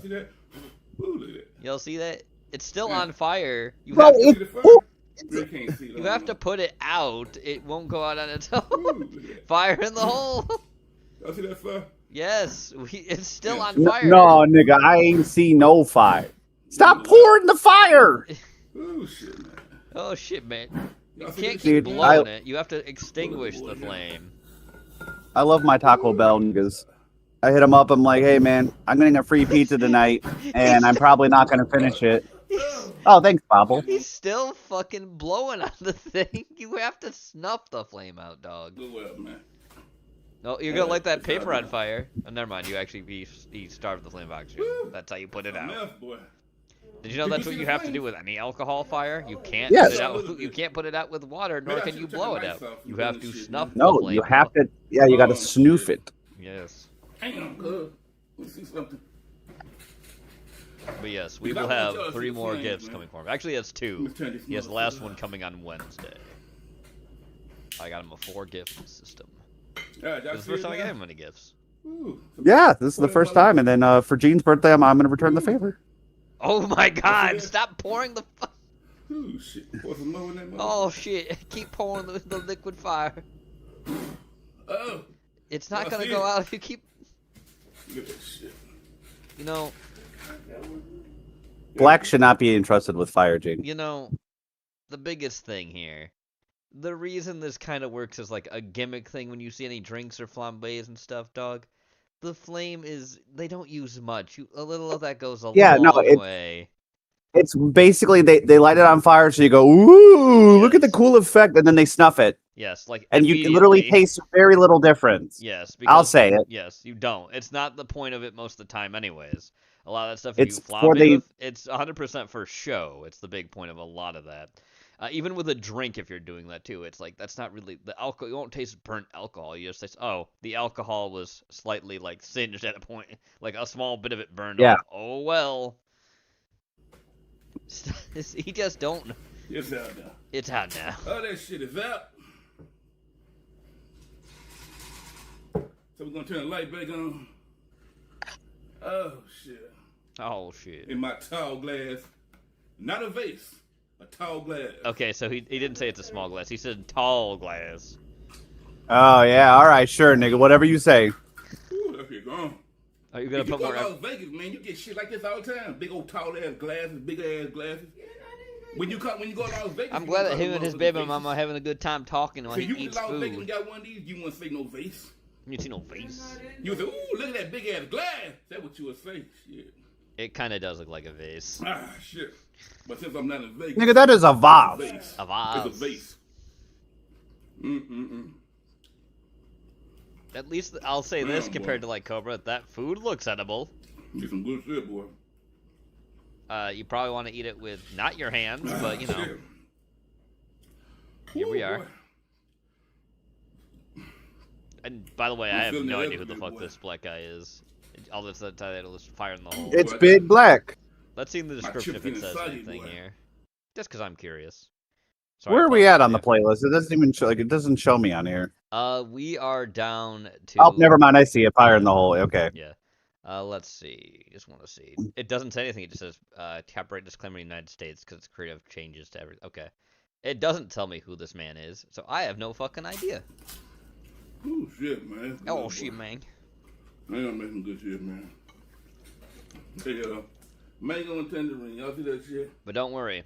We're going to get more stuff from Internet Chronicles because there are other weird people on that.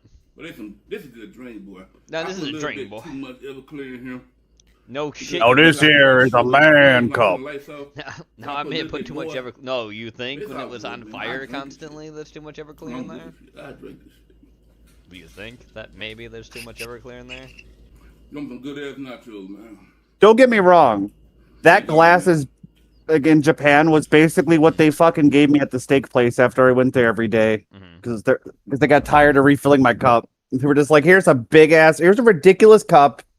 Just fucking leave us alone, please, Mr. Weebler. Are you ready for watching them eat themselves? Yes. Yep. Wow. Yep. And you also criticized her, which I thought was fair, for not speaking out publicly earlier about concerns over President Biden's fitness to run in 2024. To me, that's not just a criticism for the VP; it's a criticism for the whole Democratic Party. You and I have talked about that issue. Yeah, and look, I don't want to get into it with the former vice president, but I mean, if you're in the room, you're seeing things nobody else is seeing. You got a responsibility to speak up, and she didn't. Son of a... Yep. All right. He's the one she wanted, by the way, too. If you didn't know that. But they're like, no, you have to have Tim Walz. I hate that I have that Spider-Man shirt. Yeah. Playback speed. We're going with 1.5. Don't worry. Oh god, dude, that's legitimately terrifying. Don't worry. We'll see Doug get his comeuppance in the video after this. Actually, I'm gonna put something in that's funny after this review. I love how I'm like, oh, I'm gonna tune in and say hi to Gene, and I look and it's the fucking Tony Soprano video that I purposely didn't watch. 55 going once, 55 going twice. But yes, sold for 55. So when the thing before when I said it actually does have hormone elements to it, that Czechoslovakian episode does, because they almost do end up freezing to death after trying to get to that guy. Yes, they almost do end up freezing to death. Yeah. Paulie Walnuts loses his shoe. Yep. Now here's Because that's bad. They didn't, I mean, here's the thing. They didn't really think about that. They were like, oh, it's winter. You probably should have fucking worn boots for one. Like what? Be a future Oh, and not wear my wingtips? What are you, fucking crazy? What are you, Albanian? But it's snowing and it's cold and it's hot. All right, do I hear 20, 20, 20, 20, 20, 20, 20, 20, I think they're close to the fucking Pine Barrens there, too. Yeah, they are. So, from 5, thank you, Elio. Or Luca, whichever one you are, but they do need different styles. Wait, which person won? I forget, you'll figure it out. And now, ladies and gentlemen, the grand finale. The jubiliciously lovely corpse bride. Oh, come now, ladies and gentlemen. I watch it on my own, Mr. Bob. I couldn't extend the stream any longer than I already have. They ever give you a name? Nobody ever remembers it. Well, give them the scoop on your pros. Interest is growing rapidly. Oh, yeah, that's good. I've proven to be the Nightmare Before Christmas for hipsters who got too hipster for Nightmare Before Christmas. All right, do I hear 30, 30, 30, 30, I hear 35, 35, 35, Hey, weren't you the one who said this wasn't a good movie? Artistic merit doesn't count when there's money on the line. Call me when you actually value me. Joke's on you, I'm a critic. I don't even value myself. We know. That's weird, Doug, because I also don't value you. Yeah. Corpse Bride didn't bomb at the box office, but in 2005, the reception was okay. It was just no Nightmare Before Christmas. Over the years, though, it a lot of people thought. I actually enjoyed this movie. A lot of people always saw this as the prequel to Nightmare Before Christmas, anyways, most of the time. Yeah, it does kind of feel like it a smidge. You know what I mean? Yeah. Pleasures. However, that is the wording I used. Guilty pleasure. I've always been on the fence whether or not this was objectively a good film. I usually lean towards it didn't quite work, but there's a lot of things in it that are memorable and almost make it work. I think it's a film people like remembering and having fond memories of, even if they know there's things about it that come up a little short. But in this nostalgia week, I think it makes sense to look it over and see if it's worthy of the possible second wind it's getting. So let's talk about this film before something like Frankenweenie tries to make a comeback. Oh, come on. No, I didn't mean... Oh, wasn't it? You're never getting a following. But take a look at they did actually make a full movie out of Frankenweenie, though. It's nice to put naturally directed movies names on top which was originally a short. In Victorian Britain, but from the looks of it, you'd swear Mary and Max time traveled. Yeah, one of the fun contrasts of the film is in the Victorian era, the dead are actually more alive than the living. The underworld is more bright and colorful, and the world above is very drab and Hi, Jenny. Hi, Jenny. You're dead in this time period that people feel like they can have fun and be their real selves. We'll be there, we'll be seen, having tea with the queen, we'll forget everything that we've ever been. The songs are once again by Danny Elfman, and I'll just say it, these songs unfairly get shit upon. I think everyone does compare them to Nightmare Before Christmas, and while there certainly are similarities, this one goes for more of a Gilbert and Sullivan style, which is quite different. I even think the lyrics are stepped up. I mean, I enjoy the creativity of Nightmares, but sometimes it can be a little off. Here I'm not quite getting through, I try, I keep forgetting. Just rhyme getting twice, right? But these really go to town making sure every beat has a syllable in it. And it sounds as natural as someone just speaking a regular sentence. At least hey, Porky. At least no one's leaving cakes out in the rain in this movie. Damn it, dude! Still end up working out. Like, I always thought this was an odd one. Let our daughter the face of an otter in disgrace. But you kind of think they really would, because because it's Victorian times, you know, people actually did have a lot of I would like argue there's parties two problems, and and I little think small give the things like impression that. that the songs aren't good. One is, several of them are not sung by singers. By the way, the actual Corpse Bride totally would. Totally would. Yeah, she got abandoned by the main bad guy because he killed her, I believe. Right? That's right. He was going to do the same thing to this other bitch, too.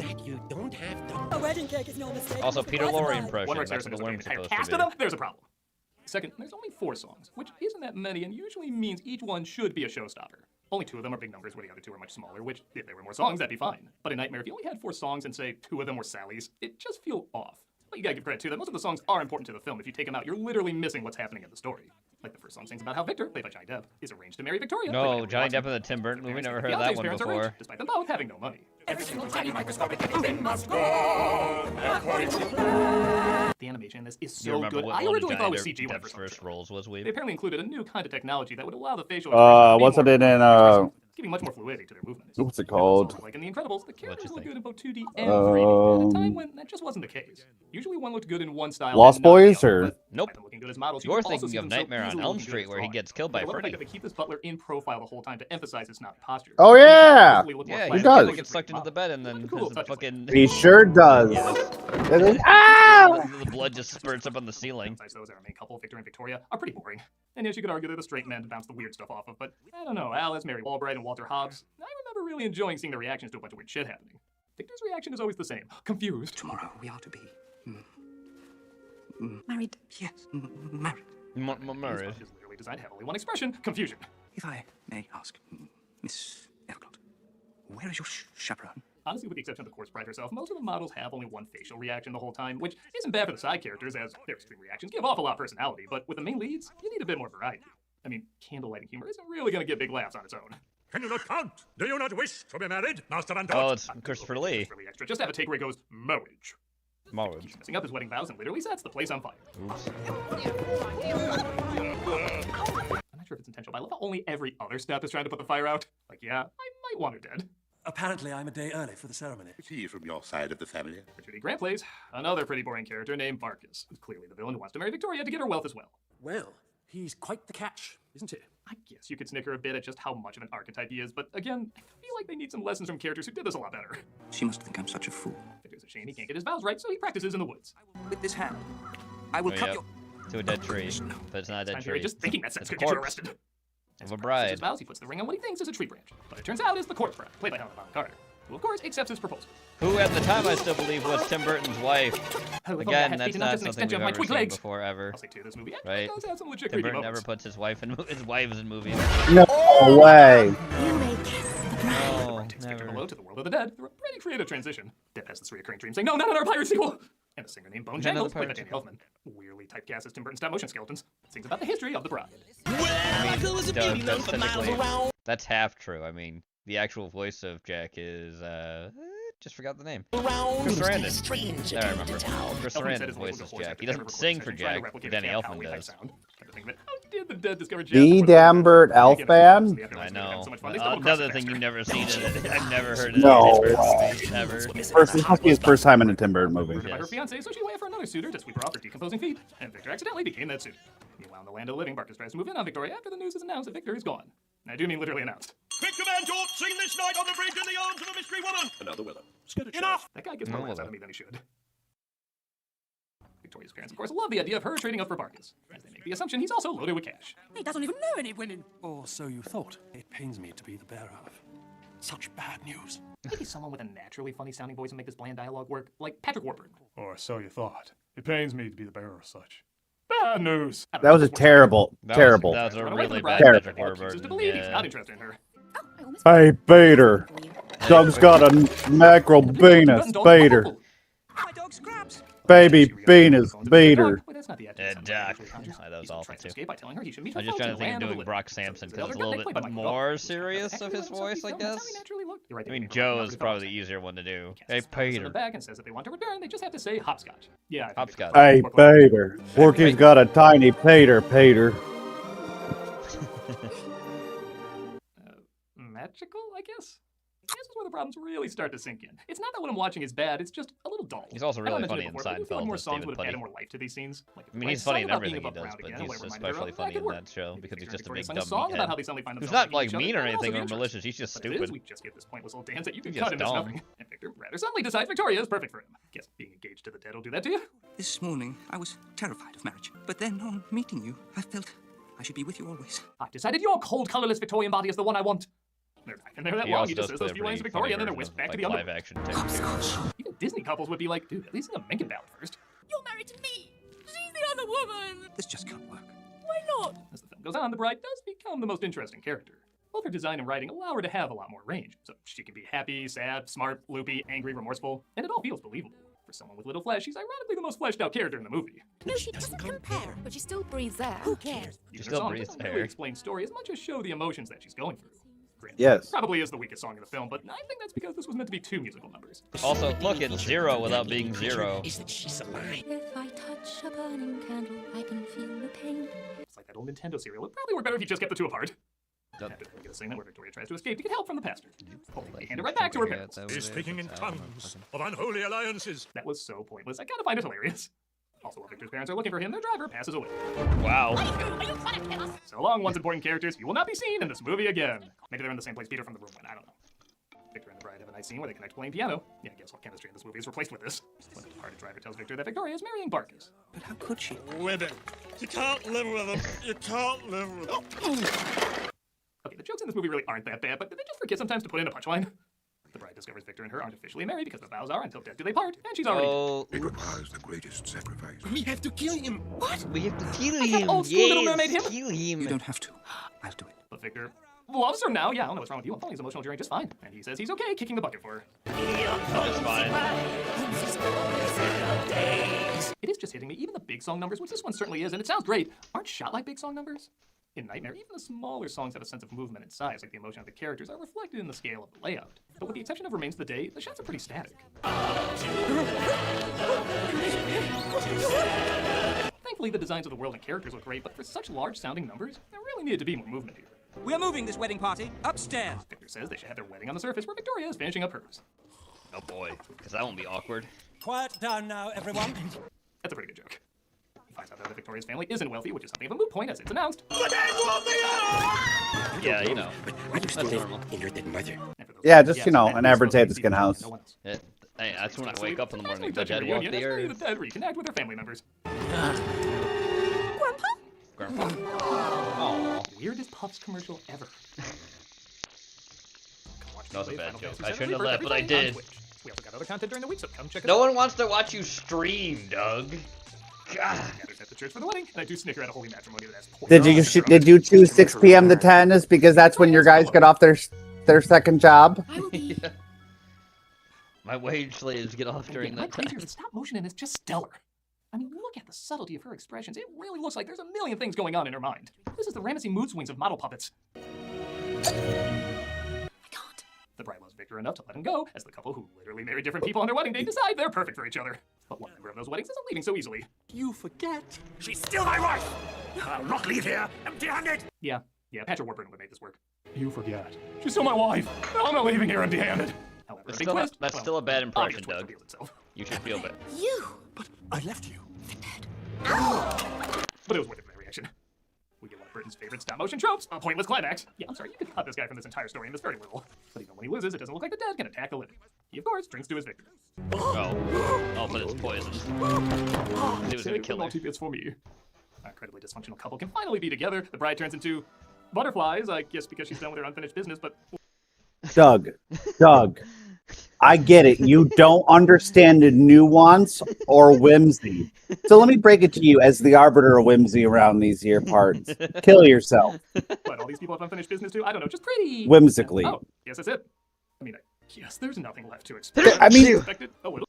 Bless you. The ending is fine. She gets to move on to another life. She gets to have her moment, and these two get married and have a good life. What's not to get? I get it. She didn't become fat and get diabetes, have to sit in the wheelchair, and you're, what, 50 and still doing YouTube? Shut up, nigga. Yeah, I think that about sums up my thoughts on it. There's There's a lot of good stuff in Corpse Bride. It's an original story, which we don't get often now, and even 20 years ago didn't get a ton of. The visuals are amazing, the songs are nice, the animation is absolutely fantastic. But it's kind of like Hill House. Everything is built just a little off, and those missteps do start to add up. Its pacing can be sloppy, the main leads are a bore, and it just doesn't feel like it lived up to its full potential. Even as emotional stories. Doug, again, you wouldn't know good if it came up and raped you. Or expanded upon. With all that in mind, I'm not surprised this is getting a bit of a second wave. I think what the film leaves in people's memories is sometimes stronger than the film itself, and this is a memorable idea with a lot of creativity. It's a good flick to have on in the background at a Halloween party. Like, the bullet points of it are so effective, it can overshadow the little problems that add up. Honestly, I think this would be an amazing stage musical. We flesh out the characters by allowing them to have more songs. I feel like this could have, pardon the pun, a really decent afterlife on stage. As is, I do have a soft spot for it, even if I acknowledge it never fully comes together. It doesn't sound like you do. It doesn't quite work. Yeah, right? There's a lot of people who are on the fence saying it works just enough. Well, it's not going to topple Nightmare Before Christmas anytime soon. It can still give other options for people looking for Halloween I think the idea of actually making it into a musical is probably something that would work well. Probably. It's not a horrible idea. Oh, what, Puppy Shelly is still hurt? You may insult me, but you will not insult my adorable little friend. Oh yeah? What are you two gonna do about it? Both of you are already dead. Speak for your cat. You're fat. What do you mean by What happened to Tamara? We've given Chaplin a similar treatment. I'm an abomination. Ah! Born discussion, win on the way. Ah! With this Painful. hand, I will cut your... Alright. Time to watch Doug get punished. Oh, Nostalgia Critic, I know that you've been hurt and traumatized, and now you can't review movies funnily anymore. Do I have that right? Yeah, you're right, Bob. Okay, good. That's all I need to know. Listen, here's how I'm gonna fix this. I'm feeding you the one-day blinding stew. You're now blind for one single day as punishment for not being funny. Wait, what? Why would you want to blind me for a day? That seems a bit extreme, don't you think? More like, why did I blind you for a day? Remember that stew I made you for breakfast? Yeah, blinding stew, dude. You can no longer see 24 hours starting 1 minute ago. What? No, you can't be serious. My vision just faded, and now everything's gone dark. Thanks, Sony Plays. Welcome All right, to booze Booze time. on the Rocks. My name's David Edwards, and Yay! it's great to have you here today. We're going to make a baby turtle. This was created by Daniel Zajic of Anatomy of a Drink, and it's very much a take on sort of a bitter style tequila sour, but it's got some interesting spice notes and some citrus notes. Okay, and see it. you would start this off with your favorite tequila. Now in this case, I'm using Cazador's Reposado tequila. You could use a Silver/Blanco tequila, totally up to you. Cocktail book, by the way. Is The Tequila bitter component Mockingbird. comes from I own Campari. it. Now this is 25% ABV. do it as a The gift. tequila is 40% ABV. And please leave a comment down below if you would make any adjustments to either of these or any of these other ingredients.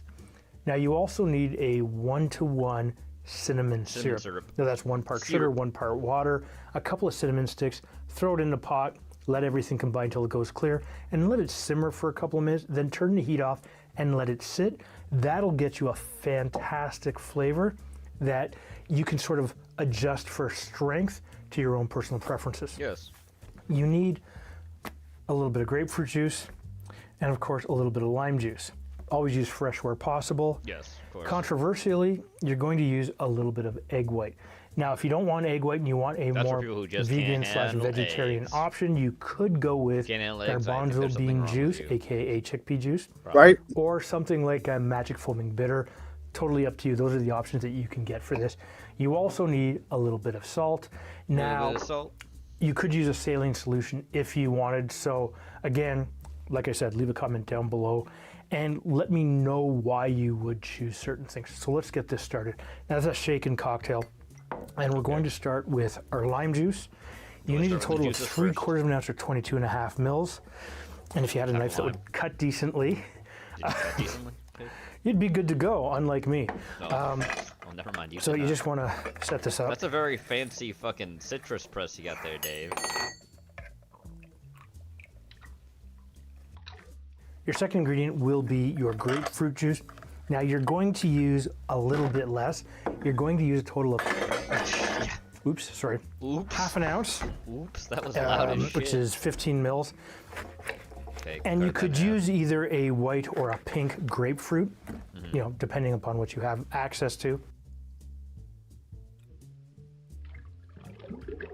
Next, we're going to add in our salt. And we don't need a lot. Ruby red If you're grapefruit going to that you use a see was actually saline solution, I would because use of, 2 selective drops. breeding Otherwise, and you're what's just going to called, use 1 pinch. Nuclear gardening. Next, we're I'm going not to move kidding. to It was literally irradiated to make that You color. do not need a lot of this. It You doesn't only hurt you or need anything. half an It's ounce just that's what they or use to 15 make mils. it. Radiation gardening. Our next step is to add our Because it base mutates spirit. it. And as I said, I'm cells to using make a that really Reposado bright tequila. red color. And you're going to use a full pour of 2 ounces or 60 mils. Tequila. Reposado tequila. Next, we're going to move on to your Campari. Now, you don't need a lot because Italian this is liqueur. just going to Bitter give it Italian a hint of bitterness. You're going to use 1/4 of an ounce or 7.5 mils. That's a nice color. Next, we're also going to move over to your egg white. And again, use whatever substitute you feel you might want if you don't want the egg white. And you're going to use a full egg white of a large egg. There's the white.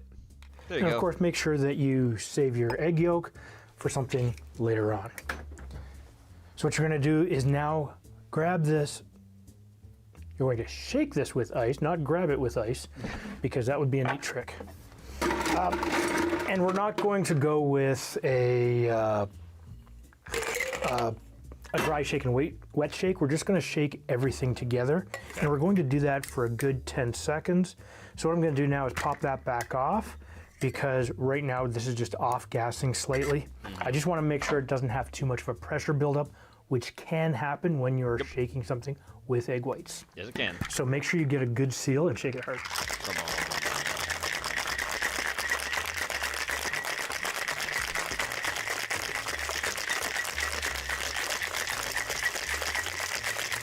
And you want to shake it good for a good 10 seconds or so. Yeah. You're going to pop that off with the strength of 1,000 cocktails. 1,000. We'll put this off to the side. Grab yourself your favorite double rocks glass, 12 ounces, 360 mils. And we're going to use some fresh ice. And what we are going to do now is we're going to fine strain this, because that will give us some nice, where's my strainer? Doesn't matter, I'll use my Hawthorne strainer. The fine strainer will give us a nice tight bubble structure. Okay, let's see it. Ooh. Very milk white color from the egg white. Now this is giving us a fantastic light pink color. Yes. And what we're going to do is we're Actually, going it's to kind garnish of this like, with a half maybe a little of flesh color a of it. grapefruit Not a bad way, though, wheel. just like that, like So all just pink. cut it off nicely. It'll give us a nice, beautiful color, offsetting it with the ability to squeeze in a little bit more grapefruit juice if you want, just to be able to get the flavors. And here you have the baby turtle. A baby turtle. Looks good. Looking at this, Do you think we you have would a like it? nice light pink color with a small head of It looks foam pretty that'll get interesting, a little bit like- bigger just as everything starts to separate. It's one of those that it's kind of weird with the egg white, would but like I'd have say to drink it in order to form like an actual like. looks good. Well, yeah, you're just not used to having sours, though, and sours usually have Yeah, egg yeah, yeah. in it, So. Oh, that is good. The grapefruit comes through, and you get the cinnamon and the Campari. Grapefruit and cinnamon The actually do tequila really well takes sort of a together back flavor-wise, seat to by the this. You way. get I those can speak nice from experience. citrus Having flavors and a cocktails. fantastic mouthfeel. Easily an 8 out of 10. If you like cocktails like this, take a look after the recipe card over on the side. You know what's coming next, though, don't you, Weeb? Hey there, friends! Welcome to another video. Buy my crap. Yep. Halloween pumpkin cake. I go in with my whisk. Yeah, let's waste the pumpkin.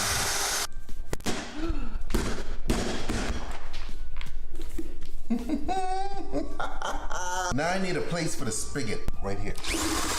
I mean, technically, Bob's right. Oh, there it is. Perfect. And once you got it on, then you could just hold in place. Everclear! Oh, look, Everclear weed. Again. Whipped cream vodka.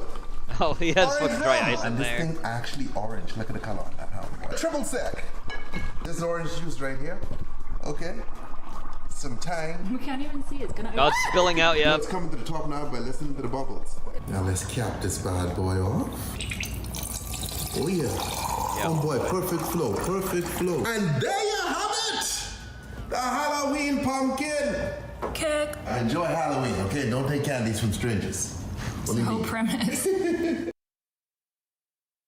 All right, let's look about a So you're homemade sick of spice pumpkin peach spice. liqueur. You've overdone apples. What's left? What you need is pears, the forgotten autumn fruit. Yes. And what happens when you take those pears, mix them with brandy, baking spices, and steep it all together? You get what is quite possibly the ultimate Spiced autumn pear. liqueur. What's up, home bartenders? Today we're making homemade spiced pear liqueur, and it's a lot easier than you think. You ready? Let's do it. All right, we're going to start by chopping up about 2 or 3 pears, depends how big they are, but make sure they're nice and He's gonna make a cocktail with this too. Juicy pears. Just see that. And we're going to split half of vanilla bean to expose those And seeds. yes, we by the way, one of the coffees that technically they had for their Halloween thing as well this year was a spiced pear one too. Try to But put I all thought your apple cider donuts chunks better. of pear. So that's why I thought For our Fair enough. smear I am an here, apple we want cider about whore, 400 so. ml. I'm going Weeb, you're also a whore for Kesha. That's also you can do whatever true. you want, but nothing too strong because pear is a pretty delicate flavor. Yeah, You don't want homeboy. anything to overpower. Okay, up next, we're going to do some sugar. I'm only doing This is going to be a random thing, but I'm going to do it anyway. Hey, Harry Sisson, I know you're not listening, but if you are, piece of fresh ginger. tonight, I'm actually using candied lock your ginger, door. 'cause that's what I had, but it works. That's all I'm gonna say. A cinnamon stick. Be more of a faggot our than vanilla usual. bean that we split. He's going to be feeling like a faggot. 2 whole cloves, and finally, just a little bit of Awesome to grated see Cobra make his own version of that pumpkin thing. Definitely would have fucked it up the first time it made it gross. Yes, but that would have made it Cobra. Shrink wrap it. Didn't drop Kesha it in the drink water her bath own at piss? 135 for That's about Porky 2 hours. If you don't want to do that, you can put everything in a jar and let Porky, it you sit at drink room your own temperature piss for about fun. 5 days to a week. All right, 2 hours I just told you I just tell you it's lemonade and you're like, oh, nom nom nom nom nom. I love lemonade. Why is it so warm? And since a lot of that liquid gets trapped in the pieces of pear, we really want to Ho. squeeze it all out. Don't worry about little I'll chunks getting kiss through. you. We're going to strain a second time later.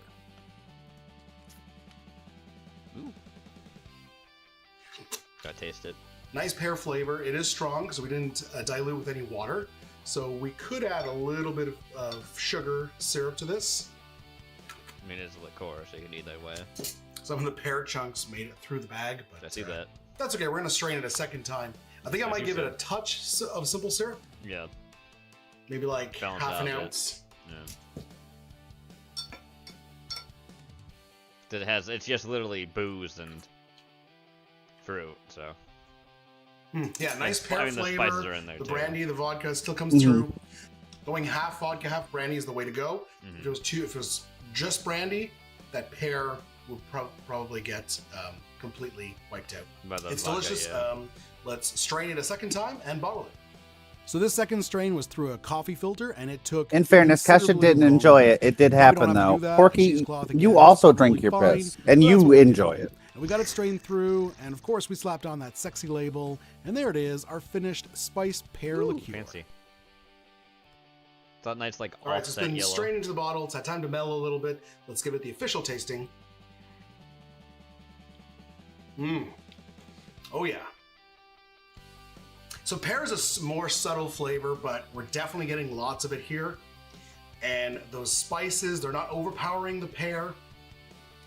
They're sprinkled in nicely. The brandy cleaning is there, yourself but it's by not fingers. overpowering. Glad we went half-half.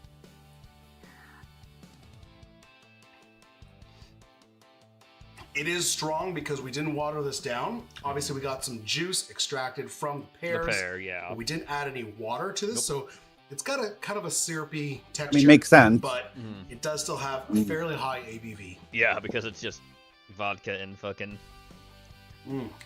brandy. Vodka and pear juice. Well, that's really good, guys. Vodka, I'm really brandy, happy and with pear this. juice. Stay tuned because we're going to be making some Ooh. cocktails in Well, a he did future make a cocktail episode with this one, using okay, our never mind. spiced pear liqueur. Okay, so so make sure in you the future, smash so we'll definitely that watch subscribe that button, then. hit that little bell so Anyway. you're notified. The Halloween jungle juice. Halloween. Hey there, Homestrong. I'll show you a video of Kesha drinking her own piss, and you show my video of my drinking my own piss. Deal. I'll go first. I'll put some coconut rum at this party too. All the cheapest. Next up, Malibu. we got some gin. A couple of my should be me's. Sounds like you've already drinking pee. Okay, because this got to be sweet. It's Tipsy Bartender. 99 oranges. 99 oranges. It's a mango strawberry wine. I know. I do know of Tyrese another Steed, orange in Bob. there. I did. Mango banana. Y'all going to splash a banana bee in here? It's Halloween. Stop. Who You gotta cares? have the dry ice Just though. Halloween. Without the dry ice, it doesn't work. No, it doesn't. Berries, a little But you gotta be pineapple, careful with dry ice. 'Cause a you little can't bit of burn orange. yourself. Yeah, you Give it a will little burn fruit. the shit out of There you yourself have it. if you're not careful. The new Halloween Stop jungle juice. Cleaning Because yourself we've from done the sauce, Halloween you jungle keep pulling juices out your damn before. hair and This one's taking out your new. damn mouth so you don't eat it so you make fur balls. Last video for the nice new Bruce video, by the way. The cursed cocktail. Tonight, we pour a The drink. velvet cursed cocktail. Not from the bottle, Here we but go. from memory. The bar is closed, the hour is late. This and was the his veil new between Halloween video worlds that is thin released a enough few days ago. to let secrets slip I think it through. actually Hell does yeah, release on dude. Halloween, so Enter here we go. bartender Bruce, a man who pours grief into glasses and calls it healing. But memory has a longer shelf life than a well-aged scotch, and tonight it's been uncorked. He's about to receive a gift. I will always love the fact a that canvas Robert that Sterling, remembers the every guy who lie, basically came up with soaked Twilight into the Zone, was grain. born in Western Every New York, sorrow not too far away poured from like where a I final drink. live. Every sin whispered over melting ice. Oh. Yes. Bartender Bruce is about to step It's a into a bigger place area, where but stories still. don't die. It's not super They far away from where I ferment. live. Memory isn't just a burden here. So he is It's a life Western New sentence Yorker. served in oil and Just like canvas. me. Or was. Welcome He's dead. to a gallery Ow. of truths too heavy to hang, where the drinks are cold, the memories colder, and the only thing on You're tap like waking your is hand. remorse. You try to attack me with the damn in the thing. cocktail zone.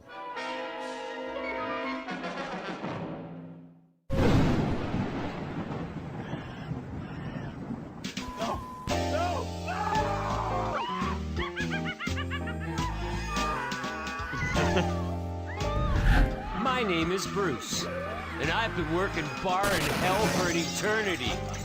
In that time, I've learned a trick or two that I'd like to pass on to you. So sit back, relax, and enjoy this spectacular Halloween edition of Bar Talk and Cocktails. We've got a lot of ground to uncover. Alright. Velvet curse. Bar. It's a They picture of say this cat. that time is a thief, but I say it's a bartender. Pours you a drink, listens to your troubles, and before you know it, you're old, bitter, and still tipping for mercy.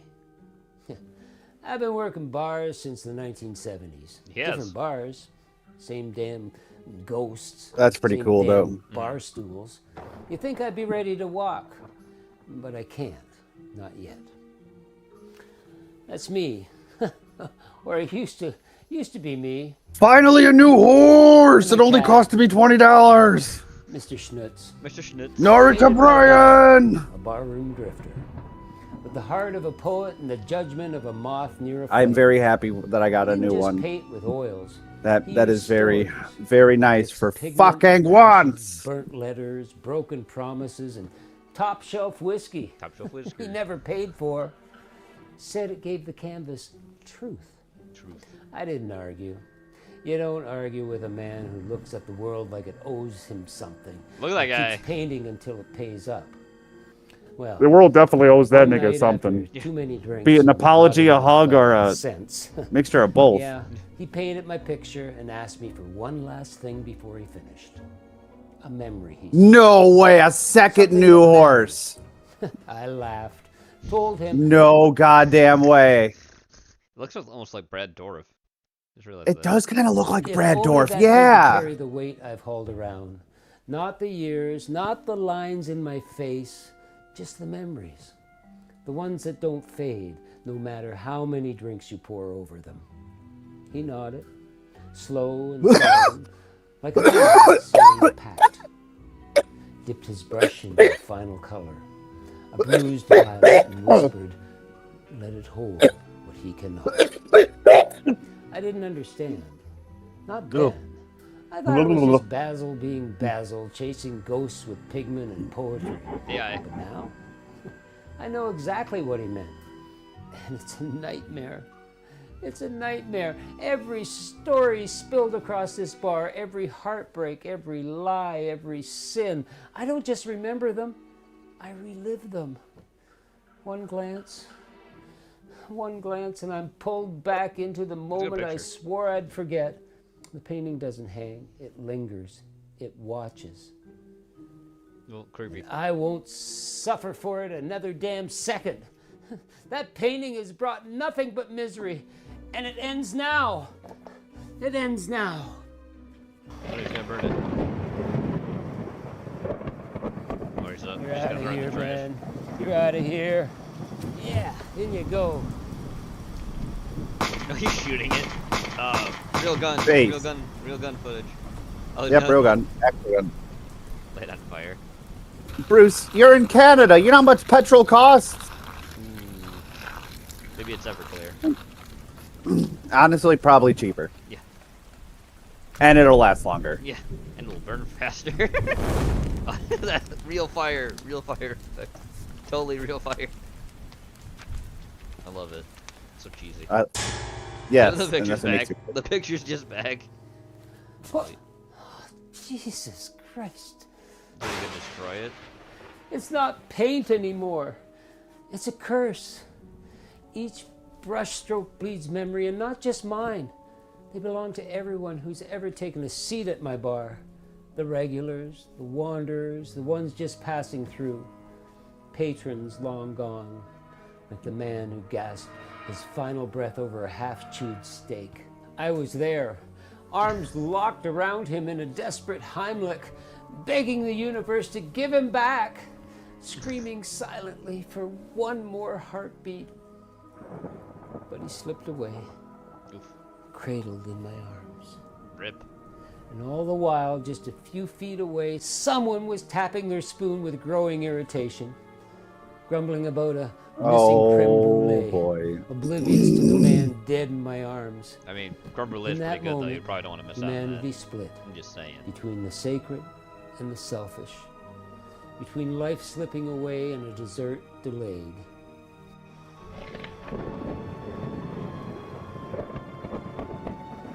Secrets never spoken. Like the pregnant woman waitress. I worked with who carried truth in her womb. She knew she was pregnant, but denied the flutter, the swell, the whisper of life growing inside her. She never saw a doctor, not once during the entire term. Wow. Because she refused to admit it was happening. Total denial. You know, So the baby we plucked all out? whispered I our mean, it can't just suspicions, stay in there. watching her trying to stay thin. Oh, or it until can. we Like, you could be the Indian woman who, she was pregnant. when 96 child complained came- about her, I think it was something in her stomach was really hurting, so the doctors did a surgery and they found a calcified fetus that was been there for right. 76 years. Oh, yeah. It's like, Jesus Christ, dude. That's so weird. That has to be such a rare case to happen, though. Oh, yeah, Sins it's never confessed. hyper fucking The way rare. She pressed in close, too close for comfort. Too close for comfort. At least for someone just ordering a drink. Her perfume hit first, then the warmth of her shoulder brushing against mine. A smile, a glance, a question she didn't care about the answer to. While I reached for the bottle, her hand reached for my pocket. Wow. Smooth as smoke. She's robbing you? Gone before I felt the chill. She didn't steal like a thief. She stole like a lover. Soft, practiced, and personal. That's a good line, actually. She wasn't the first to scam me with a smile, but she was the first to do it with my name still on her breath. Wow. And the last of my money in her pocket. Jeez. We've all been there, Brody. Then there was the guy who stayed long after last call, slumped over the bar like the world had wrung him out. I kept the lights low, trying to convince him that life still had something left to offer. He lost everything that week. His job, his wife. Forgot how even good his this album dog was. died. One blow after listening another, to? like the universe had it out. 10,000 Days. I spent 5 hours behind the bar, listening to the wreckage of his By story. the greatest band to Not ever just to numb live. him, but Your to mother, keep him yes. tethered to something, anything that felt human. Wow. As the sun What? came You're up, saying your mom's not the best No, man? Oh, God, no. Oh, God, no. She knows it. that day, he chose to part ways with the saying like you? world and took his own life. I tried. Wow. You know what? I'm actually, that one actually, I am offended at. I sing like an angel on a bed of broken glass being Chinese water tortured. Yeah, like Cobes of did. the memories You sing I the same hold. way. Yes, exactly. Countless others crawling their way back from the dark, wounds etched deep. You're offended because I said your mom sang like you, not the fact that I called you. Yeah, right. That is a legitimate reason. Yes, I know. And seeping back into me, forcing me to relive each moment again and again. Well, you know what? I'm sure your mom makes a great Thanksgiving dinner. What now, Skinner? She helps with it. She usually doesn't do the whole thing. Voices. Yeah, same. My dad's just like, all right, no, I'm doing turkeys. Like sweat. Oh, honey, I can cook. No. She ends up mostly doing a lot of. She's a really good baker. exhales My them mom through always me. has been pretty decent A at baking. conduit for everything I Sometimes tried she'll to do forget. a sweet Every potato drink casserole. I poured, sometimes every she'll do a green bean comfort I casserole, offered that stuff soured like into that. regret. It's all She there. end up. She's probably gonna end up Every making my ruin cake I this year, witnessed. which I'm gonna go with a Every Mexican ruin chocolate I cake. caused. Pretty good. Ooh, Candace doesn't sounds fancy, forget, Skinner. and neither do I. And my God, where am I going to be born? Oh, India? Well, fuck that shit. I'm turning into a rock, and you can't stop But I me. don't die because the painting. And for my You know birthday who gift- the real heroes are, Gene? What's that?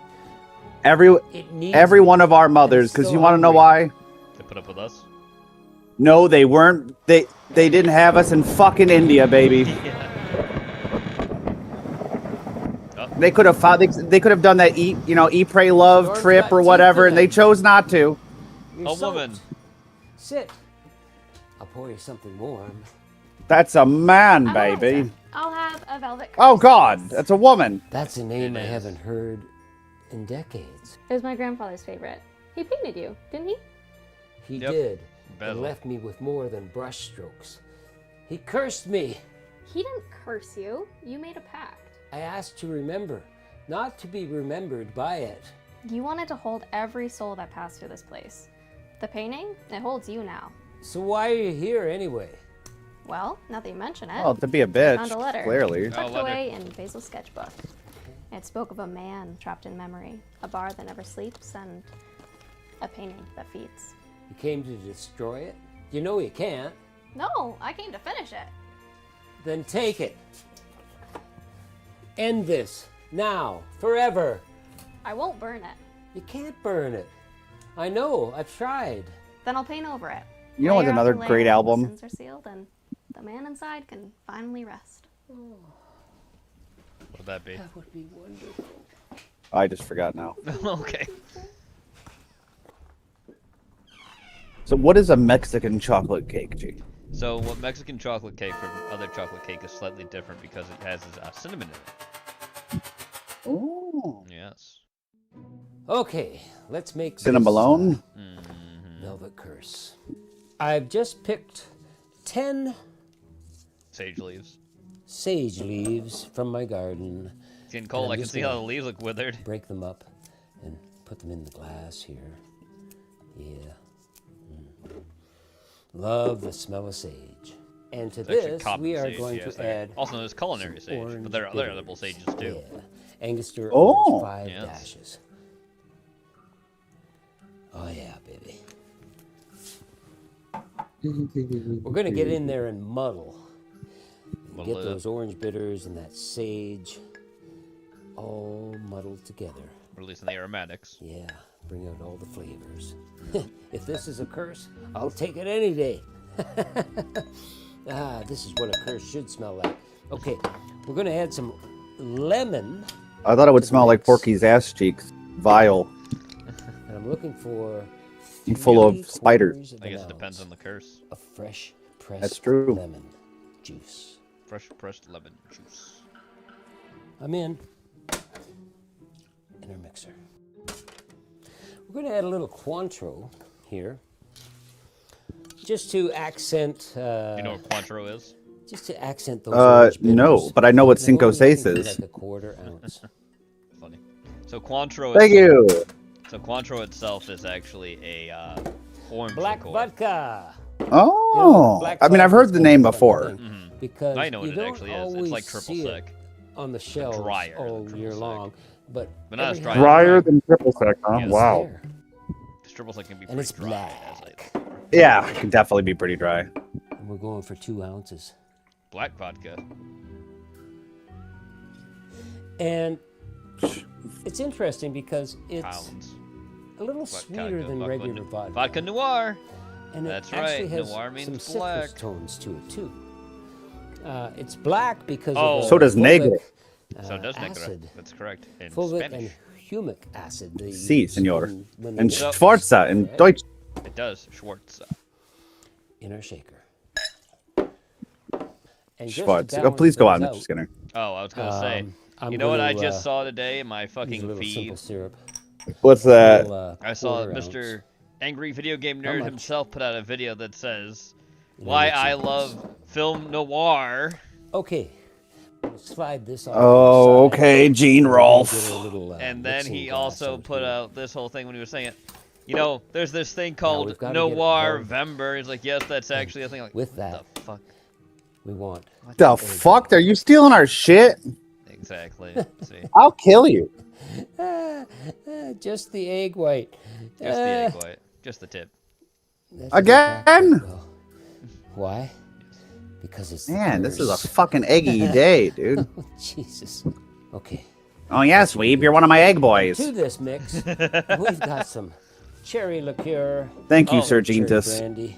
We're So gonna go that's for 1 full another pop. ounce. I don't know. He's using Luxardo's We're gonna cherry flavor liqueur. up this Another popular one is this, called Cherry Herring, which is a Dutch cherry liqueur. I have a bottle of that. egg white.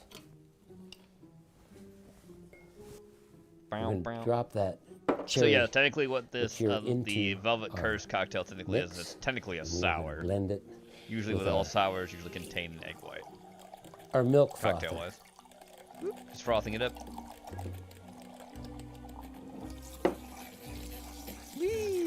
Gonna take a minute.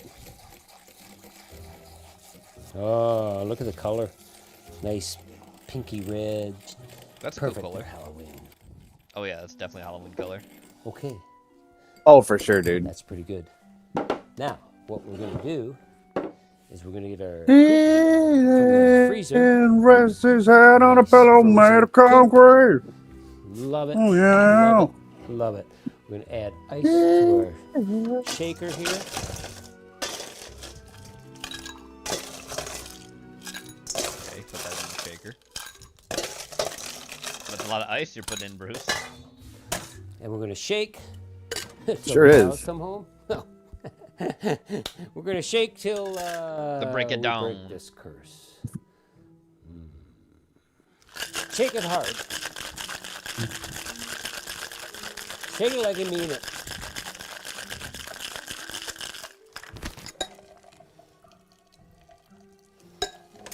And we're gonna fine And flow. into our chilled. Porky has an ass weasel. That sounds painful. It is Gene. Cause I didn't declaw the weasel. Weasels have a lot of sharp teeth too. And he likes to buy. Cause I coated Porky with peanut butter. Fluffy top. Do you know what's also in the? There's two animals that are in the weasel family you probably don't think about when you think of pour it weasels. over Would top you like of to know which everything. two animals those are? Yes. Oh yeah. Badgers are in the weasel family, as are fucking wolverines. Yeah. Oh, damn it, Gene. Badger. Badger, badger. Badger, badger, badger, badger, badger, And to badger, badger, garnish? badger, mushroom, mushroom, Mushroom. mushroom, mushroom, One more snake, there's a sage leaf. snake. A snake, a snake, a And we're snake, gonna torch snake. it. Badger, Yeah. badger, badger, badger. This is the So he's tricky part. torching the. That's why the leaf looked You crinkled. don't He wanna was be torching burning it to yourself. release more aromatics. Fight for the rights of every man. Look at that, almost like green flame it has. Look at that. Yeah, I like that. That is really cool. And float that on our drink. Richard Weeb. Oh, wow. Oh, because talked about ass weasels. You're just mad because even though you've got the same name as Neil, you're never gonna be him. I've touched it up, and I think you're going to be pleasantly. Yeah, his name was also Tom. Remember? Oh yeah. Your velvet curse. Thank you. You're never gonna bang Tonight, Trinity, toast Porky. Two endings to freedom. The only Trinity you're gonna bang is your palm, fingers, and wrist. Damn. This is delightful. I can see why it was my grandfather's favorite. Was. So, what did you paint for me? You're going to love it. I spent hours. What the fuck? What the hell? I mean, I'm a unicorn? You know what, Porky? I'm gonna hit you with the same thing I hit this kid at work with. What does the inside of a vagina feel like? Don't Go. make a lick of sense. Damn. Makes sense to me. You gotta redo it. Fine.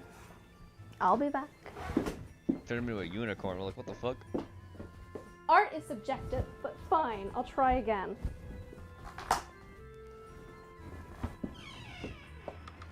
Inside of me. The Velvet Curse is a drink that doesn't ask for permission. It arrives like a whispered secret and lingers like a bad decision you don't regret. Sigma boy, From the Sigma first sip, you don't regret. it's dark and herbal, with a sweet edge that curls around your tongue. The sage hits earthy and sharp, softened by the velvet texture of the egg white, while the taste of cherry slips Sigma, in Sigma like a boy, sweet Sigma memory. boy, The black Sigma vodka boy. gives it weight. I don't know if that actually is A his shadowy granddaughter or not, Porky. I'm backbone not that sure. carries the whole experience. It might be. There's a Could be, flicker yeah. of citrus, bright I just went back to and Jez. I knew I was the going to see a bunch finish of is wows from complex. both And just a little Wah. dangerous, like a curse that tastes too good to lift. Nope, she's back. Let's see what you drew this time. This is the last time I'm doing this. Okay, what did you paint for me? To freedom. For every soul poured into a glass. For every story that lingered too long. For the man who remembered too much. May the bar close. All right, you know what? I dedicate this one to And the Porky. memories. Finally forget. Da, da, da, They da, rip from the da, da. ceiling What the fuck? like You sweat. did that. It doesn't exist. Oh, my bad. I got it. The Velvet Curse. Yeah, sorry about that. is a It went drink that bounced over from one screen to the other. You're fine. This is the last time I'm doing this. Okay, what did you paint for me? To freedom. For every soul poured into a glass. For So every it's- story yeah, that he's free lingered now. too long. The For the curse is man who gone. remembered too much. See? May the bar close. The ghosts rest. And the memories finally forget. It's beautiful. The dark side of me. You like this one? I love it. Nope. Pork bombadil. Oh, Bruce is gonna fade. Yep. Wow, that's actually a good fade effect Yes, for, it is. for like a YouTuber. Oh yeah. Well, that was weird. What the f? What the fuck? Twilight Zone. Portrait. I'm of a surprised man named Porky Bruce, didn't show us a bunch of Twilight legendary Zone. Trade, Yeah. escape artist by necessity. A man Well, I behind mean, the he bar was living tried in to his own serve Twilight spirits, Zone episode. but exercising Yes, he his was. own. Each pour a ritual, grave and measured, with the faint Oh, hope speaking that of things I need to absolution do today. lies at the bottom of the glass. Almost forgot. But in this corner of the world, Yeah, I'm peace going. doesn't I'm come easy, going. and the past doesn't stay buried. In casting his memories into a cursed portrait, bartender Bruce tried to shed the weight of his life behind the bar. His story doesn't end with a toast, but with a whisper. A man who wanted to forget, and in doing so, became someone no longer worth remembering. Ooh. You'll find him now behind the bar of a place that doesn't exist on any map. No name The on Twilight any Zone. door. No hours on the wall. Just the low hum of forgotten stories and the soft clinking of glasses. A place nestled between reality and regret. Just beyond the edge of reason. Nope. In the cocktail Ooh, zone. The cocktail zone. Oh. I get it. 'Cause you get two Twilight Zone that's trademarked.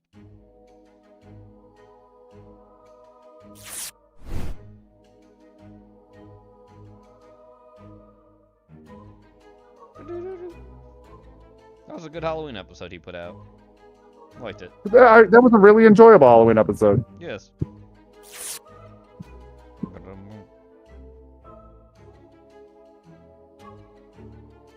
Smoke, shadow, and the whisper of something wicked. Oh, so just have Gene talk as you pour it. Yes. All right, everybody. As soon as we're almost there, I think Brooks might have a little after thing. We'll see. Sometimes he does. Yeah, there's a little bit of time left, To so. freedom. For Oh, yeah. every soul poured into a glass. I was gonna drop For it. every story that lingered too long. For the man who remembered too much. Oh, the frame's coming May off? The bar close. The ghosts rest. And the Featuring the memories script. Can't get it on the nail. Yeah. Forget. Yep. What are you doing? Trying to hook it. Do it like that. Yeah, no, just go from I'm walking trying to over hook to it. hanging out. Special thanks to Don Hotskins as Elsa. Oh, that's nice. Give a special thanks to someone. That was Happy nice. Halloween. Oh, look, there's Gene and his cat. Yes. Sorry, 70s Gene and his cat. Because honestly, Gene, if you were in the 70s, you would have that hairstyle and mustache. Let's not lie. Probably now, wasn't it? If you like Halloween, check out these bad boys. And yes, if you don't want the Velvet Curse to get you, like and subscribe or else. This is my show now. Yeah, okay. We know that's not true, but that's funny. You know they had to all laugh after that. Anyways, thank you everyone for joining us for Case of the Mondays. Appreciate you guys always. Thanks for joining me, Weeb. Don't forget the movie. Hey, thanks for letting me on. Of course, you're always welcome. I mean, you locked the gate and like had that security guard there, but I got in. That's right. And don't forget the movie caption contest, movie picturing, movie hammer grounds. We should play those. And don't forget the biggest thing with the movie caption contest. Every day it's switched out, so you got to play that thing and get on there quick, because it'll be switched out the next day. You better jump in because you might miss out. That could, who knows what could have been. Exactly. Don't forget, Genova may be streaming tomorrow afternoon. I believe it's going to be 12 to 2, I think. Maybe early, but just keep an eye out. Who knows? Just keep an eye out for Genova doing that. He said he was going to do that. And obviously, tomorrow's going to be some Heretic Live at 9 p.m. Eastern Standard Time. Oh, I'm ready. Are you ready? I'm ready to hear Porky's whole. Yes, I am ready to hear Porky's whole court case and everything else. That's there should be some videos about that now, I'm sure, too. Or he's still knowing things about it. He could still run the whole thing down for us. I appreciate that, too. Wednesday will be some afternoon gaming, so keep an eye out for that from 3 to 5. And Wednesday is also Wednesday, my dudes, but it's not just the Wednesday that you know. It's the Red Circle Special coming for you. And of course, I missed the Red Circle Special. It's going to be the Red Circle Special on Wednesday. So keep an eye out for that. Thursday will be Weeb's birthday. Oh boy, it's gonna be Weeb's birthday. It's gonna be a fun time. Yes, that's right. We're gonna probably around 8 Eastern. Either I'll show a movie or I'll strong arm Gene into doing a random game stream. Who knows? We'll see. Find out. Tune in. I'm old. That's right. He will be older. And Friday, of course, is Hell on Earth at 8 back on Heretic Network. All right. That all being said, and Saturday afternoon gaming with Gene and I, because I'm off. I'm getting paid to game, so we're fucking doing it. That's right. And don't forget the biggest thing that's also happening as well on Saturday as will be the Lord of the Rings marathon. It's going to be all 3 movies coming this Saturday. That's right. So keep your eye out for that. Again, go follow us on X because we're there. What Heretic Network is. Heretic on X. Saturday or Sunday? Oh, no, that's right. You're right. I'm right. It's Sundays, the Lord of the Rings Marathon. My bad. Sunday's Lord of the Rings Marathon. I just want to make sure niggas are there, Yeah. No, it's Sunday. Sorry, everybody. I forgot. It is Sunday. That's what we're doing it. I don't know why I thought it was Saturday, because that's like the original idea was Saturday, I think, but we changed that because I think Sunday's more easy. So yes, thank you so much again, everybody. We will see you guys later. Have a good night. Bye bye, everyone. Bye bye. Love you, chat. Bye bye.